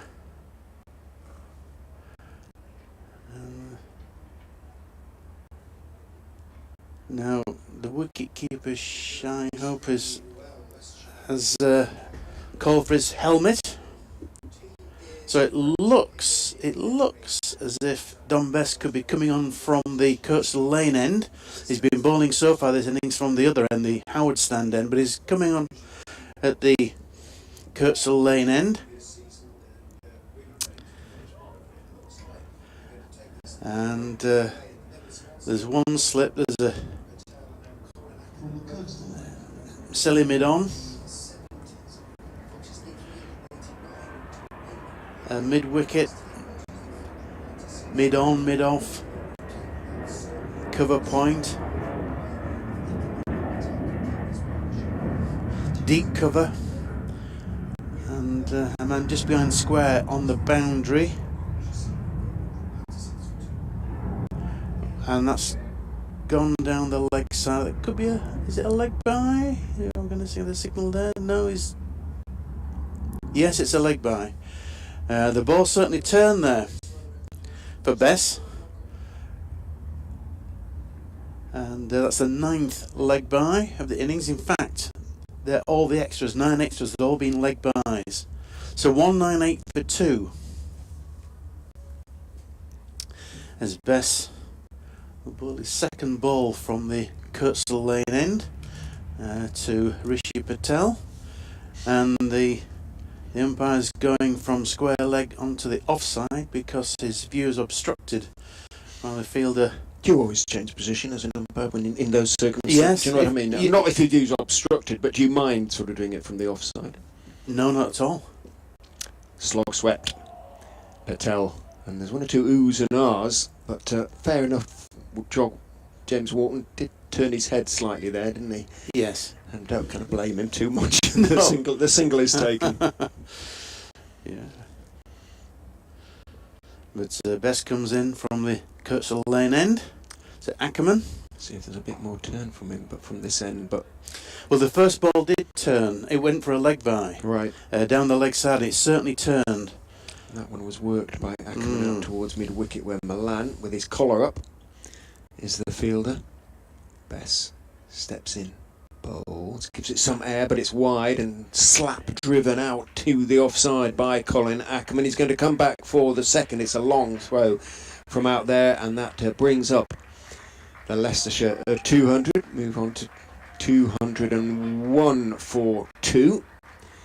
4 minutes until tea. Ackerman has almost caught Patel, Yes. and it's also the fastest 50 of the innings by a margin. 50 balls in. Oh, that's going to be leg before. Yep, Yeah. Bess has done it just before the interval, and once again Ackerman hasn't given it away. As it didn't get up too much, but it did turn a little bit. He went back. It was a good length delivery. It turned just enough and trapped on the back foot as he tried to work it away, and I think that was going definitely on to hit leg stump. And let's see how high it got up.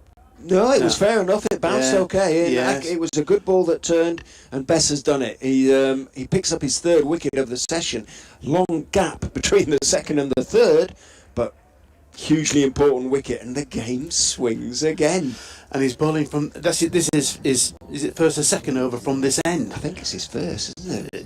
Yes. I don't know whether it's his first in the game. I don't think he bowled from this end in the first innings. No, but this innings, yes, certainly, yeah, definitely in this innings. And but so is that a match-defining move, having bowled from the Howard Stand end, and the first ball of the over, which went for one leg by, certainly turned, and that was quite appreciable. And as here we are again. Look, yes, I think that's fair enough. Yeah.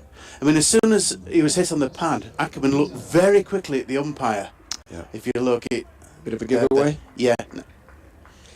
Wonderful He's looking- partnership Yeah. between Ackerman and Oh, absolutely. Patel. 201.88, so 113 the partnership, and it's given Leicestershire a good chance, but just before tea, that is, if they'd got through to tea with just 2 down, they would have been, I think, really optimistic. But again, now perhaps Yorkshire will field her back in. That said, the ball is still 49 overs old, pretty much.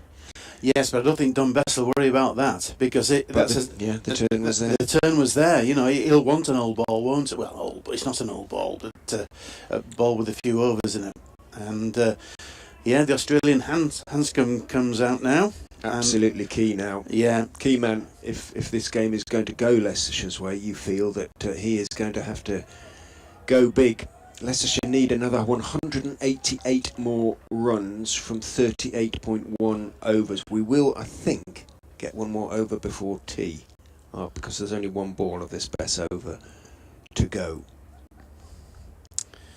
yes, it takes his guard, Hanscom. Of course, he batted supremely well in the first innings. One of his many former home grounds. It is, yeah. He's played a few places as Peter Hanscom. Yeah.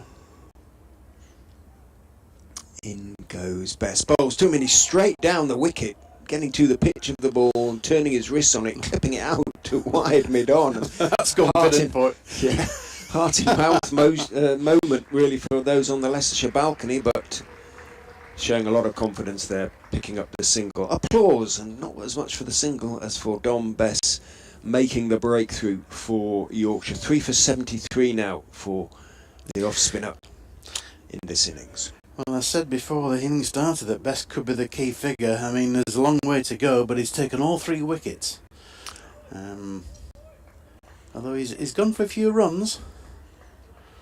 Yorkshire, they kind of would have expected that on this track, wouldn't they? Yeah, It's the wickets that are key. Difficult to take on a track as flat as this. George Hill will bowl the last over before tea. He brings his sweeper in from the offside boundary to fairly conventional point position for the new man. Hanscom comes charging in and bowls. Hanscom a little bit squared up by that one. Walks into the defensive push. Out it goes off a thick outside part of the bat towards Thompson, coming in from extra cover. No run. Yes, it's a crucial part of the game now for Leicestershire if they are going. I mean, they've got a good batsman coming in next as well. I mean, Mulder, and I know he failed in the first innings, but he's a very good batsman, isn't he? He is. In goes Hill. Hanscom is driving, again showing plenty of confidence. Thompson is running to his left, picking up and throwing at the non-strikers end just to keep Patel honest. Code backs up as the throw misses. 202 for 3. Wonderful game this is. Really. I'm just thinking that actually. Just going to say that it's one side gets confident, yeah. then the other. Let's draw the favourite. Oh, what will happen? Will it be a tie? Indeed. Hill is in and Hanscom is driving most pleasantly, diving across as Thompson can't get there. The throw comes in from Milan at wide mid-off. It was slightly dilatory there, slightly dawdling Patel, and did just have to take the last 2 or 3 steps more quickly than he might have anticipated. The throw from Milan missed and Hope backed up, but again, he mustn't give it away. That would be a horrendous way if he to be to get run, himself to out be at run this out. stage. Yeah, in the 70s. 76, Rishi Patel waiting with the bat raised as Hill is in. Bowls to him on off stump. Patel leans forward, very much aware of the proximity of the interval. Just 2 balls away now. 203 for 3. Yeah, so when the interval comes, there'll be 37 overs remaining in the day. And what a great match this has been, for 4 days. The weather's played ball and we've seen some really good cricket. Hill bustles in, bowls. Oh, a very, very high bouncer indeed. And just one for the over, says umpire Pollard generously. Looked quite high from here. By the time it went over Rishi Patel's head. The throw from Lyth to Thompson does Thompson no favours at all. Bounces and clips him on the shin, and he kind of gets out of the way, and it runs through to Milan in the end. Yes, Lyth's apologised. He held his hand up and apologised. Raises a hand in sorrow. In goes Hill. Bowls. Patel leans forward and defends it back down the pitch, and that, ladies and gentlemen, should be tea on this, the final day of the opening county championship match of the season here at Headingley.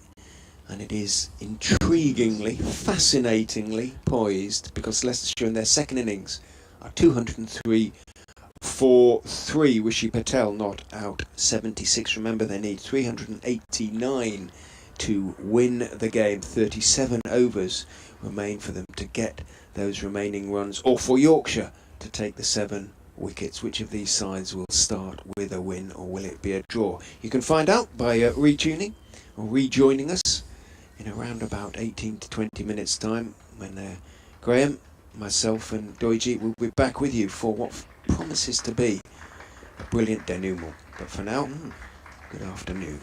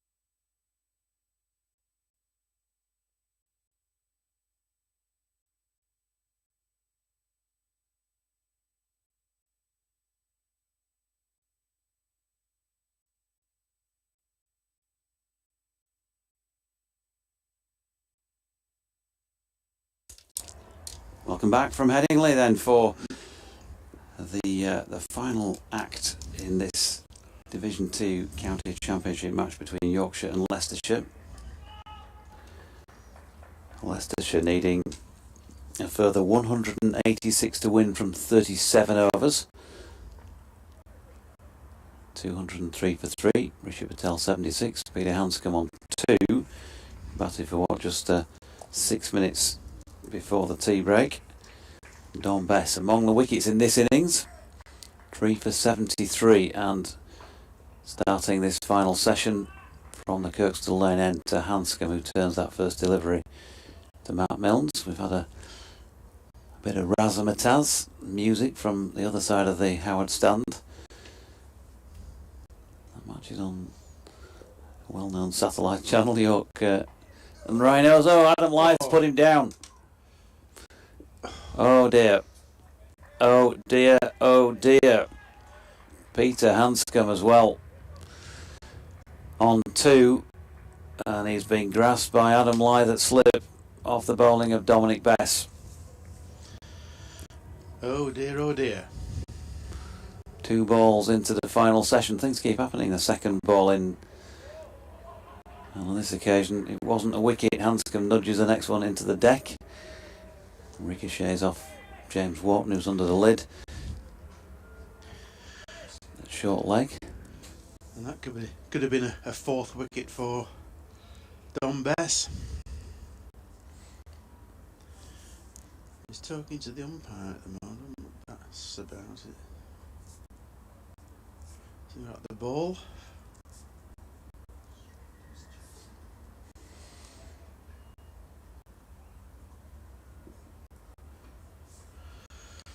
Yep, bit of discussion going on.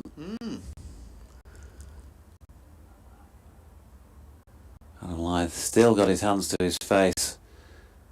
A couple of balls later, here is Bess over the wicket then. Clear turn for Dominic Bess. I was over in the press box, went to have a little watch from there when he was bowling before tea. Having been brought on down here, Hanscom picks up a single there through point. And pretty much straight behind the bowler's arm there. Definitely was turning, which is obviously one of the reasons you managed to account for Colin Ackerman. Here he is again, past the outside edge of Patel's bat. He does look dangerous at the moment, Don Bess. Well, Richard and I remarked, and he has been turning the ball, especially this end. It makes you wonder why it's taking him so long to bowl from this end. I suspect the short boundary might have had something to do with that in general match terms, but they need something, and he's providing a bit of it here. Unfortunately, he needs his team to go with him and take the opportunities. Dot ball off the final ball of the over, 204 for 3. Did ask Ali Maiden in an interview last week what have they been doing about the fielding since last season. He said they've done quite a bit outdoors up at Wheatwood on the all-weather surface when they've been unable to get out on grass. And as he said, I suppose you can practice and practice as much as you like in practice, but in the match situations, Yep. That's when the real pressure when is. it counts. Yeah. George Hill, who finished the previous session from the Howard stand end, will resume with 4 overs, 1 maiden, none for 5 against his name. Run rate exactly 4 and over at the moment, so the required run rate just going up a tad as Hanscom dabs this one down to Bess. There's no run. Yeah. This is a proper cricket match now, isn't it, JD? It's a proper match. Oh my word, Yorkshire needed that wicket in the last over, and Lyth put down that catch at slip off the Australian Hanscom, who's just broken back into the Australian side. Bess to Hanscom, number 54, solidly behind this short ball. Wharton in to do the fielding, so they have mid on, mid off, cover, gully, backward point on the boundary edge, western terrace side of the ground. Lyth at first slip, straight mid-wicket sweeper. Finley Bean is just in front of square leg and just advancing in about 5 metres from the boundary, and long leg Matt Mills not quite all the way. The ball has been holding up in the outfield and taking a while to get there. Hanscom maybe a bit of inside edge onto his pad there from Hill's latest delivery. Paul Pollard noticeably walks down a few strides, kicks off a few bits of debris from the pitch. Just checking on George Hill's follow through. Is it encroaching? Here he is again. Hanscom right behind it. Yeah, I watched his feet there. He was nowhere near the protected area there.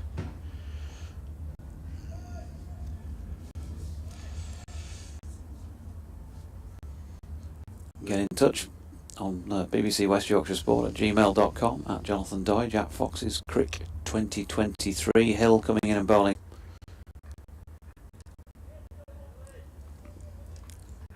Just check around the ground, see if anybody else is getting closer to a finish. Well, Somerset actually written this one off as a draw, hadn't we, at Thompson? Here's Hill bowling to Hanscom, drops it into the onside, and it's fielded by Wharton, end of the over, 204 for 3. Written off as a draw. They had totally washed out first day, but in the third innings of the match, Somerset are 5 down for 124. They're only leading by 16 with 5 second innings wickets in hand and a session to go. Tell you what, Warwickshire might be fancying that one now. Yeah, that could be that tasty. That would be an amazing result out of pretty much nothing on the final day. Kent needs 65 to beat Northamptonshire. They're 162 for 3. So still favourites. As Bess with turn bowls to Hanscom, who dabs it into the onside. Milan fielding. It's going to be a draw unless Gloucestershire have got 7 wickets in them, because Glamorgan need 288 to win. They ain't going to get them in a session with 7 wickets in hand.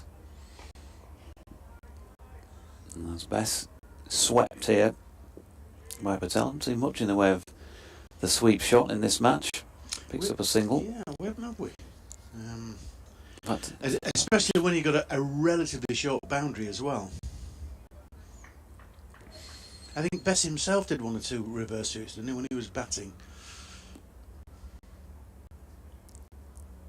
Bess over the wicket. Hanscom. Oh, tell you what, he steps back to try and dab that one down through third man. Can't have been so far from a top edge. Little moral win for Bess.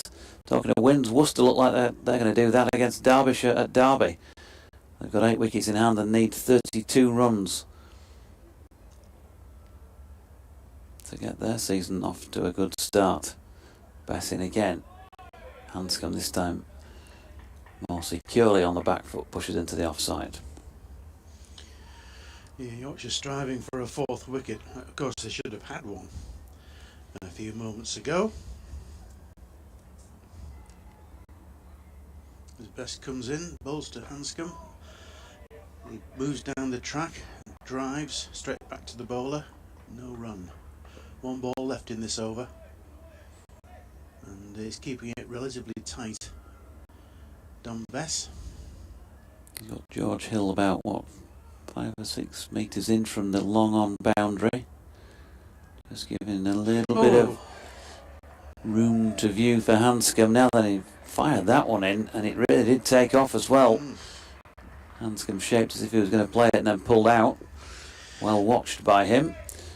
And Bess and Hope just having a chat together there. It'd be interesting to know what words have just been passed between the pair.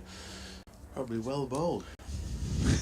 Might have been maybe a little bit more Yeah. of the keeper's thoughts on Yeah. what his bowler might do. Yeah. Hill's going to continue. 34 overs remain in the match. Leicestershire 184 to win it.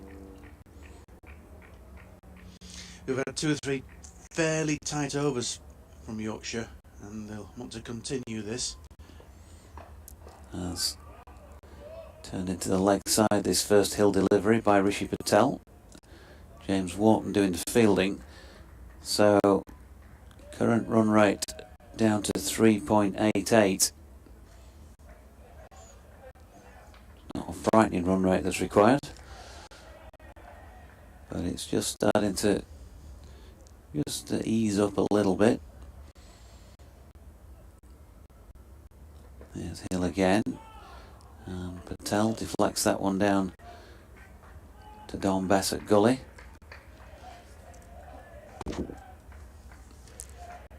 Shocker of an afternoon in the end for Leeds. 5-1 defeat at home.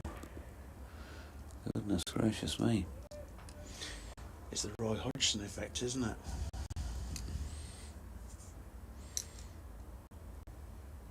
Hill to Rishi Patel, who pushes that into the onside. No run.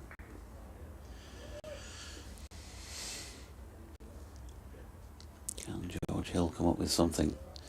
Broke a few partnerships last year. Really He's not gone for many runs here. He's part of the reason that the run rate has come down. So far hasn't yet managed to find a way through. Similar with that delivery as Patel pushes into the offside. So chances going down in this innings by Yorkshire fielders. James Wharton putting down Patel himself when he was on 8. A long time ago now. He's had to 4 hours to suffer that one, James Wharton, more or less, bar a couple of minutes. As Patel's got this one away, fine. Milne's running round to try and stop it, but hasn't managed to do so. And Rishi Patel moves into the 80s. 81, 209 for 3, 180 more runs to win from 33. Yes, a loose delivery there down the leg side from George Hill, just helped on its way by Patel. As you rightly say, moves into the 81, not out. So dropped on 8, dropped on 55, much more difficult chance by Bess at gully, but he did get his hand to it. Patel driving just the onside of straight. Code does the fielding. No run. End of the 54th over, 33 remained. 209 for 3. Yes, irrespective of the result, it's been 4 days of really good cricket, and to think that we still haven't got a result yet. We don't know which way it's going to go. It could be a draw. It's I think it's wonderful after 4 days, and for those who don't want county cricket anymore or multi-day cricket, this is food for thought. Bess bowling to Hanscom, comfortable this time in flicking that with the turn out to Matthew Revis, who's on the mid-wicket boundary. They get 1. So Yorkshire, in that sense, with a couple of sweepers out, trying to dry things up, cut out the boundaries, just make Leicestershire have to work maybe a little bit harder for them. Find different ways of placing it either side of fielders, as Patel, bit of power behind that one as he drove it back to Bess. Second ball of the over. No sun at the moment, but certainly plenty bright enough. It's just trying to poke its head through up to the right. As I look at the pitch, Bess again in and pushed back by Patel. Split decision in the press box at tea about who's going to win the get up. Sorry, what the result's going to be. Nobody was predicting a Yorkshire win, I don't think. Really? It was either Leicestershire going to get there, or Yorkshire will take 2 or 3 quick wickets and Leicester will shut up shop. Now then, Bess just over pitching here and has been swept very nicely indeed as well by Rishi Patel. Picks up 4 runs, splitting the gap between Milan and Revis. It's got a sizable gap as well once it's gone past James Wharton, who is of course pretty square on at short leg. good 30 metres or so between them. So that took him to 85, 214 for 3. Another dot pushed into the offside for Jordan Thompson to field. I just wonder that wicket of Ackerman just before lunch, that just might tip things a little bit more in Yorkshire's favour, obviously, but I mean they've got to get 7 wickets in this last session, which you wouldn't have thought they'd do, really. Here's Bess again. Patel wants to play a firm drive at that one. Might have risked getting under it, but in the end he's okay. Hits it to Milnes. End of the 55th, 32 remaining in the day. In the match, Leicestershire needing 175 from them. And they've still got one player in very good form here in Patel, despite the fact that he's been put down a couple of times. And the other one, Hanscom, has also been put down once. Well, of course we know how well he played in the first innings. And yes, you mentioned the bowling situation. Hard to take wickets. Yorkshire have used 5 seamers in this innings and not a single wicket between them from 36 overs that they've bowled collectively. George Hill bowling to Hanscom. Drives firmly to Jordan Thompson in the covers. 3 for 80 from 19 overs for Don Bess. So he looks like he's going to still have to do the predominance of wicket taking if they are going to just give Leicestershire something to think about. Now, of course, the Foxes' tail did pretty well. First time around, Hill nearly gets Hanscom to play one onto his stumps. Probably missed them by about 6 inches as it turns out, but always one of those where bowler feels aggrieved and batter knows that he just had that little bit of luck on his side. Yes, it almost got through, didn't it?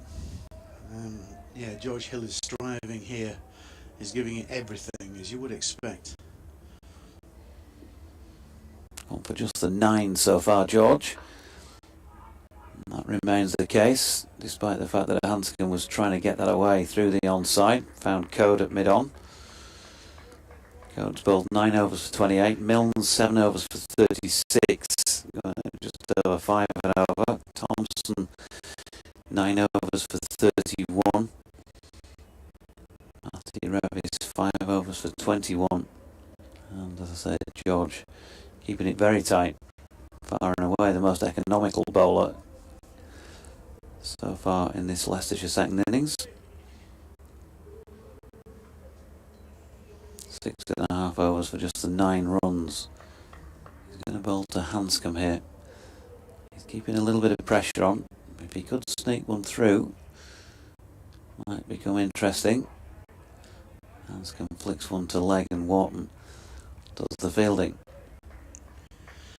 Yes, I wonder if Hanscom will have a part to play in the Ashes series this summer. He played in Pakistan, didn't he, for the Australians? Yeah, he's certainly a very well organised player. There's that strange little dap of the bat pointing out to a point. But it's all one of those things that he clearly feels comfortable with as he punches that latest ball out to David Milan. I get the feeling it's rather tense out there, JD.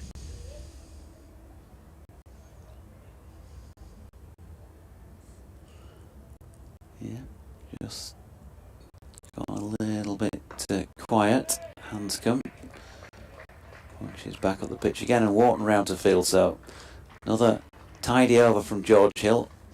Almost found a way through. 7 overs, 3 maidens, none for 9. Difficult to knock that when nobody else has taken a wicket with the ball in hand seamer wise. But Bess having to work hard. He's created an opportunity already. Just the second ball after the tea break when Hanscom nicked one to Lythe and he put it down. Not that he's added many runs to it since, but he's seen more deliveries. He's got himself more in at the crease. But it's Patel who's on strike to his first best delivery of the over. Opens the face and has run it down beyond Lythe's slip position. Down to third man for a couple. Yes, on to 87 now. Rishi Patel, Leicester's opening batsman, as he faces Bess bowling from the Kirchley Lane end. And he comes down. Patel right over the top of it, drops it out to Jordan Thompson, who is, of course, the man that makes things happen. No wickets against his name just yet, but that's not to say that he can't pick any up before the end of the day. Bess is in, and once again Patel solidly over the top of it, pushing out into the offside.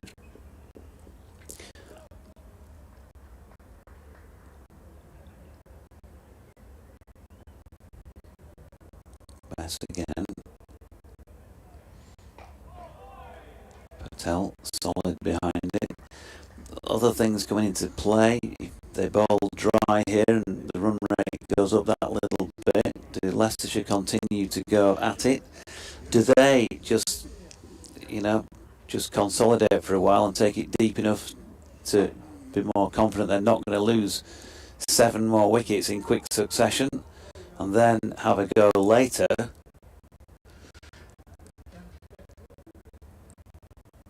As a nicely played sweep shot in the end by Rishi Patel. Didn't look like he got a full Monty on it. Took a while for it to get down to the boundary, but he's got 4 down to fine leg. 220 for 3. He's into the 90s now. I think Leicestershire got options, that they're just getting the runs now and again, and they can always up the pace if they need to. Final ball of the over. And Patel pushes into the onside where Milan fields. It's the end of the 57th, then 220 for 3. We'll do the change early in the com box, if you don't mind, G, because Richard may have a 3-figure score to call here. I don't want to put the mockers on that, Richard. I'm not doing it for that. I'm just doing it because I know you want to be on if Rishi Patel gets the 3 figures. As George Hill makes his way back to the Howard stand, and then it's not going to be Rishi Patel because Peter Hanscom's on strike. He's on the 4 at the moment. Partnership 19. So he's certainly just having a look here. Peter Hanscom using that experience. Hill comes in and Hanscom again defends carefully. He's faced 26 balls for his 4 runs now, so no sense of urgency as far as he's concerned. He's been dropped once, difficult. Chancing that it went to Lythe quickly, but it was straight in at the chest, and sometimes you can knock those up, or they even sort of go up off the chest, but took him very much by surprise. Hill is in, Hanscom is driving, that's a fine shot for 4. Got on top of the bounce, in fact, he sort of hit it off the front foot. Not getting to the pitch of the ball, but it didn't deviate from the straight, and he got right on top of the bounce and cracked it away through extra cover for 4. Best shot of his second innings so far by a margin. He moves on to 8, 224 for 3. The run rate for the innings as a whole has dropped below 4, so less than 30 overs to go as Hill is in and Hanscom is working him off middle and leg. Bit of a flourish as he did so, but didn't time it. Came off a thick inside edge and runs out into the onside. Sweeper comes into field. 1 is taken. We've got 2 18s out there on the field. Yeah, we've had this conversation early on today. Actually, Finley Bean's must have some part of George Hill's kit on. Yeah. Oh, I wish they wouldn't do that. Hmm. I think he should be fined thousands. and apologise to every commentator. In goes Hill and Patel, pleasantly pushed with something of an elegant flourish back down the pitch on the onside, where Code is the fielder. 2-2-5 for 3. The sun had gone behind some of that high cloud. It's just about come back out now, but the crowd is still very well wrapped up. It is still very cold. If you're not in the sun, Hill giving it everything, charges in short, giving it everything and falling over as he attempted to bounce Patel there. Didn't quite get it right at all, and it sat up a little bit, pulled around the corner by Patel, but he didn't really get it right either. It came off the bottom part of the bat, rolled fairly slowly out towards long leg. Patel takes 1, moves on to 92. Remember his highest first class score previously, last season, 99 at Sussex. Hill into Hanscom, goes back, turns the delivery off middle leg out towards square leg, calmly. Out towards fielder for 1, coming in from the boundary. So after a period post tee when these two had or chose to play themselves, so to speak, back in, the run has just begun to come through again as far as the Foxes are concerned. Run rate back up to 3.91. Don Bess though, it's got 1 or 2 to do a little bit of something extra. Maybe the main threat, and will continue from the Kirkstone Lane end. Yeah. A lot of work. Well, a lot of work for both sides to do at this stage. 162 off 29. Clearly on. But they're making him work that little bit harder at the moment. Hanscom uses his feet quite nicely. Well out of his crease by the time he just pushes that gently out to Jordan Thompson. Dot ball. Bess in again. Passed on by Debenham. There's a turn here, but he glances the inside leg really of Hanscom. Debenham agrees, and that is a leg by. So Rishi Patel on strike, and Don Bess is going to try and see the back of him before he gets within a scoring shot of his ton, and hasn't had a first class one just yet. But he's getting closer now because he's been given some width by Don Bess, and he's struck that well through extra cover, and that is 4 more. Rishi Patel on the brink on 96 not out, 232 for 3. I give you Richard Ray. And I think if Rishi Patel was asked what delivery he would like next even, something like that would do very nicely. Again, a wide half volley that he can reach out and drive away. Bess is in to him and bowls much straighter. It's hit in the air for a few feet across the line by Patel. Bounces out towards Milan, who claps his hands together, having fielded the ball at mid-wicket. Beating quickly Rishi Patel's heart at the moment, I'm sure. In goes Bess, bowls to him, he slogs, sweeps, and there is this sweeper. He's picked out the sweeper out there, Revis. So it will be just 1, 4 or 5 yards either side of him, and he might have been celebrating. Rishi Patel, he went more or less straight along the ground to Revis.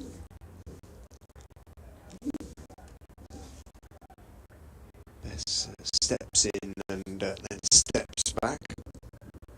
Hands going for him now. Bowls dropped a little bit short and comes above down the wicket, ducking into a good which he defended into the off. So end of the over 3-3. Leicestershire require 156 more runs to win. 28 overs in which to score. Those are whole runs with 7 wickets in hand. Yorkshire lad says, how many fat rascals if Yorkshire win? How costly will that drop from Adam Lythe be? Yeah. And the one that went down off Patel by James Wharton when he was on just say that was a pretty straightforward chance at point. Yeah, I'm going to say that one, not so much the hands come on at this stage, is it? Patel was 8. He's on strike now as George Hill runs in and bowls to him, nice and straight on off stump line and length. Patel leans forward calmly and plays it out to Malan at mid-off. Good music coming from the, well, loud music coming from the... Gonna say, careful. From the rugby ground. Perhaps it's the start, about to be the start of the second half, something like that. Yeah. I thought so. The music at Elland Road will be fairly few near where I would imagine after what happened down there. Hill in bowls. Patel is again driving. It's not getting to the pitch of the ball, so he doesn't put his full weight into the shot, steers it, and then walks away, rehearses a few shots. I'm coming up to an update, but They're going away. they're going away. Well, Rishi is a brink of something special. Would be, if he gets there, a maiden first class 100.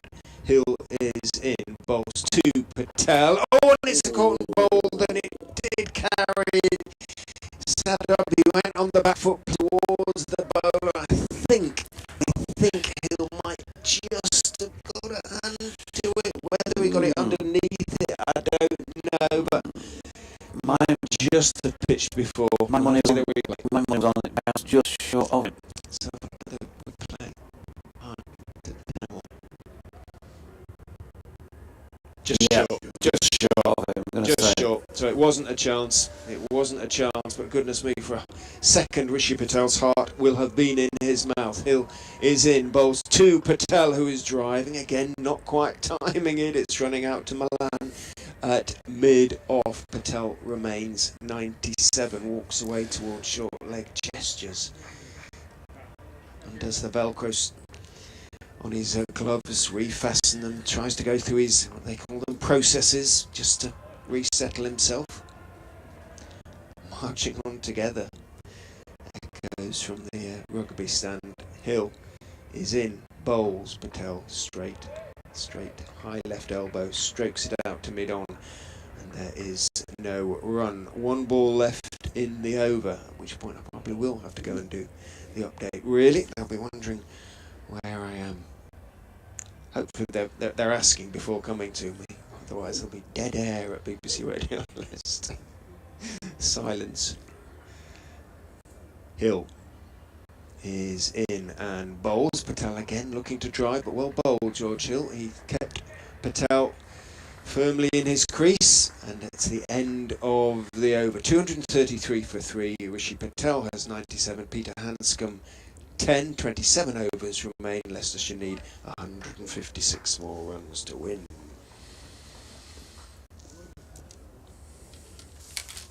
Nervy moments then for Rishi Patel. 3 more required for that first class century, as you heard. And just for a couple of deliveries there, it looked like he'd gone out. He was on naught. There were 2 for 3, something like that. There were nerves there. 24 years of age, as we mentioned earlier, from Chigwell. I think Richard's trying to buy himself a bit of time for Rishi to get that 100. So although Graham had come back in the chair, quick disappearing act, but it's Hanscom on strike at the moment, so he's not going to get his 100 this delivery. And he drives that very nicely through extra cover. It's a wide delivery from Don Bess. Matt Milnes has pulled it in short of the rope, and they've got back for 3, so this could be the moment. Rishi Patel back on strike. Don Bess will have ball in hand. 236 for 3. Ladies and gentlemen, once again, I give you Richard Ray. Peter Hanscom's starting to play quite fluently, isn't he? Took a long time to play himself in this innings. But he's going well now. Bess is in to Patel. Nice and straight on off stump. And Patel leans forward and calmly defends it back down the pitch to the blonde bombshell that is Don Bess these days. Steps past umpire and bowls, tosses it up, and Patel is just turning his wrists on that defensive push, running it out to Darren Milan, who is a wide mid-wicket sort of position. Bess keeping the pressure on, jogs in, bowls again. Patel is turning his wrists on the defensive push again. Milan is the fielder, had a couple of feet to move to his right on this occasion. Patel remains 97 and not out. And if the family are here, they're usually at Grace Road watching him when he bats. Hope they're here now, but they'll be chewing their fingernails nervously, I'm sure. Don Bess is in. Patel is slog sweeping. It's in the air. It's over mid-wicket, and that is a fairly spectacular way to go to a maiden first-class century with a 6 into the Western Terrace. Well played, Rishi Patel. He goes on to 103. He takes off his helmet and he raises his bat to the Leicestershire balcony and to the crowd. 10 fours, 2 sixes, 185 balls for Rishi Patel to go to that maiden first-class century. Can he now go on and see Leicestershire through to what would be a very famous victory? And I think if he can, then that maiden first-class century would mean so much more. When it's part of a win, not just a sort of individual achievement, it becomes a real team achievement. But what a way to go to your maiden first-class century. Got to keep going now, got to maintain focus. In goes Bess and forward goes Patel and clips it straight back past him along the ground all the way out to George Hill, who's jogging in from long on. 1 is taken. Rishi Patel keeps the strike. So, well done, Rishi Patel. And into those congratulations from Richard on that first class ton. And as he said, great way to bring it up with that shot to sort of straight mid-wicket, cow shot corner really. But he got to the pitch and got plenty on it. He made an odd error, but you're going to do, I suppose, when you've been out there that long. 185 balls it took him to get there. First one, of course, was to knock one to point, but he was put down, and a second chance as well through gully. All he can do as a batter, though, is take the opportunities with which you are presented, and he's done just that. George Hill then to Patel, gets an inside contact on it. Out backward of square leg for Shy Hope to go around and field. Less than 150 now, 145 from 25.5. Still with those 7 wickets intact. Yep, you're still back in the batting side at this stage to get those. Less than 1 a ball on a good pitch. Don't forget, Hanscom just has a nibble at this latest George Hill delivery. If Yorkshire do go on to lose, then they will look at the catching again, though, won't they? Got to do. Yeah. Cold out there, but even so. I'll look at the catching and also, well, they'll obviously say it's a good pitch, but that's been the same for both sides. They'll look at the lack of penetration with the seam in this second innings, I'm sure. Hilling again. Hanscom pushes into the offside. Ben Mike is back out there for somebody because he's just fielded it in the covers. Haven't seen Ben Code for quite some time with ball in hand. Well, a couple of goes, 9 overs for 28. Hill to Hanscom, flicks it to leg, Wharton fields. George Hill still only gone for 17 And he's been one of the reasons that the run rate has crept up just a little. Oh, run rate required has crept up just a little.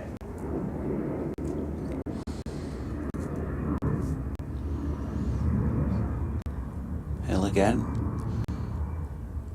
running towards us. Gives Hanscom a bit of room to work with outside off stump. He's flat batted that one away, ready through the covers. Revis keeps it in. The field, well, not hugely defensive at this stage. Yorkshire want to take some wickets. That will clearly help to stymie any progress that Leicestershire might be making. So they've still got a slip and a gully in place, and still 4 other fielders on the one, and fairly tight as well, the ones either side of the wicket, as final ball of the over is pushed into the offside by Patel. Plus they've got a couple of men sweeping centrally either side. 25 overs remain. Leicestershire needing a further 144 runs to win this.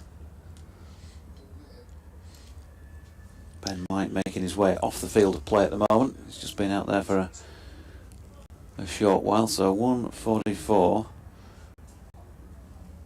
What is it, 25 overs to go. 5.76 per over is required, so again, it's not a frightening run rate that's needed when you've got 7 wickets in hand.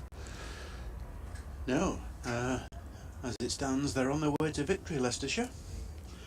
My word, they've batted well in this second innings, although of course Yorkshire spilled 2 or 3 catches.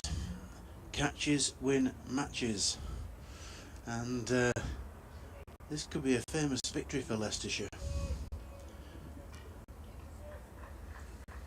They've got 2. Well, Hanscom hasn't been in all that long, but of course he scored a century in the first innings. He is a very good batsman, of course, test match player. Rishi Patel, 105 not out. And here's Bess over the wicket from the Kirkstall Lane end. Hanscom again offered a little bit of width, drives it firmly. Good stop by Jordan Thompson, extra cover. No run. Bess has gone for 100. Into his 23rd over here. He's taking a bit of punishment at times, but he's got all 3 of the wickets that have fallen. Hands on his head after this latest delivery, which did turn, but Hanscom played it with that into the shins of James Wharton. Quite a nice pickup. Bess again goes wide, draws Hanscom out of his crease, but he makes that on the full and pushes it wide of Matt Milnes, who's round to field. They get 1. Yes, the scoreboard is ticking along nicely. They don't have to, go mad, go berserk at all. Just keep on batting as they are. Bess in again, floats another one up, noticeably taking a little bit of pace off that ball. Patel dropping it in front of Wharton. Lily says, hi JD, Richard and Graham. Yorkshire's catching today's been poor. Good ton by Rishi Patel. George bowling tight. Here's Bess. Patel, solid, pushing out into the offside. Yorkshire searching, desperately searching now to try and find a way through. Break another partnership, this one for the 4th wicket, already yielded 45. Leicestershire comfortable at the moment. Bess in, driven up to long on by Patel. George Hill coming in to do the fielding. That will complete Bess's 23rd over at 1 maiden and 3 for 103. Leicestershire 247 for 3. Needing further 142 more to win. Richards coming back. And are we going to get a change at the other end? No, George Hill's going to continue, in the hope that this economy of run rate might just get them to make a mistake. They're finding it a little bit easier at the other end just recently to score off Don Bess. So that's just allowing any pressure building to be eased. But a wicket might start to change all that again. Here's Richard. In goes Hill, bowls a bouncer. Ducked by Patel neatly. As he tends to do most things when he's got a bat in his hand. Good afternoon to Springsteen Cricket. Just back from a long lunch in Oakham. And Leicestershire are giving me the ideal opportunity to stay in. Yes, don't you move anymore. Stay in this seat at home. Come on, you foxes. No Foxes supporter is now allowed to move for the next however long. 2 hours? Maybe a bit less than that. 23.5 overs. Hill is in. Bowl short of a length. Crunched off the back foot by Patel out to the extra cover boundary, and it has crossed the extra cover boundary. Well, Revis tried to slide, tried to make the stop, thought he'd got there actually, but he didn't quite manage to do so as he slid past it. That was a really nice back foot punch away through the offside by Patel. Moves on to 110. Fox is 250 up, 251 for 3 as Hill is in to Patel, who plays it firmly back down the pitch to the seam bowler, who takes it on the bounce and makes as though to hurl the ball at the stumps, doesn't bother doing so, seeing that Patel had gone nowhere. Time immemorial since Arsenal managed to win at Anfield, but they're 1-0 up. I don't know how I feel about that really. In goes Hill and bowls. Maybe a slower ball, but Patel equal to it, and then gestures with his right hand, so maybe just rolled his fingers across the seam a little bit, something like that, to make it a slower ball. Didn't do too much other than come down slightly more slowly. Worcestershire, by the way, have won by 8 wickets against Derbyshire. Fletch will be glum. That will have stung the Peakites, as nobody else calls them. You'll be listening now, Will Fletch, probably watching us.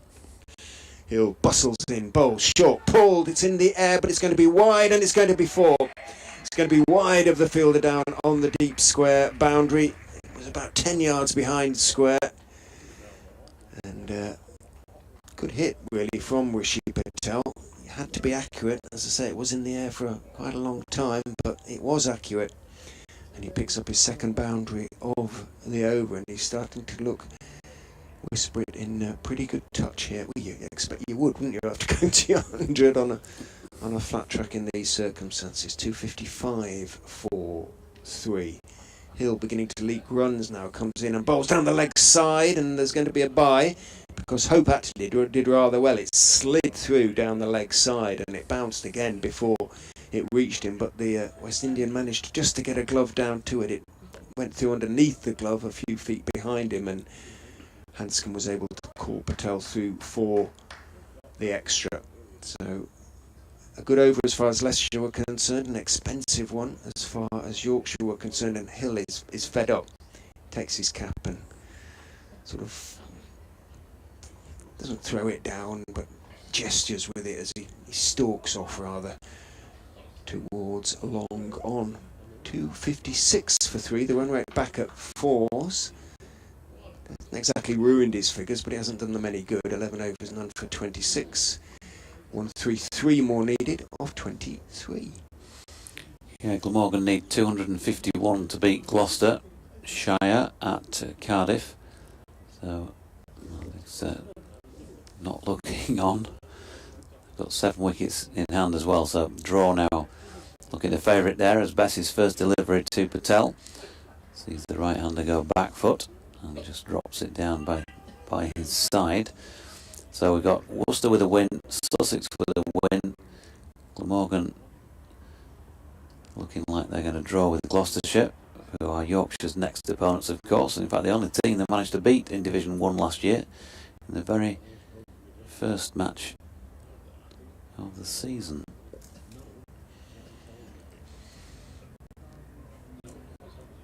Bess, having retrieved the ball, back into Patel, who's right over the top of it. No run. Kent look like they're going to win against Northampton. They need just 20 with 7 wickets in hand.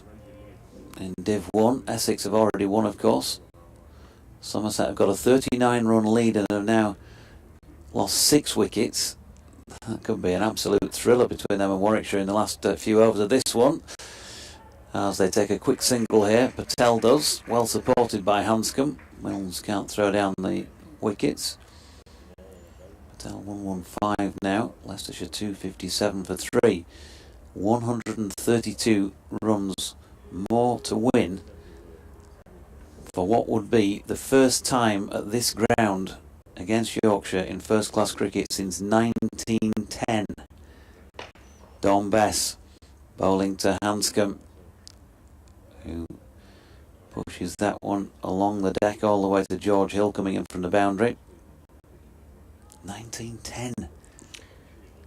Graham's first match, I think, as a membership holder here at Headingley. 113 years ago. Bess in again. Now then, Patel gets underneath this one and sort of scoops it over his left shoulder. Milan round to do the fielding. They're going to get back for 2. Went down on one knee, I think almost before Bess had let the ball go, and he was waiting there. Lancs look like they're going to hold on for a draw. Still got 7 wickets in hand, but they need 205 to win. Having been in a tough position at one stage. Here's Bess. Now then, Ryan Patel has stepped back and he has given that the bottom hand straight through, straight mid-wicket, and it bounces back off the advertising hoarding, the seating, something like that. George Hill round to pick it up. 6 more to him, 123 to Ryan Patel. Who's Ryan Patel? Oh, Rishi Patel. My apologies. Sorry, Rishi. Rishi Patel. And 123 to him, 123 more needed from 22 overs. And if Bess is beginning to struggle in terms of keeping any sort of lid on the run scoring, then Adam Hythe really does have a bit of a problem. He looked to be the best chance of Yorkshire picking up a wicket or 2. He was getting there was a period when he seemed to be getting a little bit of turn or bounce, but there's been a little bit of inconsistency in length in recent overs, and certainly that was too short. And he could clean it up. It just reminded me, I did a rugby league game after the last season had finished. I went up to Scotland and I was commentating with Steve McCormack, who used to be the Salford City Reds coach and also coached Scotland. I'll tell you more in a sec. Ben Coates coming back. They need him, Yorkshire, to strike, and he's not going to strike with that one because it's on 2-leg stump and plenty of time for Hanscom to calmly turn it out to the sweeper on the leg side boundary and jog a single. I've known Steve a long time, top bloke, and went through the game, and Steve McCormack, as you'd imagine when I was referring to him. And then for some reason, for the last 5 minutes, I didn't even know I'd done it until somebody sent a text in to Steve. I was calling him Steve McNamara. These things sometimes happen. Code is in to Patel, who is hitting over the top. It's in the air for a long time. Hill is chasing after. He's not going to get there. Puts in the slide, drags it back. Was in the air. Didn't quite hit it as clean as he would have liked. But Rishi Patel has very much gone on the offensive here. He examines the bottom of his bat a little carefully. Everything is all right, but tried to smash Code back over his head, and did to a certain extent, but didn't quite get it as clean as he would have liked. Even so, picks up 2 runs. Moves on to 125, 269 for 3, just 120, and still plenty. Code charges in and bowls, and line and length, and Patel defends it out into the offside where Jordan Thompson fields. Yeah, you can't sort of call it last throw of the dice yet from Yorkshire bringing on Ben Code at this stage. There are still 20 odd overs to go and 120 to win, as you rightly say, but it's getting closer. You want him with the new ball, don't you, Code? As and when, which will be the last throw, really. Yep. But that's still 15 overs away. How close might Leicestershire be by the time it comes round? Patel steps away, and Code, who has just started his run, has to come to an abrupt halt and step backwards actually. Walking backwards, comes running in and bowls. Oh, Patel gets one that bounces. Did it take the glove? Yes, he's gone. He's given. He raises his eyes to the heavens. Ben Code has done it for Yorkshire. He got one to bounce a little bit, touch the glove, according to Paul Pollard, and the main man, as far as Leicestershire has been concerned in this innings, has to turn and walk back. He can be very proud of his efforts, Rishi Patel. 125, a maiden first-class century, and a big one. Will it prove to have been enough? It's come off 205 balls, 12 fours and 3 sixes, but once again the game has taken a little turn. 269 for 4. Very well played indeed, Rishi Patel, as he crosses the boundary rope. And it's Vian Mulder who is charged with a bit of responsibility here, because he's going in fresh. Not a frightening run rate, as I said not so long ago, but he's got a start. Hanscom's already given a chance. If Yorkshire could nip another one out now, then in terms of ensuring a result other than a Leicestershire win, they'd be starting to feel a little bit better about life. And Ben Code, Yorkshire's Mr. Reliable among their current bowling attack, is the man who's got his first wicket of the second innings of Leicestershire, just at the right sort of time ready for Yorkshire to just start to ask a few questions. Still saying here at this stage that the Foxes are the favourites. They've got 6 wickets in hand, needing 120, but in my mind, the back of my mind, is what you said about the Leicestershire batting lineup in the first innings. Chris Wright coming in at 8. Yeah, so, 1, 2 more wickets. How often are you going to see a tail-ender come in and get 60 odd in successive knocks? Probably not that often. And remember, they still have to score at the best part of 5 runs and over. Mulder waits as Code is in, bowls to the South African, who calmly steps forward and just turns it out towards mid-wicket. Picked up there by James Wharton, and there is no run. Good effort by Code, wasn't it, really? Because this ball is now almost 66 overs old, so it must be pretty soft. And somehow, he conjured up that extra bit of bounce. Had a batter on 125, just jumped up and flicked the glove, and he had to go. Code is in. Mulder gets one that may have stayed a fraction low. You expect a bit of variable bounce. A bit hard to tell his back was to us, but he managed to keep it out, and applause can't really say rings around Headingley, because it was not exactly full, but certainly warm and appreciative from the Yorkshire faithful, huddled in their coats, in their seats. Yeah, I don't know, it'd be interesting to ask Ben actually about that delivery that got the wicket. It just felt like it was a bit more of an effort ball, and he's not the sort of bowler you normally say that about. He's just consistent with his pace. Really, I might be wrong, but it just felt like he tried to put a little bit more into it. And apparently the replay showing that it clipped him on the back of the arm. Oh. Which is why he raised his eyes to the heavens. So there you go, that's how it goes. Here's Bess to Hanscom. Dropped out into the offside and no run. Well, I'm sure Ben Code will take it, in the sense that hand catches dropped and decisions turned down and all the rest of it, so rough with the smooth.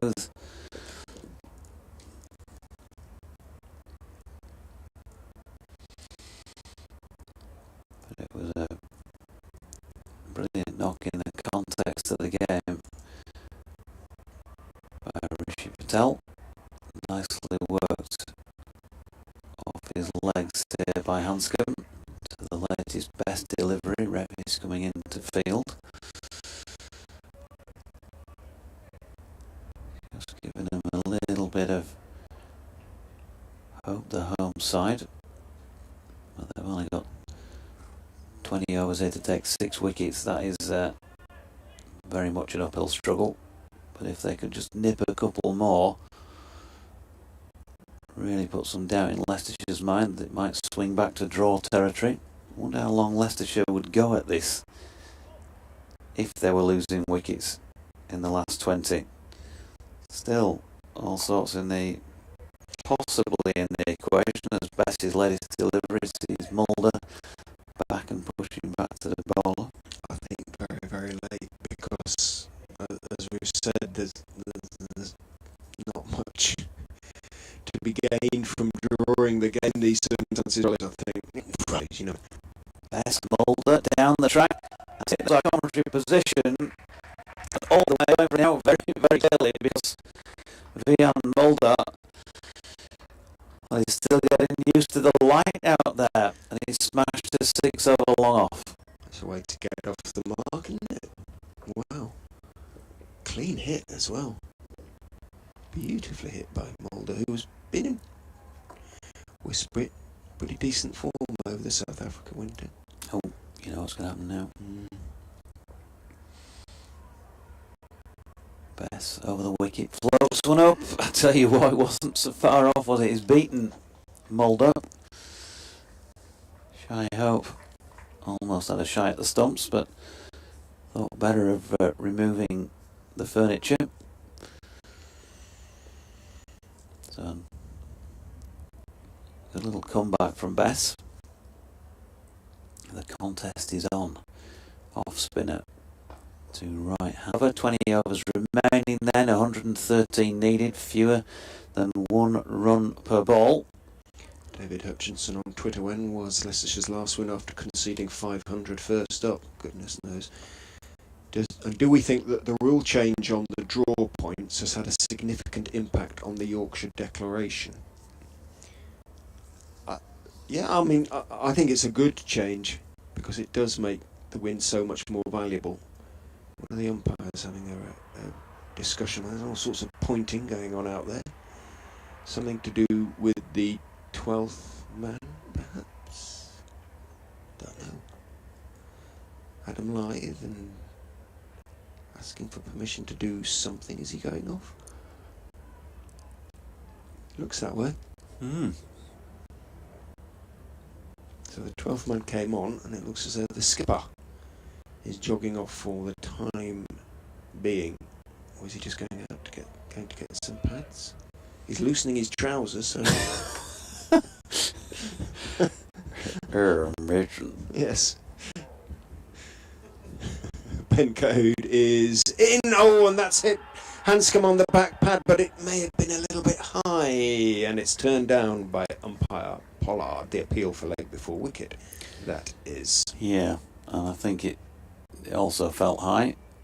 Yeah, it does.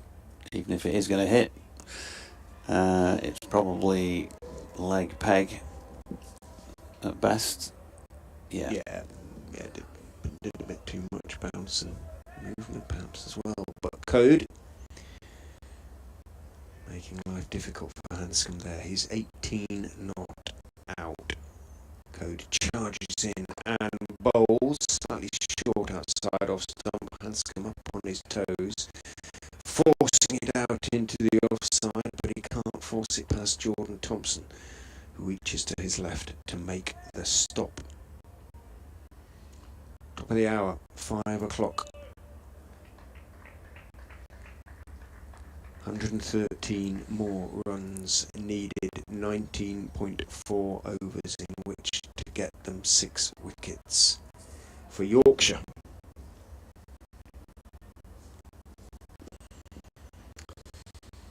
Code is in and bowling. Hanscom is back and just turning his wrists on that defensive push out through the vacant square leg area.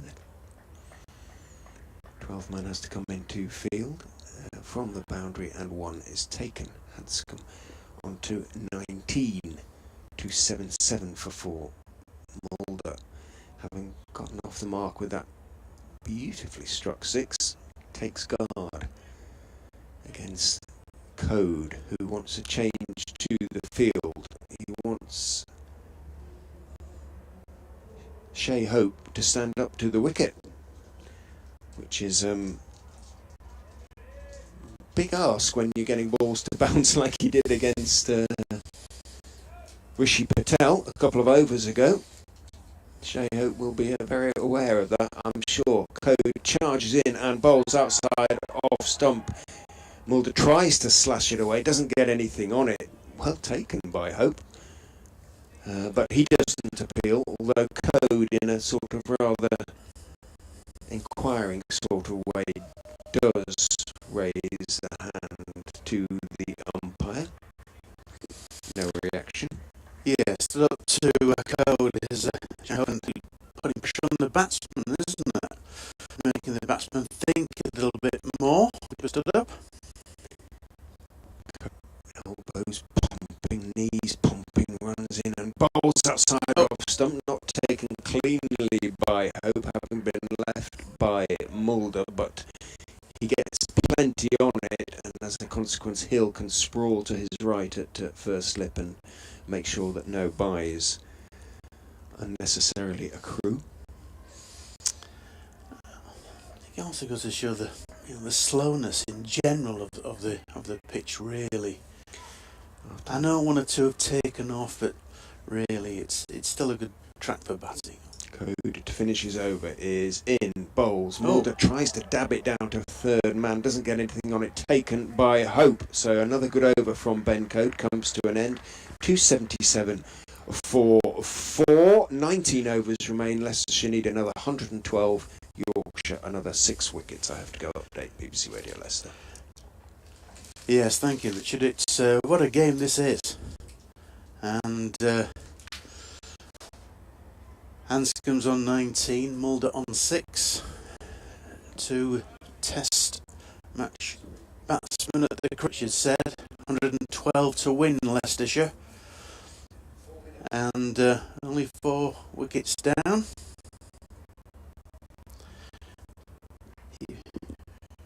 You've got to say that Leicestershire are the favourites.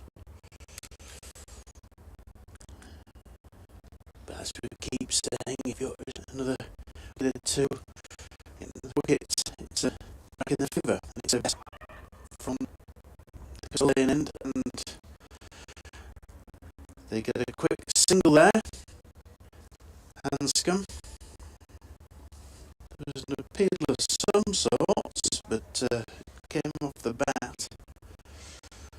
Adam Blythe, wasn't it? Yeah. But the standard appeal. He slip. There was one bullet.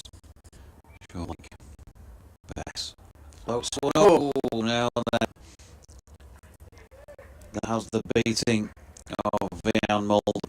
Yeah. Who got nowhere really. He's going back now. Don't think he went quite as far back before. Bit in a no man's land type of position. Just past the outside edge. He's on 6, one blow so far. With a long off to get him off the mark. He's turned it into 7 with a flick around the corner, which Ben Code comes into field. Yeah, what a match this is. This could go right down to it really could.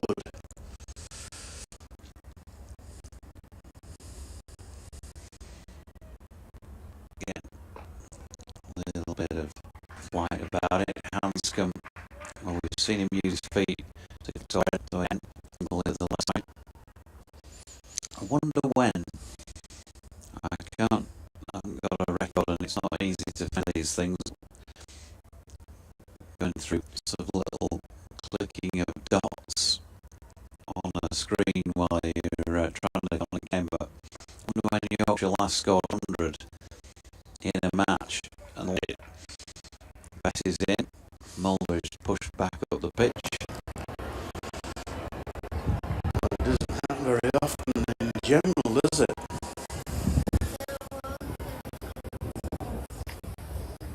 Final ball the over. Again, a little bit of air from Bess. Mulder flicking it to Milan at mid-wicket. So end of over number 69. 18 remain in the match. Leicestershire 109 more runs to win. With Hanscom, who's been, I think you'd say, careful to some extent, playing within himself. He's already obviously gave the chance that Leith put down when he was on just 2. Mulder, not quite so careful with the 6 he hit almost straight away, but then have been reined back in slightly since then. Yes, it's pretty tense, really. As I said, this could go either way, because if Yorkshire get a couple of quick wickets, then they could be right amongst the tail enders, and you know what pressure can do with them. Here's code then. Howard stand end to Hanscom. Solidly behind it. He just looks to have a sort of really well organised setup, Peter Hanscom. Should do, shouldn't he? Yeah. On the brink of Ashes selection for a nation like Australia, where it's so difficult to get in at test level.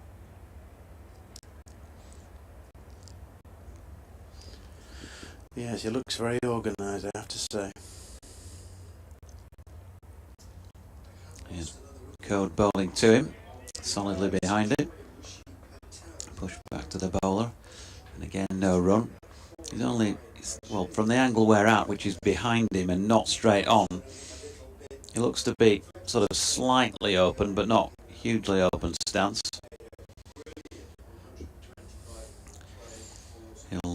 He'll tilt the bat out towards point. He'll flex at the knee and sort of get into a crouch position, and then as Code's about to deliver this, he'll stand a little bit taller. Uses his feet to come down to the medium pace of Ben Code. Drives it back to him.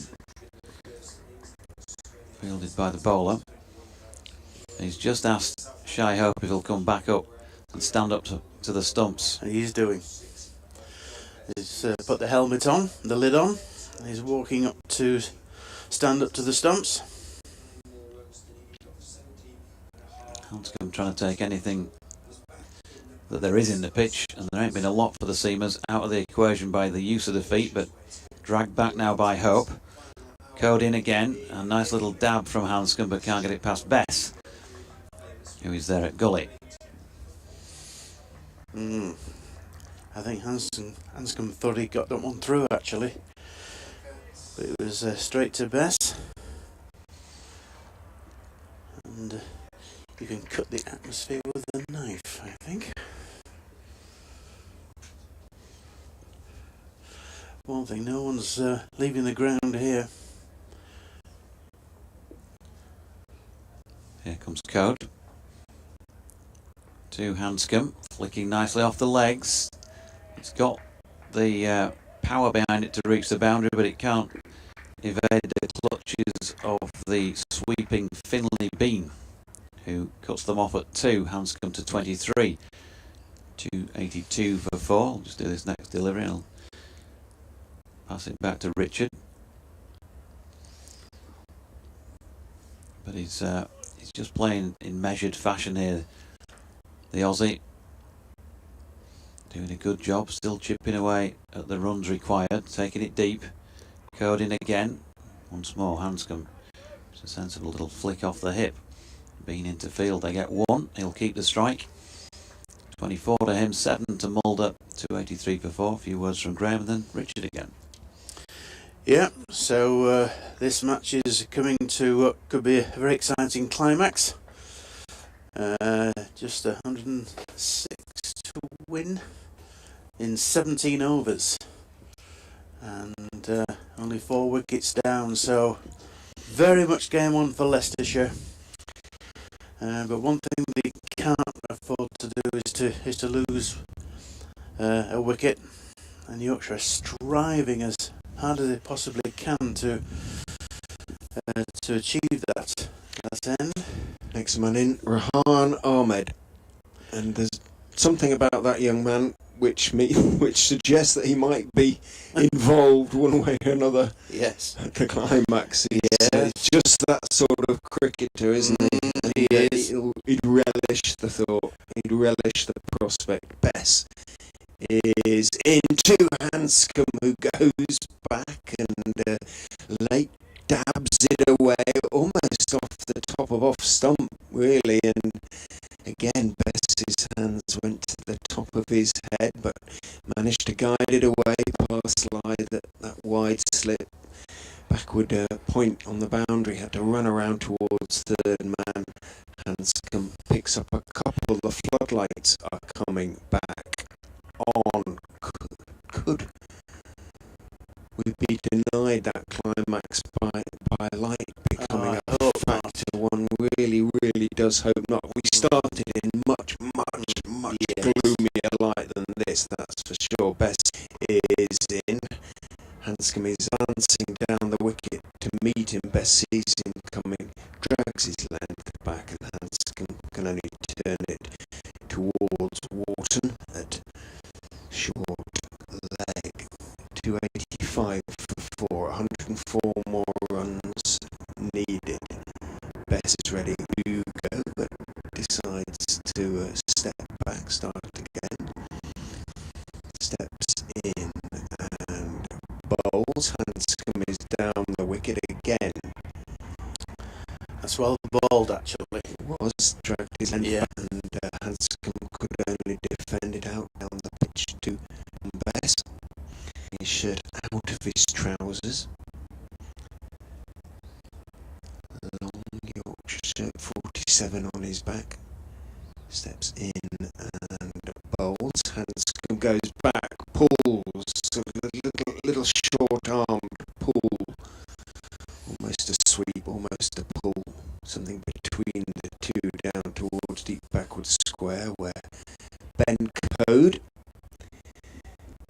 field in front of the empty western terrace, picks up a single. Hanscom moves on to 27.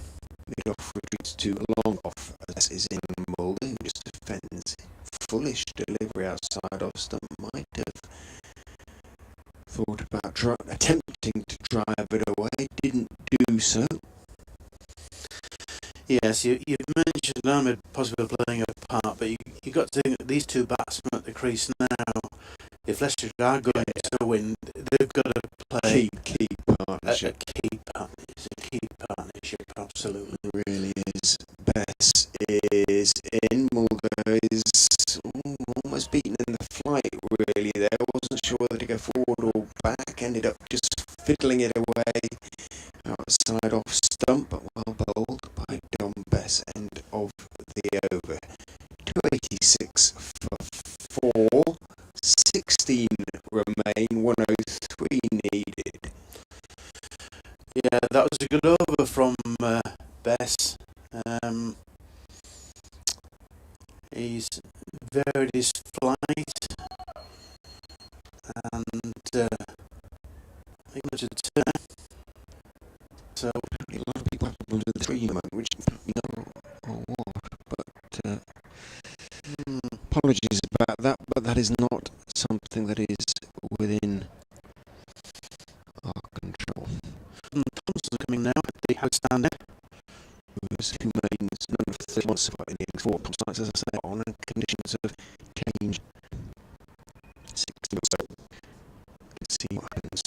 60 overs in the last. That's past that point. We will get these 16 overs if light permits. Thompson bowls down the leg side. Hanscom tries to sway, and a good stop. Falling to his left, maybe. Saves. Chance of because according to Ellis, Yes, not really from non historic and small, but now was rare. And bowls it. Hanscom maybe chop that one up. With very exciting finish here at Headingley. Thompson is in. Hanscom is driving. Others Revis and Hill up and we're to Bobby first. This that ball since is Thompson is whipped on his legs. Hanscom running up on the arm of the substitute. He's going to make his making his Pete Hanscom experience for this. Let it something that's Pete Patel into the count. Hanscom was available. experience in the ways and county cricketers, of course, delighted to get them. Well, he's just so far. Century in the first innings now, 9 not out, has gone in. As Thompson is in, bowls 2, Hanscom moving. Is he going to get it through mid-off? He's not Milan. A few minutes to get going there. Milan from the off. Did so in the end. Of course, made the stop, but Ahmed picks up 1, moves on to 30. And a great cheer from the Leicestershire balcony. Poor delivery from Thompson. Got away with it against Hanscom earlier in the over. Not this time. Mulder picked him off. 4 runs to finish the over. Just what the Leicestershire doctor ordered. 96 need 15. If there was T20, you may well do this. Yes, It's not. it is. It's red ball cricket.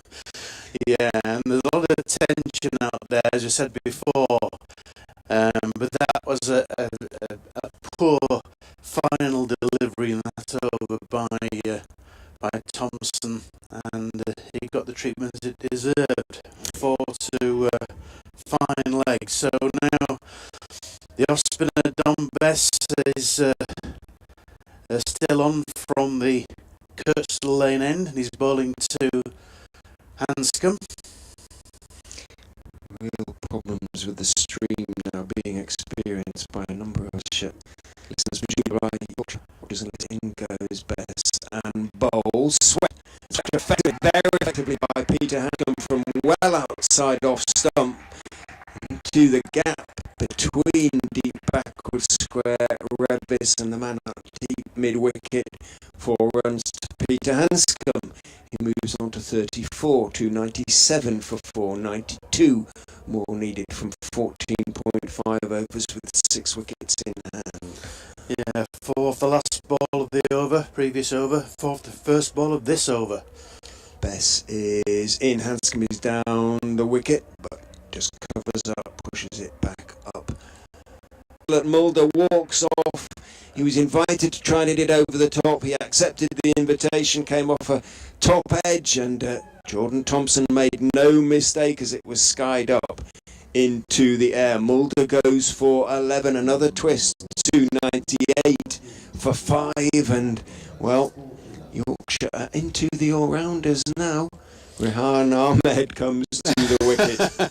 Yes, yeah, absolutely, and that's exactly the wicket Yorkshire needed. Dangerous player Mulder, and an injudicious shot there. So Bess picks up another wicket. He's got 4 wickets now in this innings, and the fact now it's not beyond realms of Yorkshire could still win, but Absolutely, you know, absolutely. We'll keep going for this. There's a real opportunity for them, and they have to keep going. the very last thing they've got to try and win the game draw. They've got to go down fighting for, try and get this win.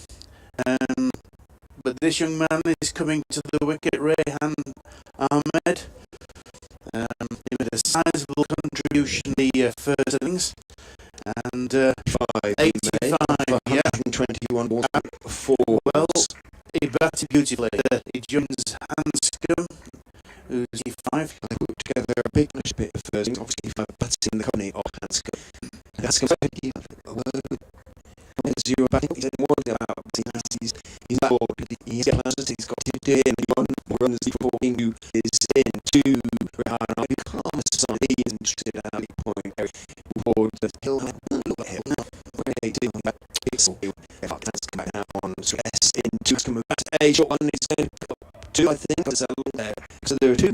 And substitute field out there. Hill Sweater is a pen down here at long. I think it is. I think it's George Hill. Is it? No. Where he did, I think it's so. 301 for 5. They need 88 more runs from 14 overs. Yorkshire need another 5 wickets. Ahmed is on strike to Jordan Thompson, who comes pounding in. And bowls outside off stump, slightly short of a length. Ahmed, with a lot of time and a lot of composure, gets up on his toes and cracks it out to the man on the point boundary and takes his one. Moves on to 302 for 5. 87 needed off 13.5 overs. Where's your money? What a wonderful match this is. Irrespective of the result, what a wonderful match. Indeed. Thompson into Hanscom, who is forcing off the back foot, and he's got it wide of the reaching Hill. In the covers running across is Matt Revis from the point boundary out towards the extra cover boundary. Hanscom, on whom so much depends as far as Leicestershire is concerned, picks up 2, moves on to 39. 304 for 5, 85 more runs needed. Goodness me, what a way to start the season. Whatever happens, I'll be exhausted for the entirety of the rest of the season. It's not a bad way to start the season though, is it, Richard? It isn't. Emphasising the wonderful nature of 4-day cricket. Thompson is in. Hanscom drops it off the back foot. It could be close if the throw hits. It doesn't hit. Good running. It was George Hill in the covers. Got to the ball quickly. Threw hard. Just holding his right side a little bit there. Hopefully he hasn't hurt himself. Hanscom picked up 1. Moved on to 40. Brings Ahmed back down on strike. There's just something about Rehan Ahmed which suggests he's often going to be at the centre of things. And he is at the moment. 305 for 5 as Thompson comes in, bowls to Ahmed, who calmly, with that characteristic lift of the right foot, pushes the delivery off middle and leg out as far as mid-on.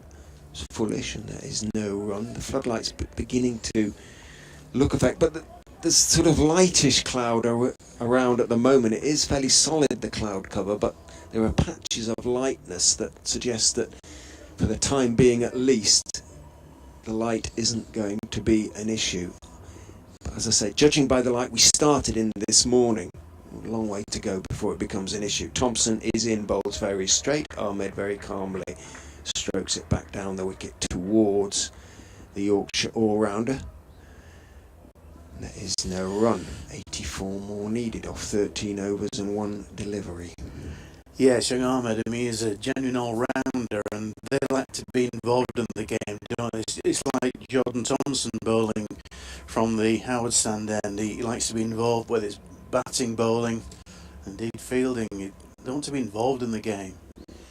Ahmed waits, bat raised. Thompson is in, bowls to him short of a length. Chopped away through the offside for 4. Driven away off the back foot. Thompson, hands on knees, goes down in dismay. Last ball of the over. And Rehan Ahmed, since he has come in, he's only faced 5 balls, but he's played each with an extraordinary calmness, almost an insouciance, really, that really does bode very well for this young man's future.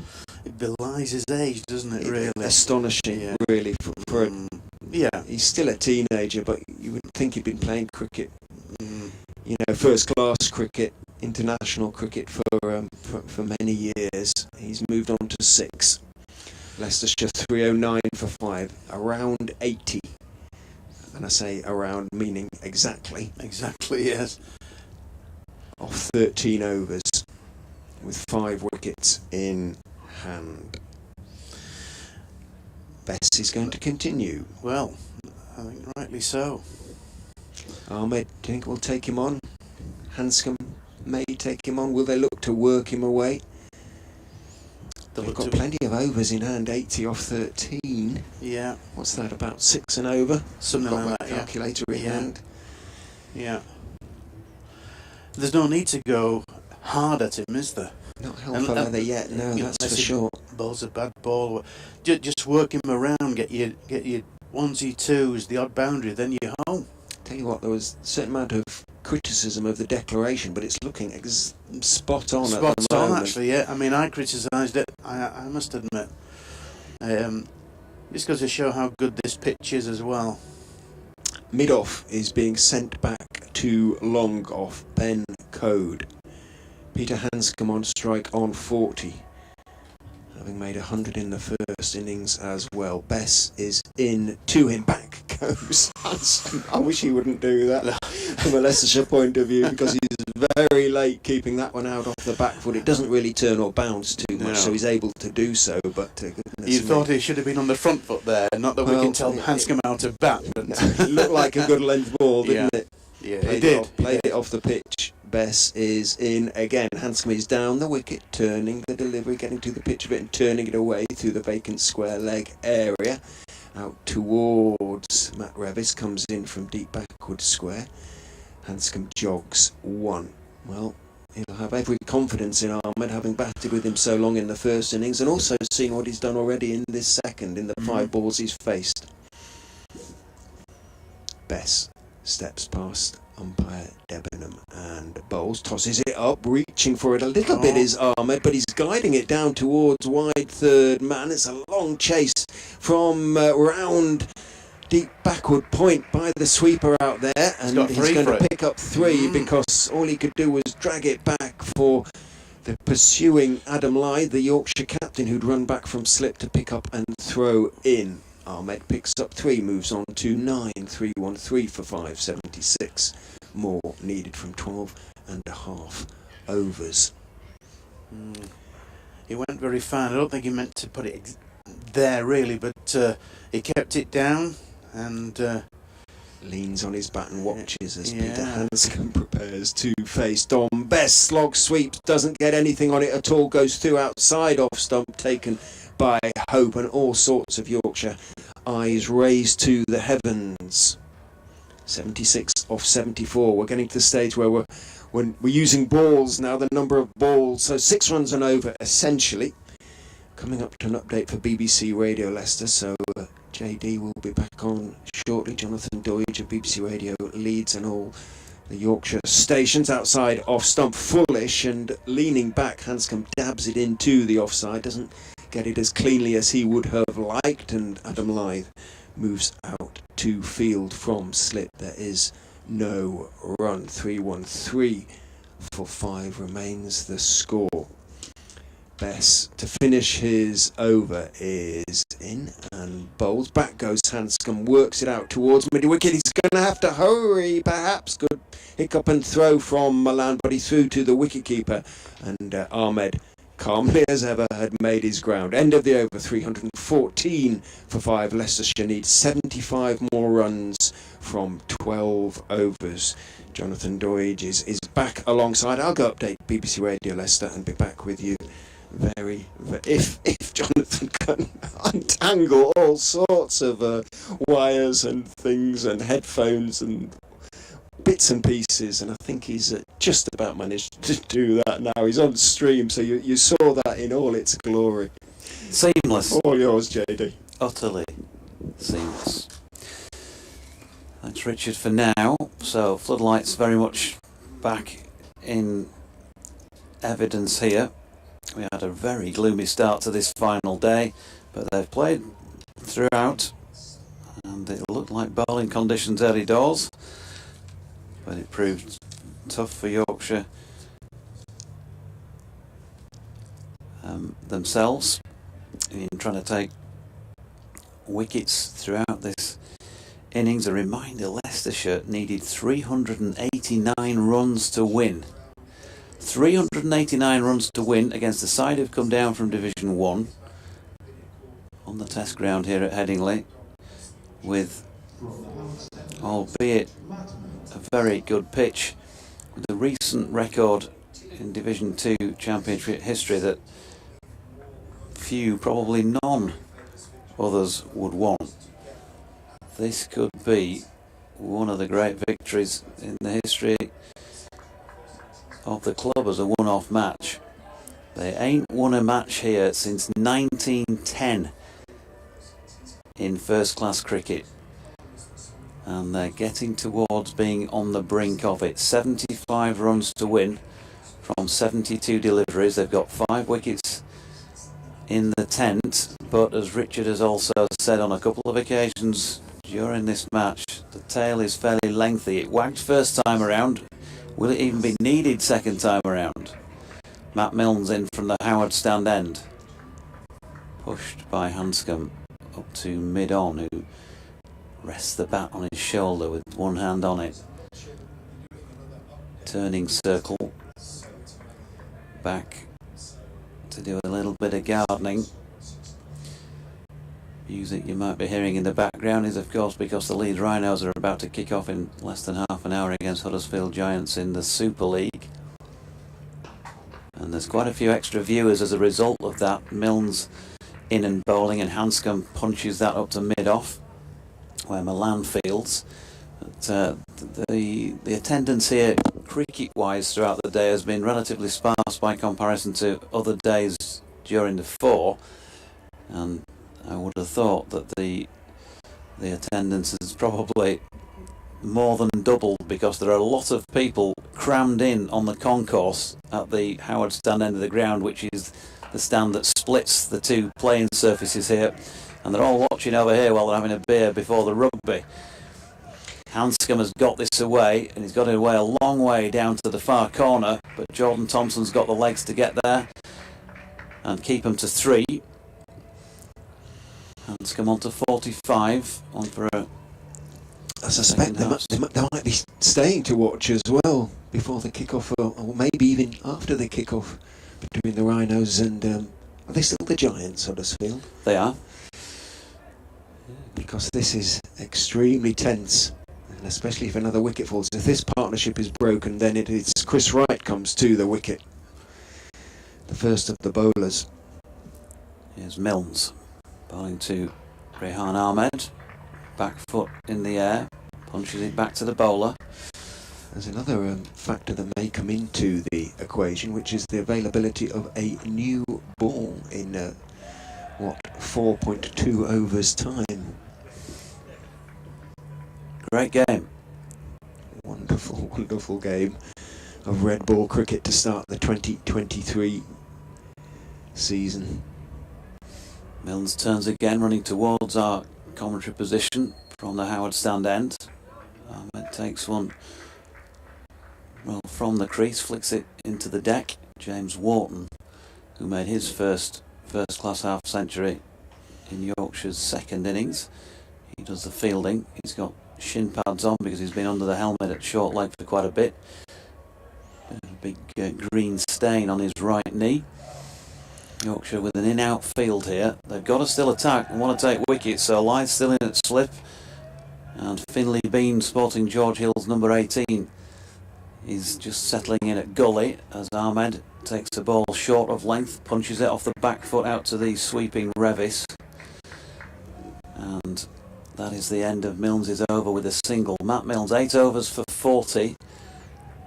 It's not worked as well for him as he would have liked second time around, despite the fact that we had Matthew Fisher in the com box yesterday saying he thought he was Yorkshire's best bowler in the first innings. 4 wickets to Don Bess for 139 from 29 overs, 1 for 35 off 12 for Ben Code, the only seamer in this Leicestershire second innings to have one in the wickets column. 71 off 11 overs, or 66 balls. Alternatively, 5 wickets from those 66 balls. All results still very much possible after 4 days of cricket. And the initiative has been, for the most part, with Yorkshire. They've taken not a gamble. I think it was it's looking to have been a very, very good declaration. Don Bess is in. Down the wicket goes Ahmed, swing and a miss, and he's bowled him. I think he's bowled him. Was it a catch? Has it gone through? It certainly went through him. He missed it. He lost his head. He went charging down the wicket. He swung across the line, and Yorkshire have their 6th wicket. Is that the moment when the initiative really changes and they become the favourites to go on and win the match? In fact, he was stumped. Hope took the ball and whipped off the bails. Let's have a look. See, yeah, it was a good take by Hope because it bounced up. It bounced up almost to his chest. He took it two-handed, reached down, and Ahmed had really committed himself. There was no way he was going to get back. And Rehan Ahmed, he'd made 10 in very good style, but he's given it away there, and that is a bit of surely youthful inexperience as he goes 10 off 10. And a five for Don Bess. And a fiver indeed for Don Bess. Well bowled, Don Bess. It's been a tough match for him on a wicket that hasn't given him very much now. And one or two tweets immediately come in from Leicester supporters that they have to bat it out now. Settle for the draw. I'm not sure that will be the attitude, but we'll see. But, well, interestingly, they're sending out a hitter. They're sending out Michael Finan ahead of Chris Wright. Finan can hit it a long way. Didn't show that in the first innings. He was out for a duck. I think it was off just his second ball. But Leicestershire still going for this. They're sending out Finan to join Hanscom. And while Hanscom is still there, if somebody can hold up the other end or keep hitting, then they still have a chance of pulling off that. What would be a very famous victory indeed, but swung back towards Yorkshire, JD. You've got to go for this. You have I to agree. go for this I now. agree. I agree. I think they've still got to go for it all the way to the end. If you go 8 down pretty quickly, you know, if you lose another 2 quickies, then maybe you might want to say, well, okay, what we have we hold, and let's just play a few overs out.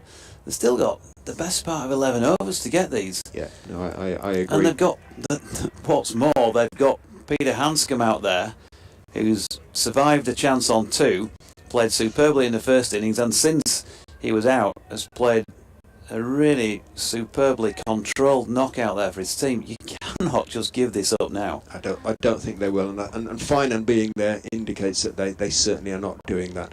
Bess is in to Michael Finan, who plays inside the line of a ball that goes on with the arm and goes past the outside edge into the gloves of Hope.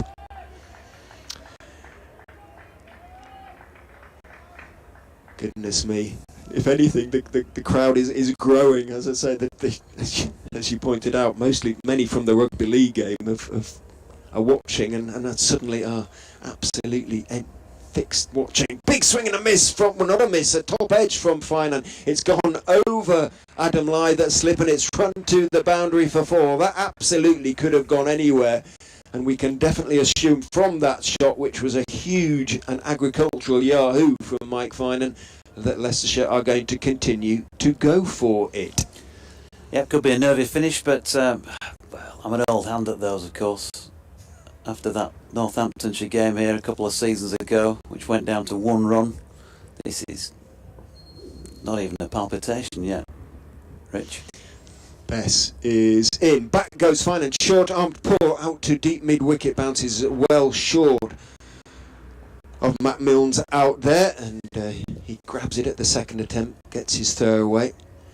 1 taken. Finan on to 5. 3-2-3 for a 6.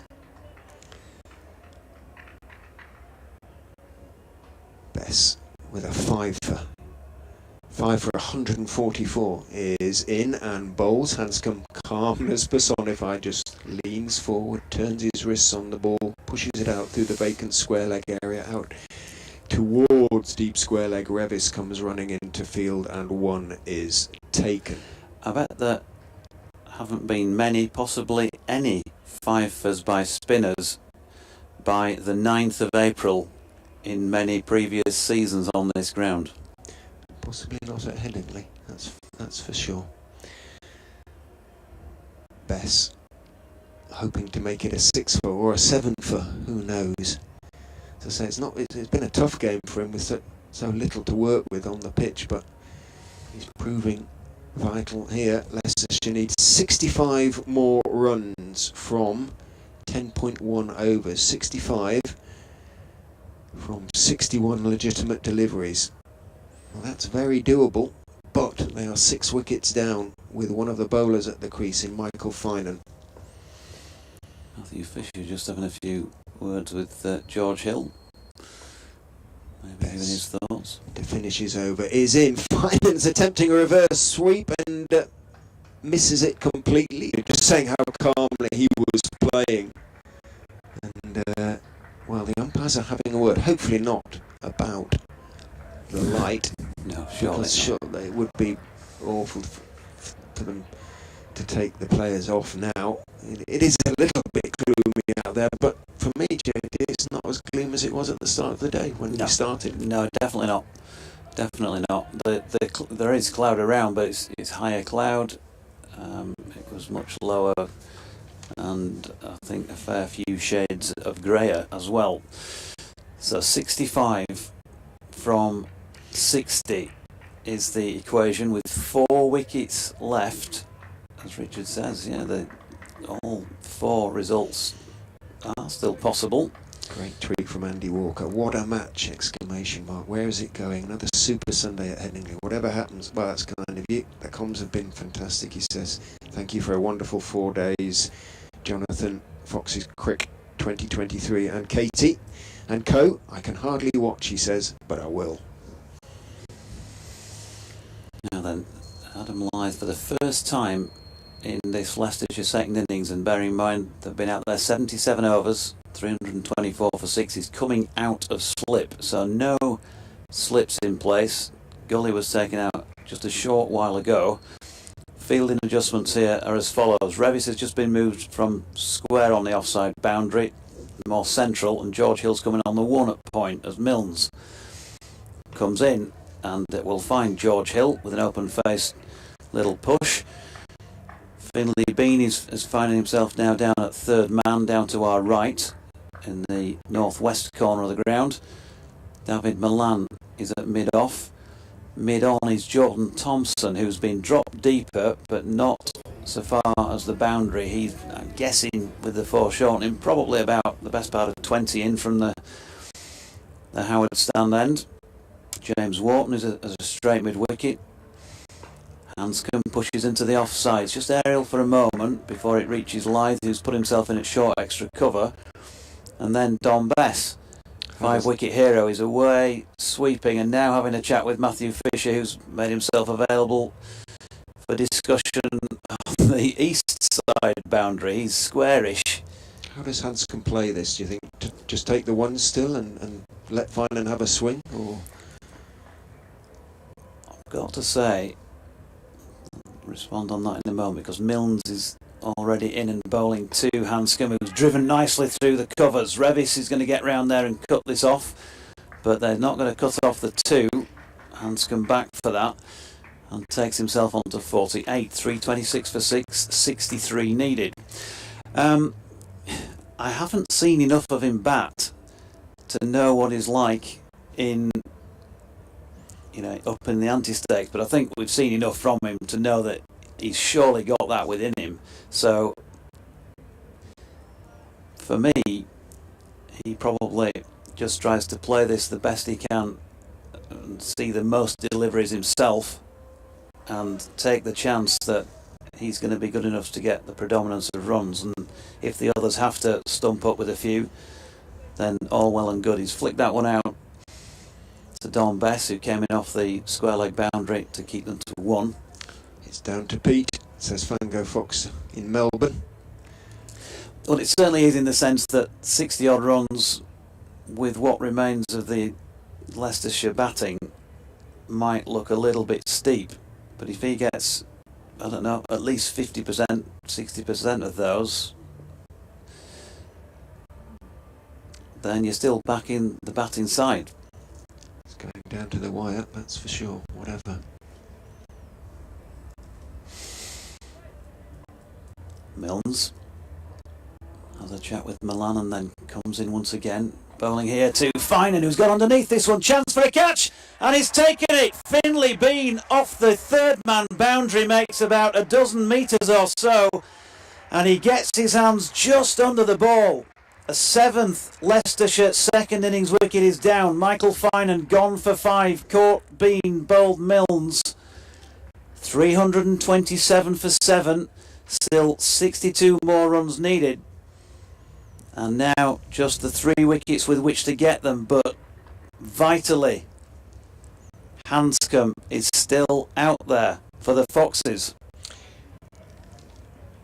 I guess Finan was sort of not necessarily playing to orders, but had been given license to hit. I'm not necessarily sure it was the wisest thing to do. As you say, when you've got Hanscom there,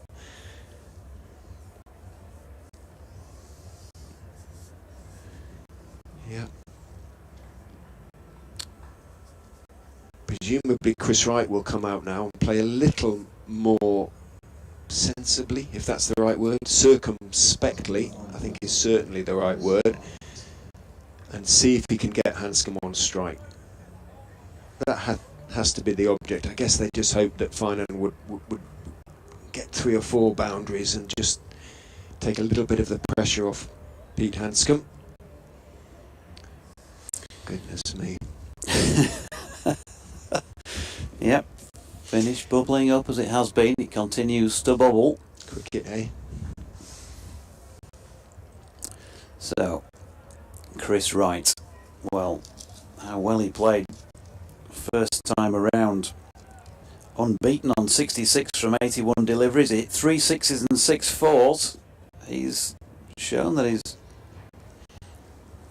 he's got it in him. Yep, more than capable. I'm pretty sure that will be the object now. Get Hanscom on strike. Nothing to lose. How many chances will Leicestershire get to win games this season? That's a point made by a number of people, and I think they've got to keep going to the very end. And if they lose, well, rather lose in those circumstances, I think.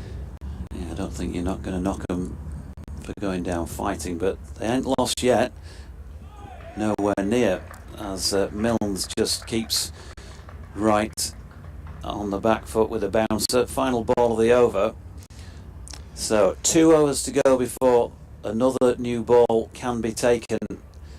And at some stages we were suggesting that could be the last throw of the dice. Some other stages that would be too late for Yorkshire. Now, I just wonder whether Hanscom wouldn't mind a new ball in these circumstances. maybe, but it's going to be interesting to see if they do take it. I wonder what Matthew Fisher's been saying. He's having a chat again with George Hill, so he's gone from down to our right, northwest corner of the ground, and made about 150 yards round to have a chat with Don Bess. He's back having a chat with George Hill at the moment. Is that his own? Might be talking about what's the tea, who knows? Daggers is listening. Charles Daggers, he says, Lou's trying to win. Come on, you've got to go for it. And I think he's absolutely spot on. 54 deliveries, 62 runs required, 3 wickets with which to get them, and Hanscom on strike. Bess in 2 Hanscom bowls outside off some. Hanscom goes back, looks to try and dab it away down towards third man. The vacant third man area doesn't get anything on it, taken by Hope. The semi-appeal, the start of an appeal from Adam Lai. That slip is choked off.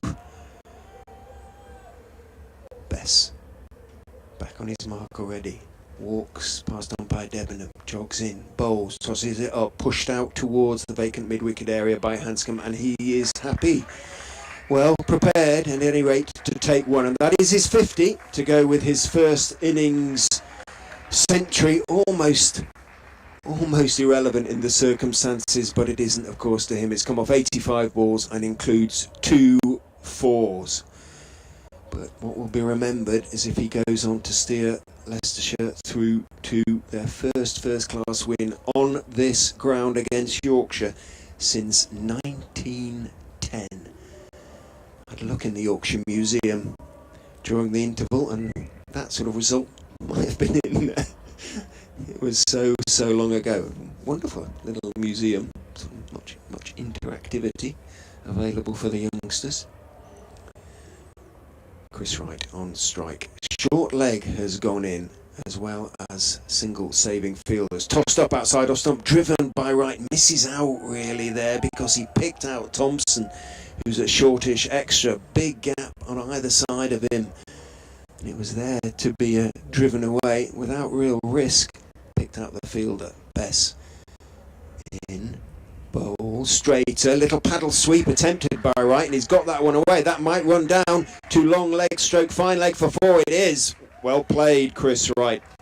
Well played indeed. Preemptive shot really. He thought about it beforehand, but didn't change his length. Don Bess and Wright got on top of the bounce, and now a leg goal is being placed. I've got to say, what it's done though, it's got rid of James Wharton from under the helmet close in, and he's sent him down to 45 really, hasn't he? Saving one behind square. Takes a bit of the pressure off and leaves the gap at square leg. Bess is in to Wright, who goes back, dabs it wide of Headingley. That slip, he won't go for the second. He's not the quickest over the ground. Wright, that is, as well as Headingley is quite still nifty. So Wright settles for 1. He moves on to 5. 3 for 7. 56 more needed of 8 overs and 1 ball. Field spreads for Hanscom. Single available on the leg side if he wants it. Bess is in. Hanscom does want it. He goes back and taps it off the stumps. Length delivery out to the vacant mid-wicket area. Bess jogs after the ball. Hanscom takes 1, keeps the strike. 55 more needed from 8 overs. Just a reference on the tannoy to Hanscom's 50, 85 deliveries as I mentioned, and 2 4s. Russell Walker says, I was certain that we needed an extra 50 plus runs this morning. It seems I was right. My concern was how potent our bowlers are. I think Yorkshire's coaching team might also think something similar. It's been quite a game with much to reflect upon. Plus, this isn't good for my blood pressure. Thanks, Russ.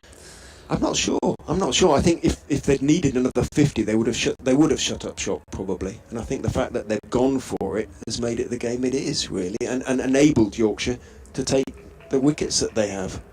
So I'm not sure. Yeah, tremendous game of cricket. Just thinking then, Don Bess is risen to the challenge in terms of the wickets column. He's gone about 5 and over here for his 5 wickets, but he's bowled a heck of a long stint, 31 overs, and the majority of those were at the Howard stand end earlier, but he was brought on at the Kirkstall Lane end in the 49th over. He'd already bowled 15, so he's now bowled more at the Kirkstall Lane end than he had at the other, and he's definitely been more effective even with the short boundary in play, and that's one of those reasons he's gone up 5 and over.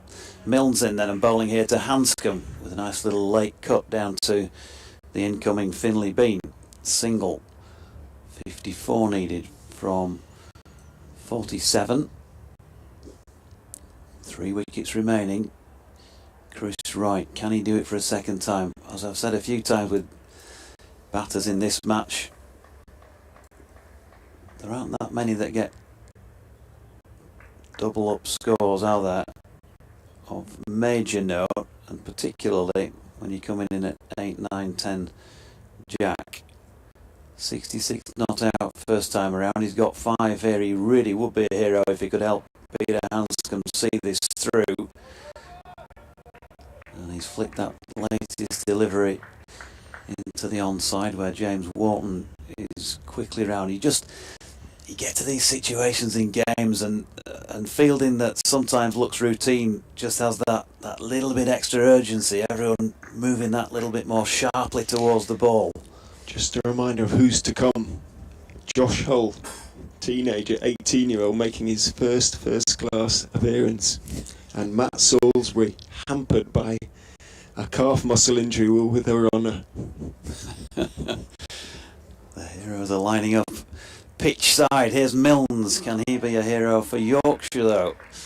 Not on this occasion. Wright, the tall figure of Chris Wright, right over the top of it. The fielding setup at the moment, let's just go through that again. Lythe's got himself back in with Wright in, the new batter at slip.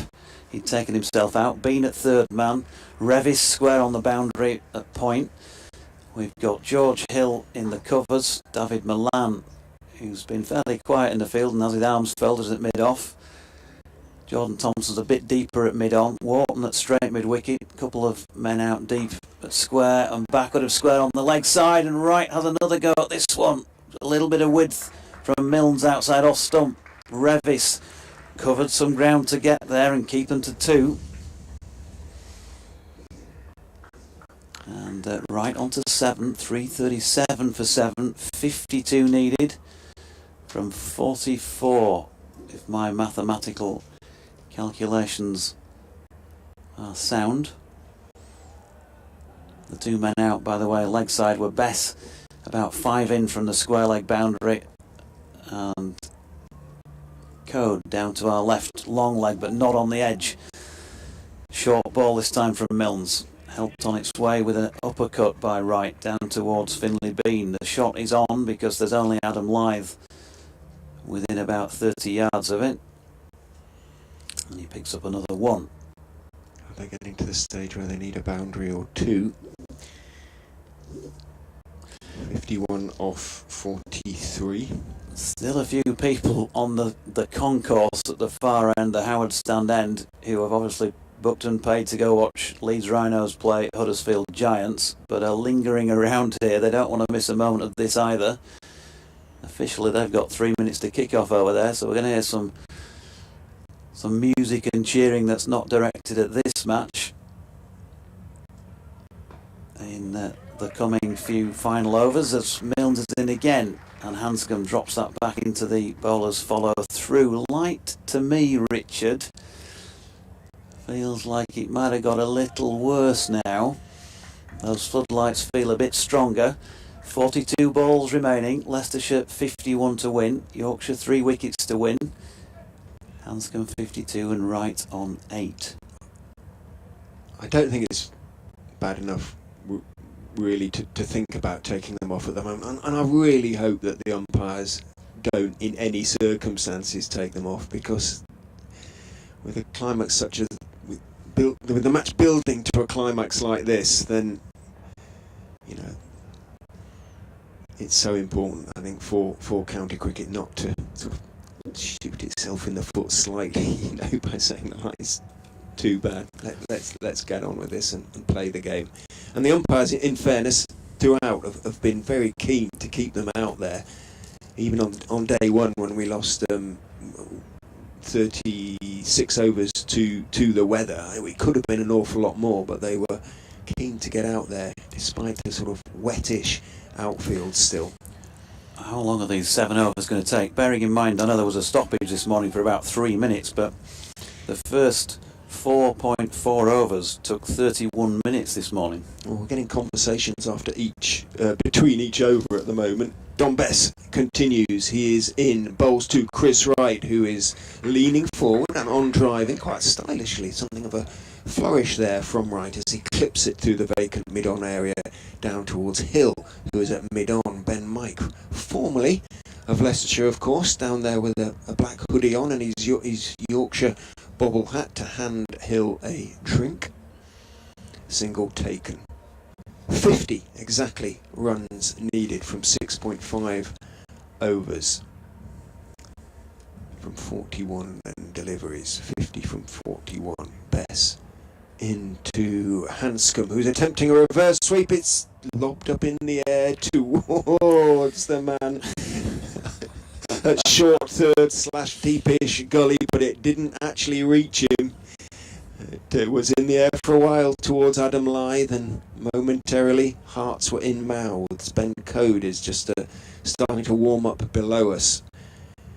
The new ball, remember, is available but hasn't been taken, as Bess is in, and it's fullish, and it looking to hit across the line a little bit, hits it hard down into the ground. Hanscom, it sounds very tinny, bottom part of the bat, runs out towards Hill at long on. Hanscom prepared to take one. He's just struggling at the moment, Hanscom, for his timing. He moves on to 53, 340 for 7, 49 more runs needed from 39 balls. Bess in.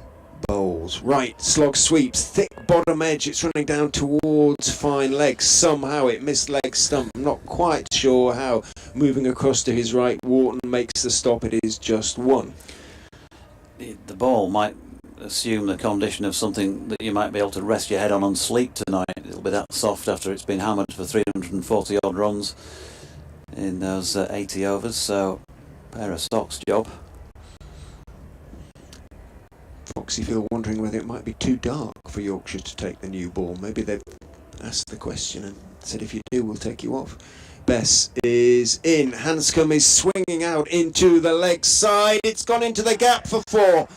Goodness me, the two fielders out there were really close together, and whether Milan and I think it's Milnes out there were sort of slightly cautious. They didn't want to crack into each other. But either way, they were only probably 15 yards apart. They both ran towards the ball. It went exactly between the two. 4 runs to Peter Hanscom, moves on to 57, 44 more runs needed, 37 balls. Bess is in. Hanscom goes back, attempts to dab it away. There's an appeal for a catch behind, but not really from Hope, who took the ball just outside off stump. End of the over. A dot ball. 3, 4, 5 for 7, therefore remains the score. 44 needed of 36 balls, or 3 wickets. Yeah, the pressure is just starting to crank up a little bit on Hanscom. Obviously he hit the boundary there, but he was really annoyed with himself having missed out on the last ball of what he thought should have been a shot through point. He pointed with the bat and whacked himself on the pad, so maybe a player even of his quality, the situation might just be starting to ask a question or two. Michael Lockwood says, we'll try not to be too noisy on the other side. Strange they've got a rugby match on as well as the cricket, so he's over yonder, beyond the Howard stand. Maybe partly cheering as well by the sound of things. They've just come out on the field for that Super League game. Meanwhile, we have a super game of Division 2 County Championship cricket. It is strange, but it's not totally unheard of. In fact, twice last year I went round to watch the games after they'd finished here, and I've been on the other side in actual fact reporting on rugby league when I seem to remember Siddy and Johnny Bairstow round there watching a match quite a few years ago now. They were at home, a Friday night game. So a while when the teams shared dressing rooms in that the old stand, the old rugby stand down there, and the games have overlapped when one or t'other has had to move out of the dressing room. So Matt Milnes continuing. It was an interesting move bringing him back at this stage when he was going at 5 and over. They need a double figure over, Leicestershire here, don't they? Yep. Really? Chris Wright on 9, not out, the man to face. But he did, of course, pick up the wicket of Finan, and he's bowling at Wright now, who is right in behind it and punching. That looks like the new... to the offside. Is it the new ball? It sort of sounded like that, but that's... I didn't see the... on the bat. I didn't see Paul Pollard raise it to the scorers, No, but I may have missed it. Let's see. Vango Fox Yeah, it looks like it is. Vango Fox says it's a new ball. It is. And he has eagle eyes despite being 18,000 miles away, or whatever it is. Yeah, because I just trained the bins in, and it definitely is shiny with the gold bit on, and Milnes induces a little bit of a rash slash from Chris Wright, who fortunately for him didn't get a little feather on it through to Shy Hope, and he's just been drawn into a bit of gardening by Peter Hanscom, who wants a word in the shell like mate. No context, Leicestershire has tweeted. Regardless of how the game finishes, this is very promising. Milnes in again. Straight. Right. Solidly behind it. No run. 33 deliveries to get 44 runs. Your number 9's on strike, but he got 66 not out first time around. The man who's got runs in both innings has one hand on his hip and is leaning on his bat at the non-striking end. It's a little bit gloomy. He's going to have to take some risks, Hanscom. All right. All sorts going on. Tremendous game of cricket. In comes Milnes again. This time chooses the short ball. Can't reach the those. over. Can't reach that. But you can bowl those. You see, that would be called a wide in T20, but it ain't T20. Hope and Lythe. Adam Lythe. A bit like James Wharton having put down Rishi Patel on 8, and then he ends up getting, what was it, 125. Hanscom dropped on 2 by Lythe at slip. Now has 57 if he goes on to win it. Yorkshire skipper. Well, fancy the post-match interview now then. Matt Milne says, whoa, what's he done here? That's gone a long way, slung a long way down the leg side and has raced away down beneath our commentary position for 4 wides. Goodness me, just what the Leicestershire doctor ordered. 4 dot balls followed by an absolutely rank delivery, speared 2 feet down the leg side. No chance at all for hope. 4 wides. Or was it just 4 byes? No, he signalled wides. Signal wides as well, so another ball as well. So 5, in fact, with the wide signal. And 4. Nervous times here in sunny Los Angeles, says David Collicutt, hoping Yorkshire can take the final 3 wickets. 350 up, less than 40, 39 now needed. From 32, Milne's in to Wright again, who gets a thick outside edge on this 4 more, I think, is it? No! Oh, brilliant. Finley Bean has got there, and he's going to keep them to 2. Brilliant. The way that one set off the bat looked for all the world at first that it was going to go, but good ground made by Finley Bean. He did touch the rope, but I think he'd flicked the ball in quite clearly before he did so. Oh, yeah, they're showing it. Yeah, no, he did. Brilliant piece of fielding. So 2 to Wright. What an eventful over.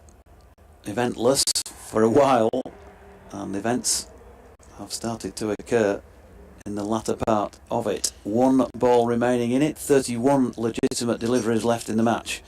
Leicestershire need 37 to win. Yorkshire still need 3 wickets. George Hill being brought in from the covers. Keep showing that save. Now, whether it's implying that no, he clearly had knocked it back before. Yeah, in real time, it certainly looked like he had done. George Hill being brought back in at first slip now, so 2 slips in place.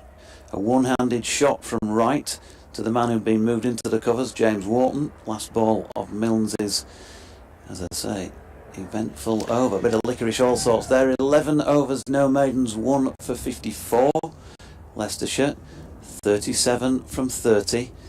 Yorkshire needing 3 wickets. Hanscom 57 and Wright on 11 in an 8-wicket partnership so far, worth 25. And a reminder, if you're not long since joined us, Leicestershire ain't won many games of first-class cricket during the last few seasons, and they haven't won here at Headingley against Yorkshire since 1910.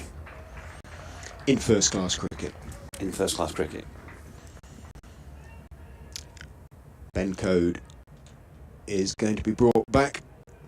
Yorkshire's strike bowler, you feel, certainly most likely to take wickets, and he's going to have a bowl from the Kirkstall Lane end at Peter Hanscom, a century and a half century to his name. Slip is in, lithe, hands plunge deep in pockets as in comes Code, bowls to Hanscom, who just drops it to square, to short leg, and is prepared to take 1 again. Bring Chris Wright down to face Ben Code, which will mean general post in the outfield. Everybody comes running in from the boundary. Not quite everybody. Still a wide-ish third man and a long leg. In fact, square leg is going back to the boundary, but Hill has come up all the way from long on to first slip, while Lythe moves across to second slip. Point has gone 3/4 of the way back. Code in past umpire Debenham, bowls to Wright, who is beaten on the back foot by a ball that just seems back in a little bit to him, hits him on the pad, bounces out towards Lythe, and there is no run. 36 needed off 28 deliveries. The Rhinos crowd cheer joyfully. Not, I think, at that particular delivery, but you never know. That is Ben Code in for a try. He's in for a try. Very good. Code is in, bowls, Wright goes back, drops it off into the offside. Suddenly hears the call, I think, from Peter Hanscom, because he sort of was rather admiring his shot before he realised that there was a run in it. Thompson running to his left from cover towards point to field. Wright takes his single. 35 more runs needed.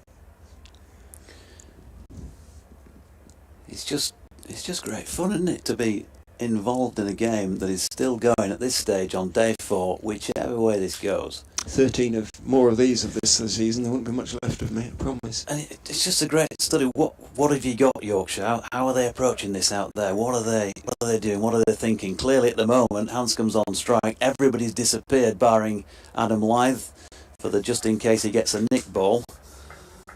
But everybody else spread out in a circle. Code runs in and bowls to Hanscom. Good delivery, but Hanscom is still prepared to play, just to take the ones, push it into the gaps, and he does so again out towards extra cover. There is no extra cover. Thompson comes running in from sort of 2/3 of the way back.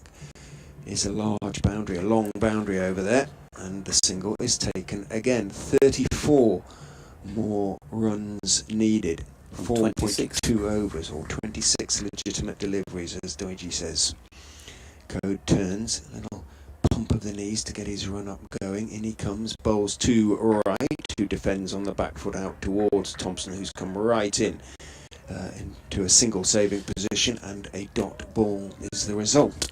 They don't need to do anything stupid still, nothing stupid at all, but the deeper they take it, then obviously if they do play, a couple of rash shots, somebody gets out, then the fewer overs they've got to see it out in then, because of course another wicket, the Yorkshire win gets closer itself. And as I mentioned, brilliant.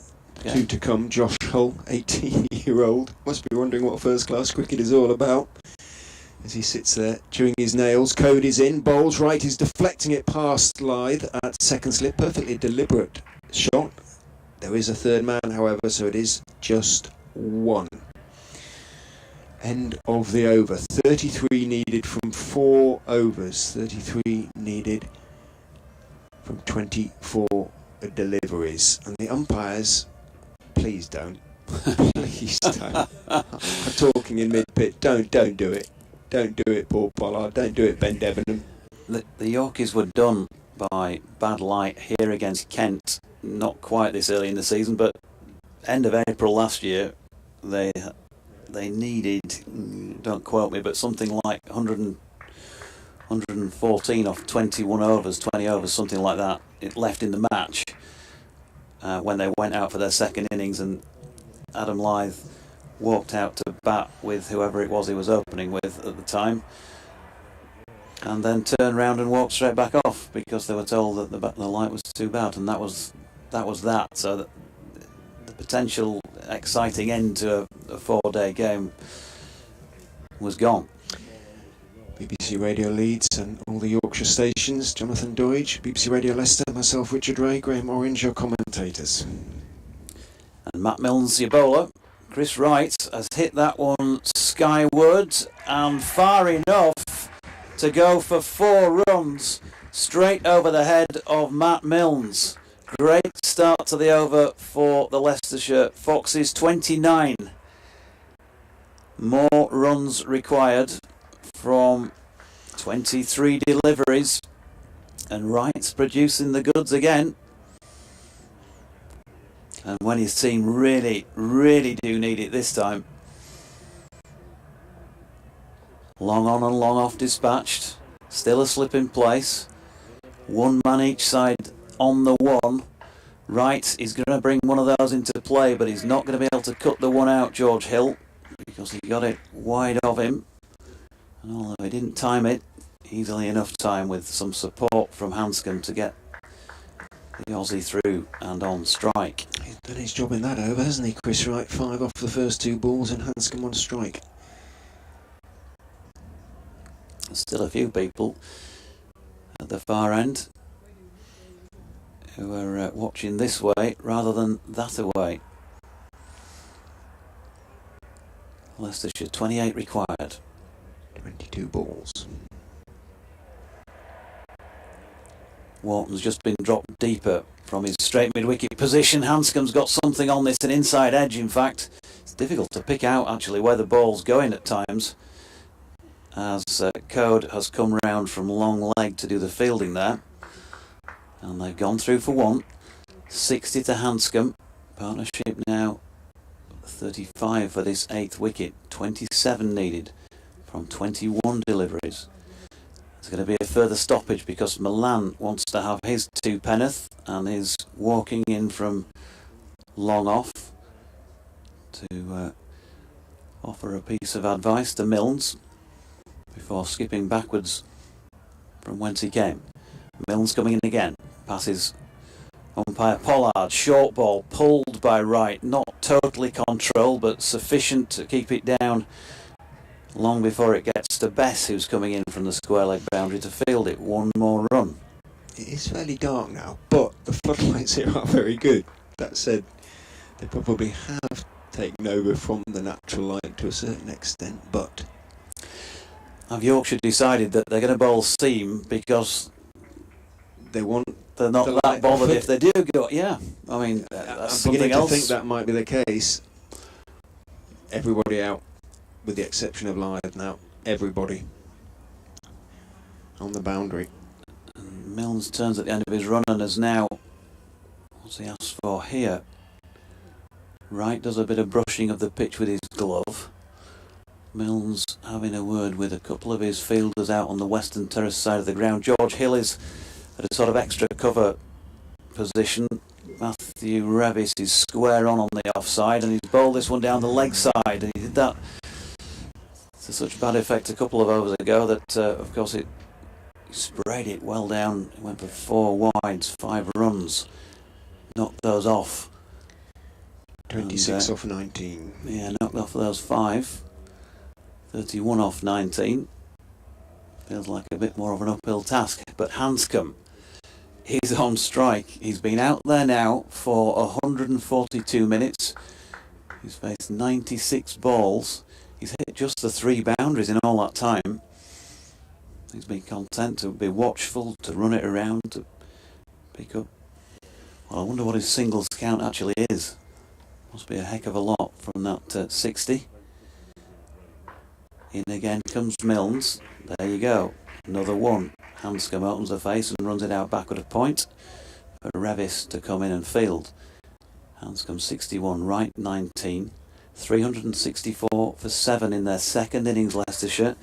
They set out with the task of scoring what has to be said looked an improbable, good pitch or not, an improbable 389 runs to win in 87 overs at just before 12 o'clock today.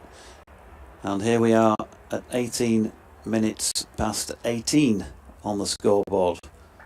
And with 18 balls left, they need 25 runs. 25 off 3 overs.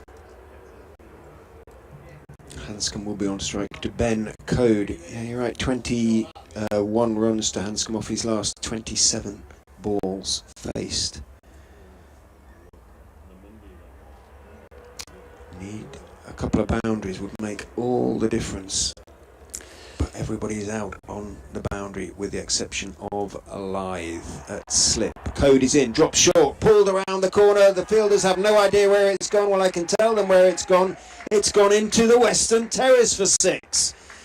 Beautiful pickup by Peter Hanscom. Well, Matt Revis down there at deep square leg and long leg, they're both sort of raised their hands in sort of supplication, really. No idea, couldn't pick it up at all. Leicestershire fielders were pretty much like that first thing this morning. It actually has gone a good few rows back. Revis went up to row, I'd say he's on around about 8, 9, 10, 11. He's walking up towards it. I don't think it went down. Did it go that far? He's right up there, by row 12, I'd say. Yep. I've just watched the replay. I mean, I thought from watching it first time, that was a tremendous shot from Hanscom. He's just advanced, and Code, in the end, probably not changed the ball he was originally going to bowl, and he's made it, if not quite half volley length, not so far off, and he's been able to just pick it up over square leg. Superb play under extreme pressure at this stage by Hanscom.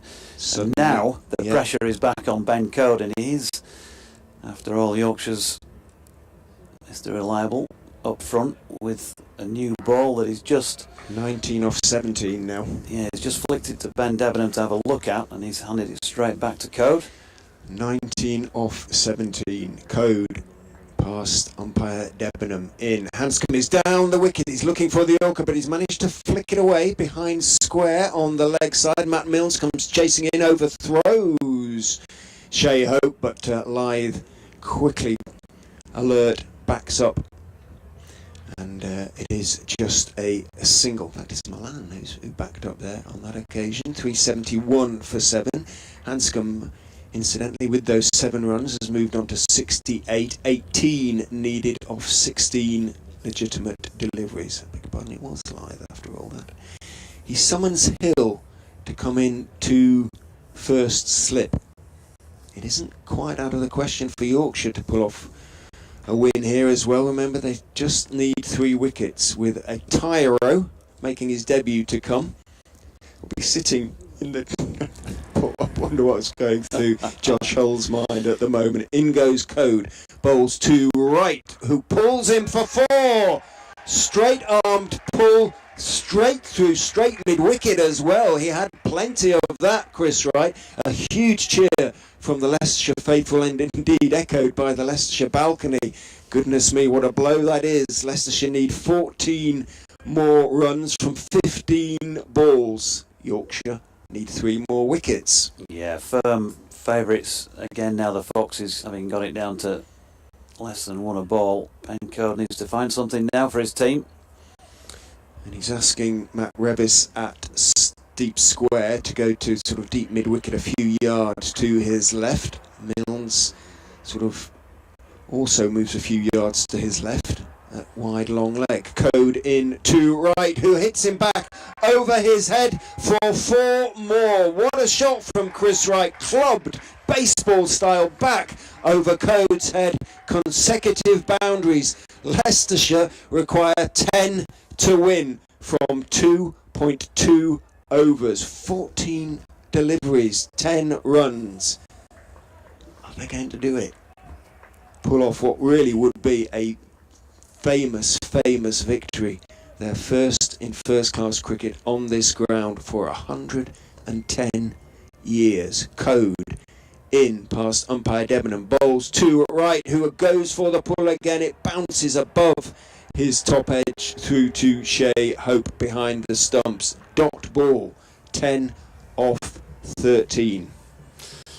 Yeah, well, if you're going to try and find something here, Yorkshire, then they do have one man that makes things happen.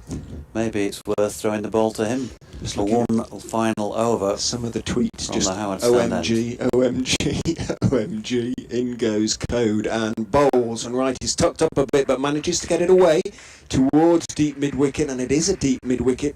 Everybody out on the boundary on the leg side pretty much. Revis comes into field. Wright takes his single. A disconsolate Code stalks away. Doesn't take his sweater, so I think he will, whatever happens, bowl the last over. 2 remain. Who's going to bowl the penultimate over? Leicestershire need 9 to win from 12 balls. Remember who took the final wicket when Yorkshire managed to nick that game by 1 run against Northamptonshire a couple of seasons ago? They wish they had him out there now. Stephen John Patterson. It is going to be Thompson. You were right. Well, if he does make things happen, it just does. So he might not do in this over, but it's got to be worth the roll of the dice, hasn't it? The 12 balls to get 9 runs. It's Leicestershire's game now to lose or to not win. Or not win. Yeah, absolutely. And courtesy of that over, you do feel for Ben Code. So much good stuff for Yorkshire, but wasn't coming out where he would have wanted. So, Jordan Thompson to Chris Wright, who has uppercut this one, and he might make things happen, Jordan Thompson, but on this occasion it's Chris Wright for Leicestershire, who is the man that's making things happen again. 66 not out first time around. Did I say yesterday that Chris Wright wasn't really a number 8? He walked out to bat, take it back. And pessimistic Richard Ray said, it's not really a number 8. In fact, he's okay at 9, but he's more like a good number 10. I take Quote, it all back. unquote. I take it all back. Chris Wright is playing like a master of the willow. He's moved on to 32. Leicestershire need 5 to win.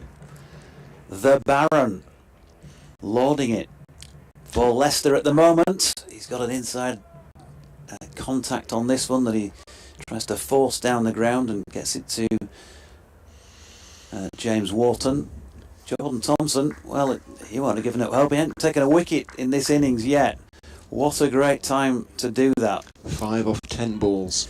And let's not forget that over he bowled. I know a different form of the game, but in the quarter-final of the Blast last year down at the Oval. Well, they got it in him today. Here he is, Jordan Thompson to Chris Wright, who that was an awful looking shot to a slower ball, wasn't it? He was through with it. I don't think the ball had quite pitched. Shy Hope taking it. There's probably a few giggles down there, but there won't be too many of them from Yorkshire. He looked quite like a number 9 there, didn't he? You got to be said. But no, it looked like a good number 10 there, I think, Richard. 100 runs in this match for Chris Wright. Close to. Yep. 98. Undefeated. Yeah. 384 for 7. 5 to win. And he's lost. 4. I was going to let you. It is 4. It is 4. The number 10, Chris Wright, has hit Jordan Thompson straight back over his head. Leicestershire need 1 run to win for the first time in first-class cricket against Yorkshire, the great Yorkshire side, on this ground for 113 years. 1910 apparently was the last time. The Yorkshire field closes in on Chris Wright, who is on 36. 1 to win. What a win this would be for the side everyone predicted would finish the division bottom against the side everyone predicted would finish the division top. In goes Thompson, bowls to Wright, and he's uppercut him over the slips for a 1 bounce 4. Leicestershire have won. What a game of cricket this has been, and what a win for the Foxes. Winless last season, not this season. They've won their first game against Yorkshire at Headingley, a ground where they haven't won a first-class game of cricket for 113 years. Peter Hanscom, a century in the first innings, 68 not out in this. Take a bow. What a signing the overseas has been, but also Chris Wright, 40 not out to go with his 60 in the first innings, over 100 runs.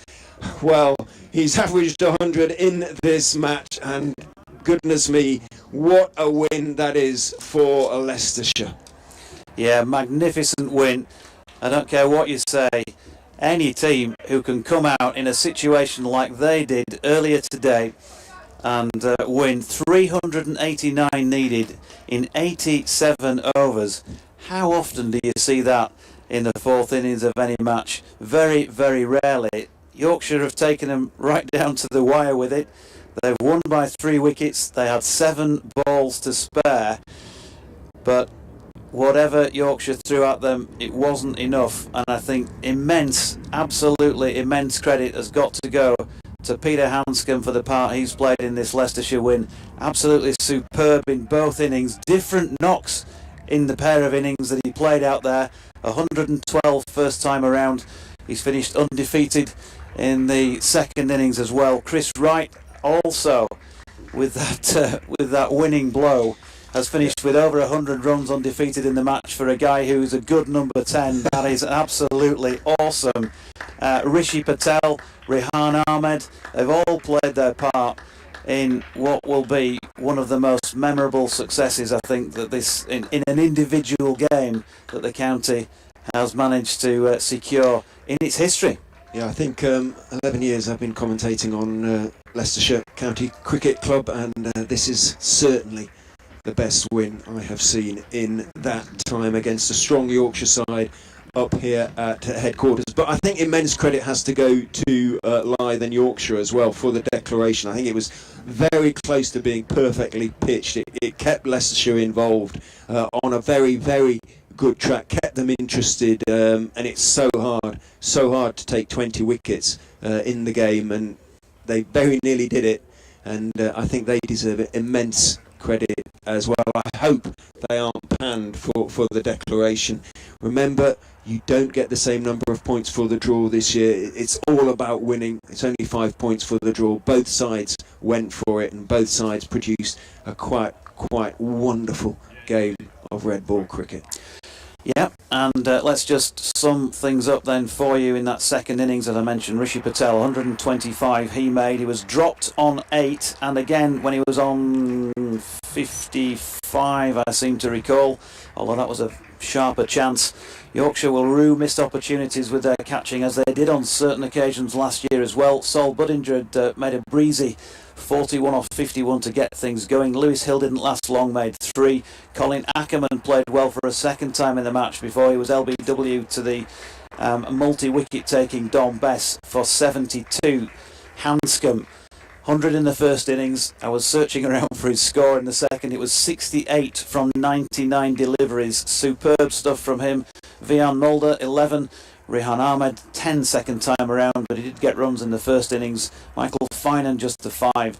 And Chris Wright, 66 not out and 40 not out. I think I'm going to make a special effort to go and have a chat with the man afterwards and just take him in your direction, Richard Gray. I am quite and ask happy. him about his abilities with the bat. I will tell him myself. I will tell him what I said myself, and I will apologise profusely and profoundly and abjectly, because he showed himself every inch a number 8 batsman. The Yorkshire bowling figures. Ben Code, 14 overs, 5 maidens, 1 for 55. Went wrong for him at the end, unfortunately. Matt Milnes, 12 overs, no maidens, 1 for 62. Jordan Thompson, well, he didn't make it happen today, but there will be other days for him. 11.5 overs, 2 maidens, none for 58. Don Bess went at 4.93 and over, but he was the only man really keeping Yorkshire in the hunt in the wickets column. 5 for 158 from 32 and 1 maiden.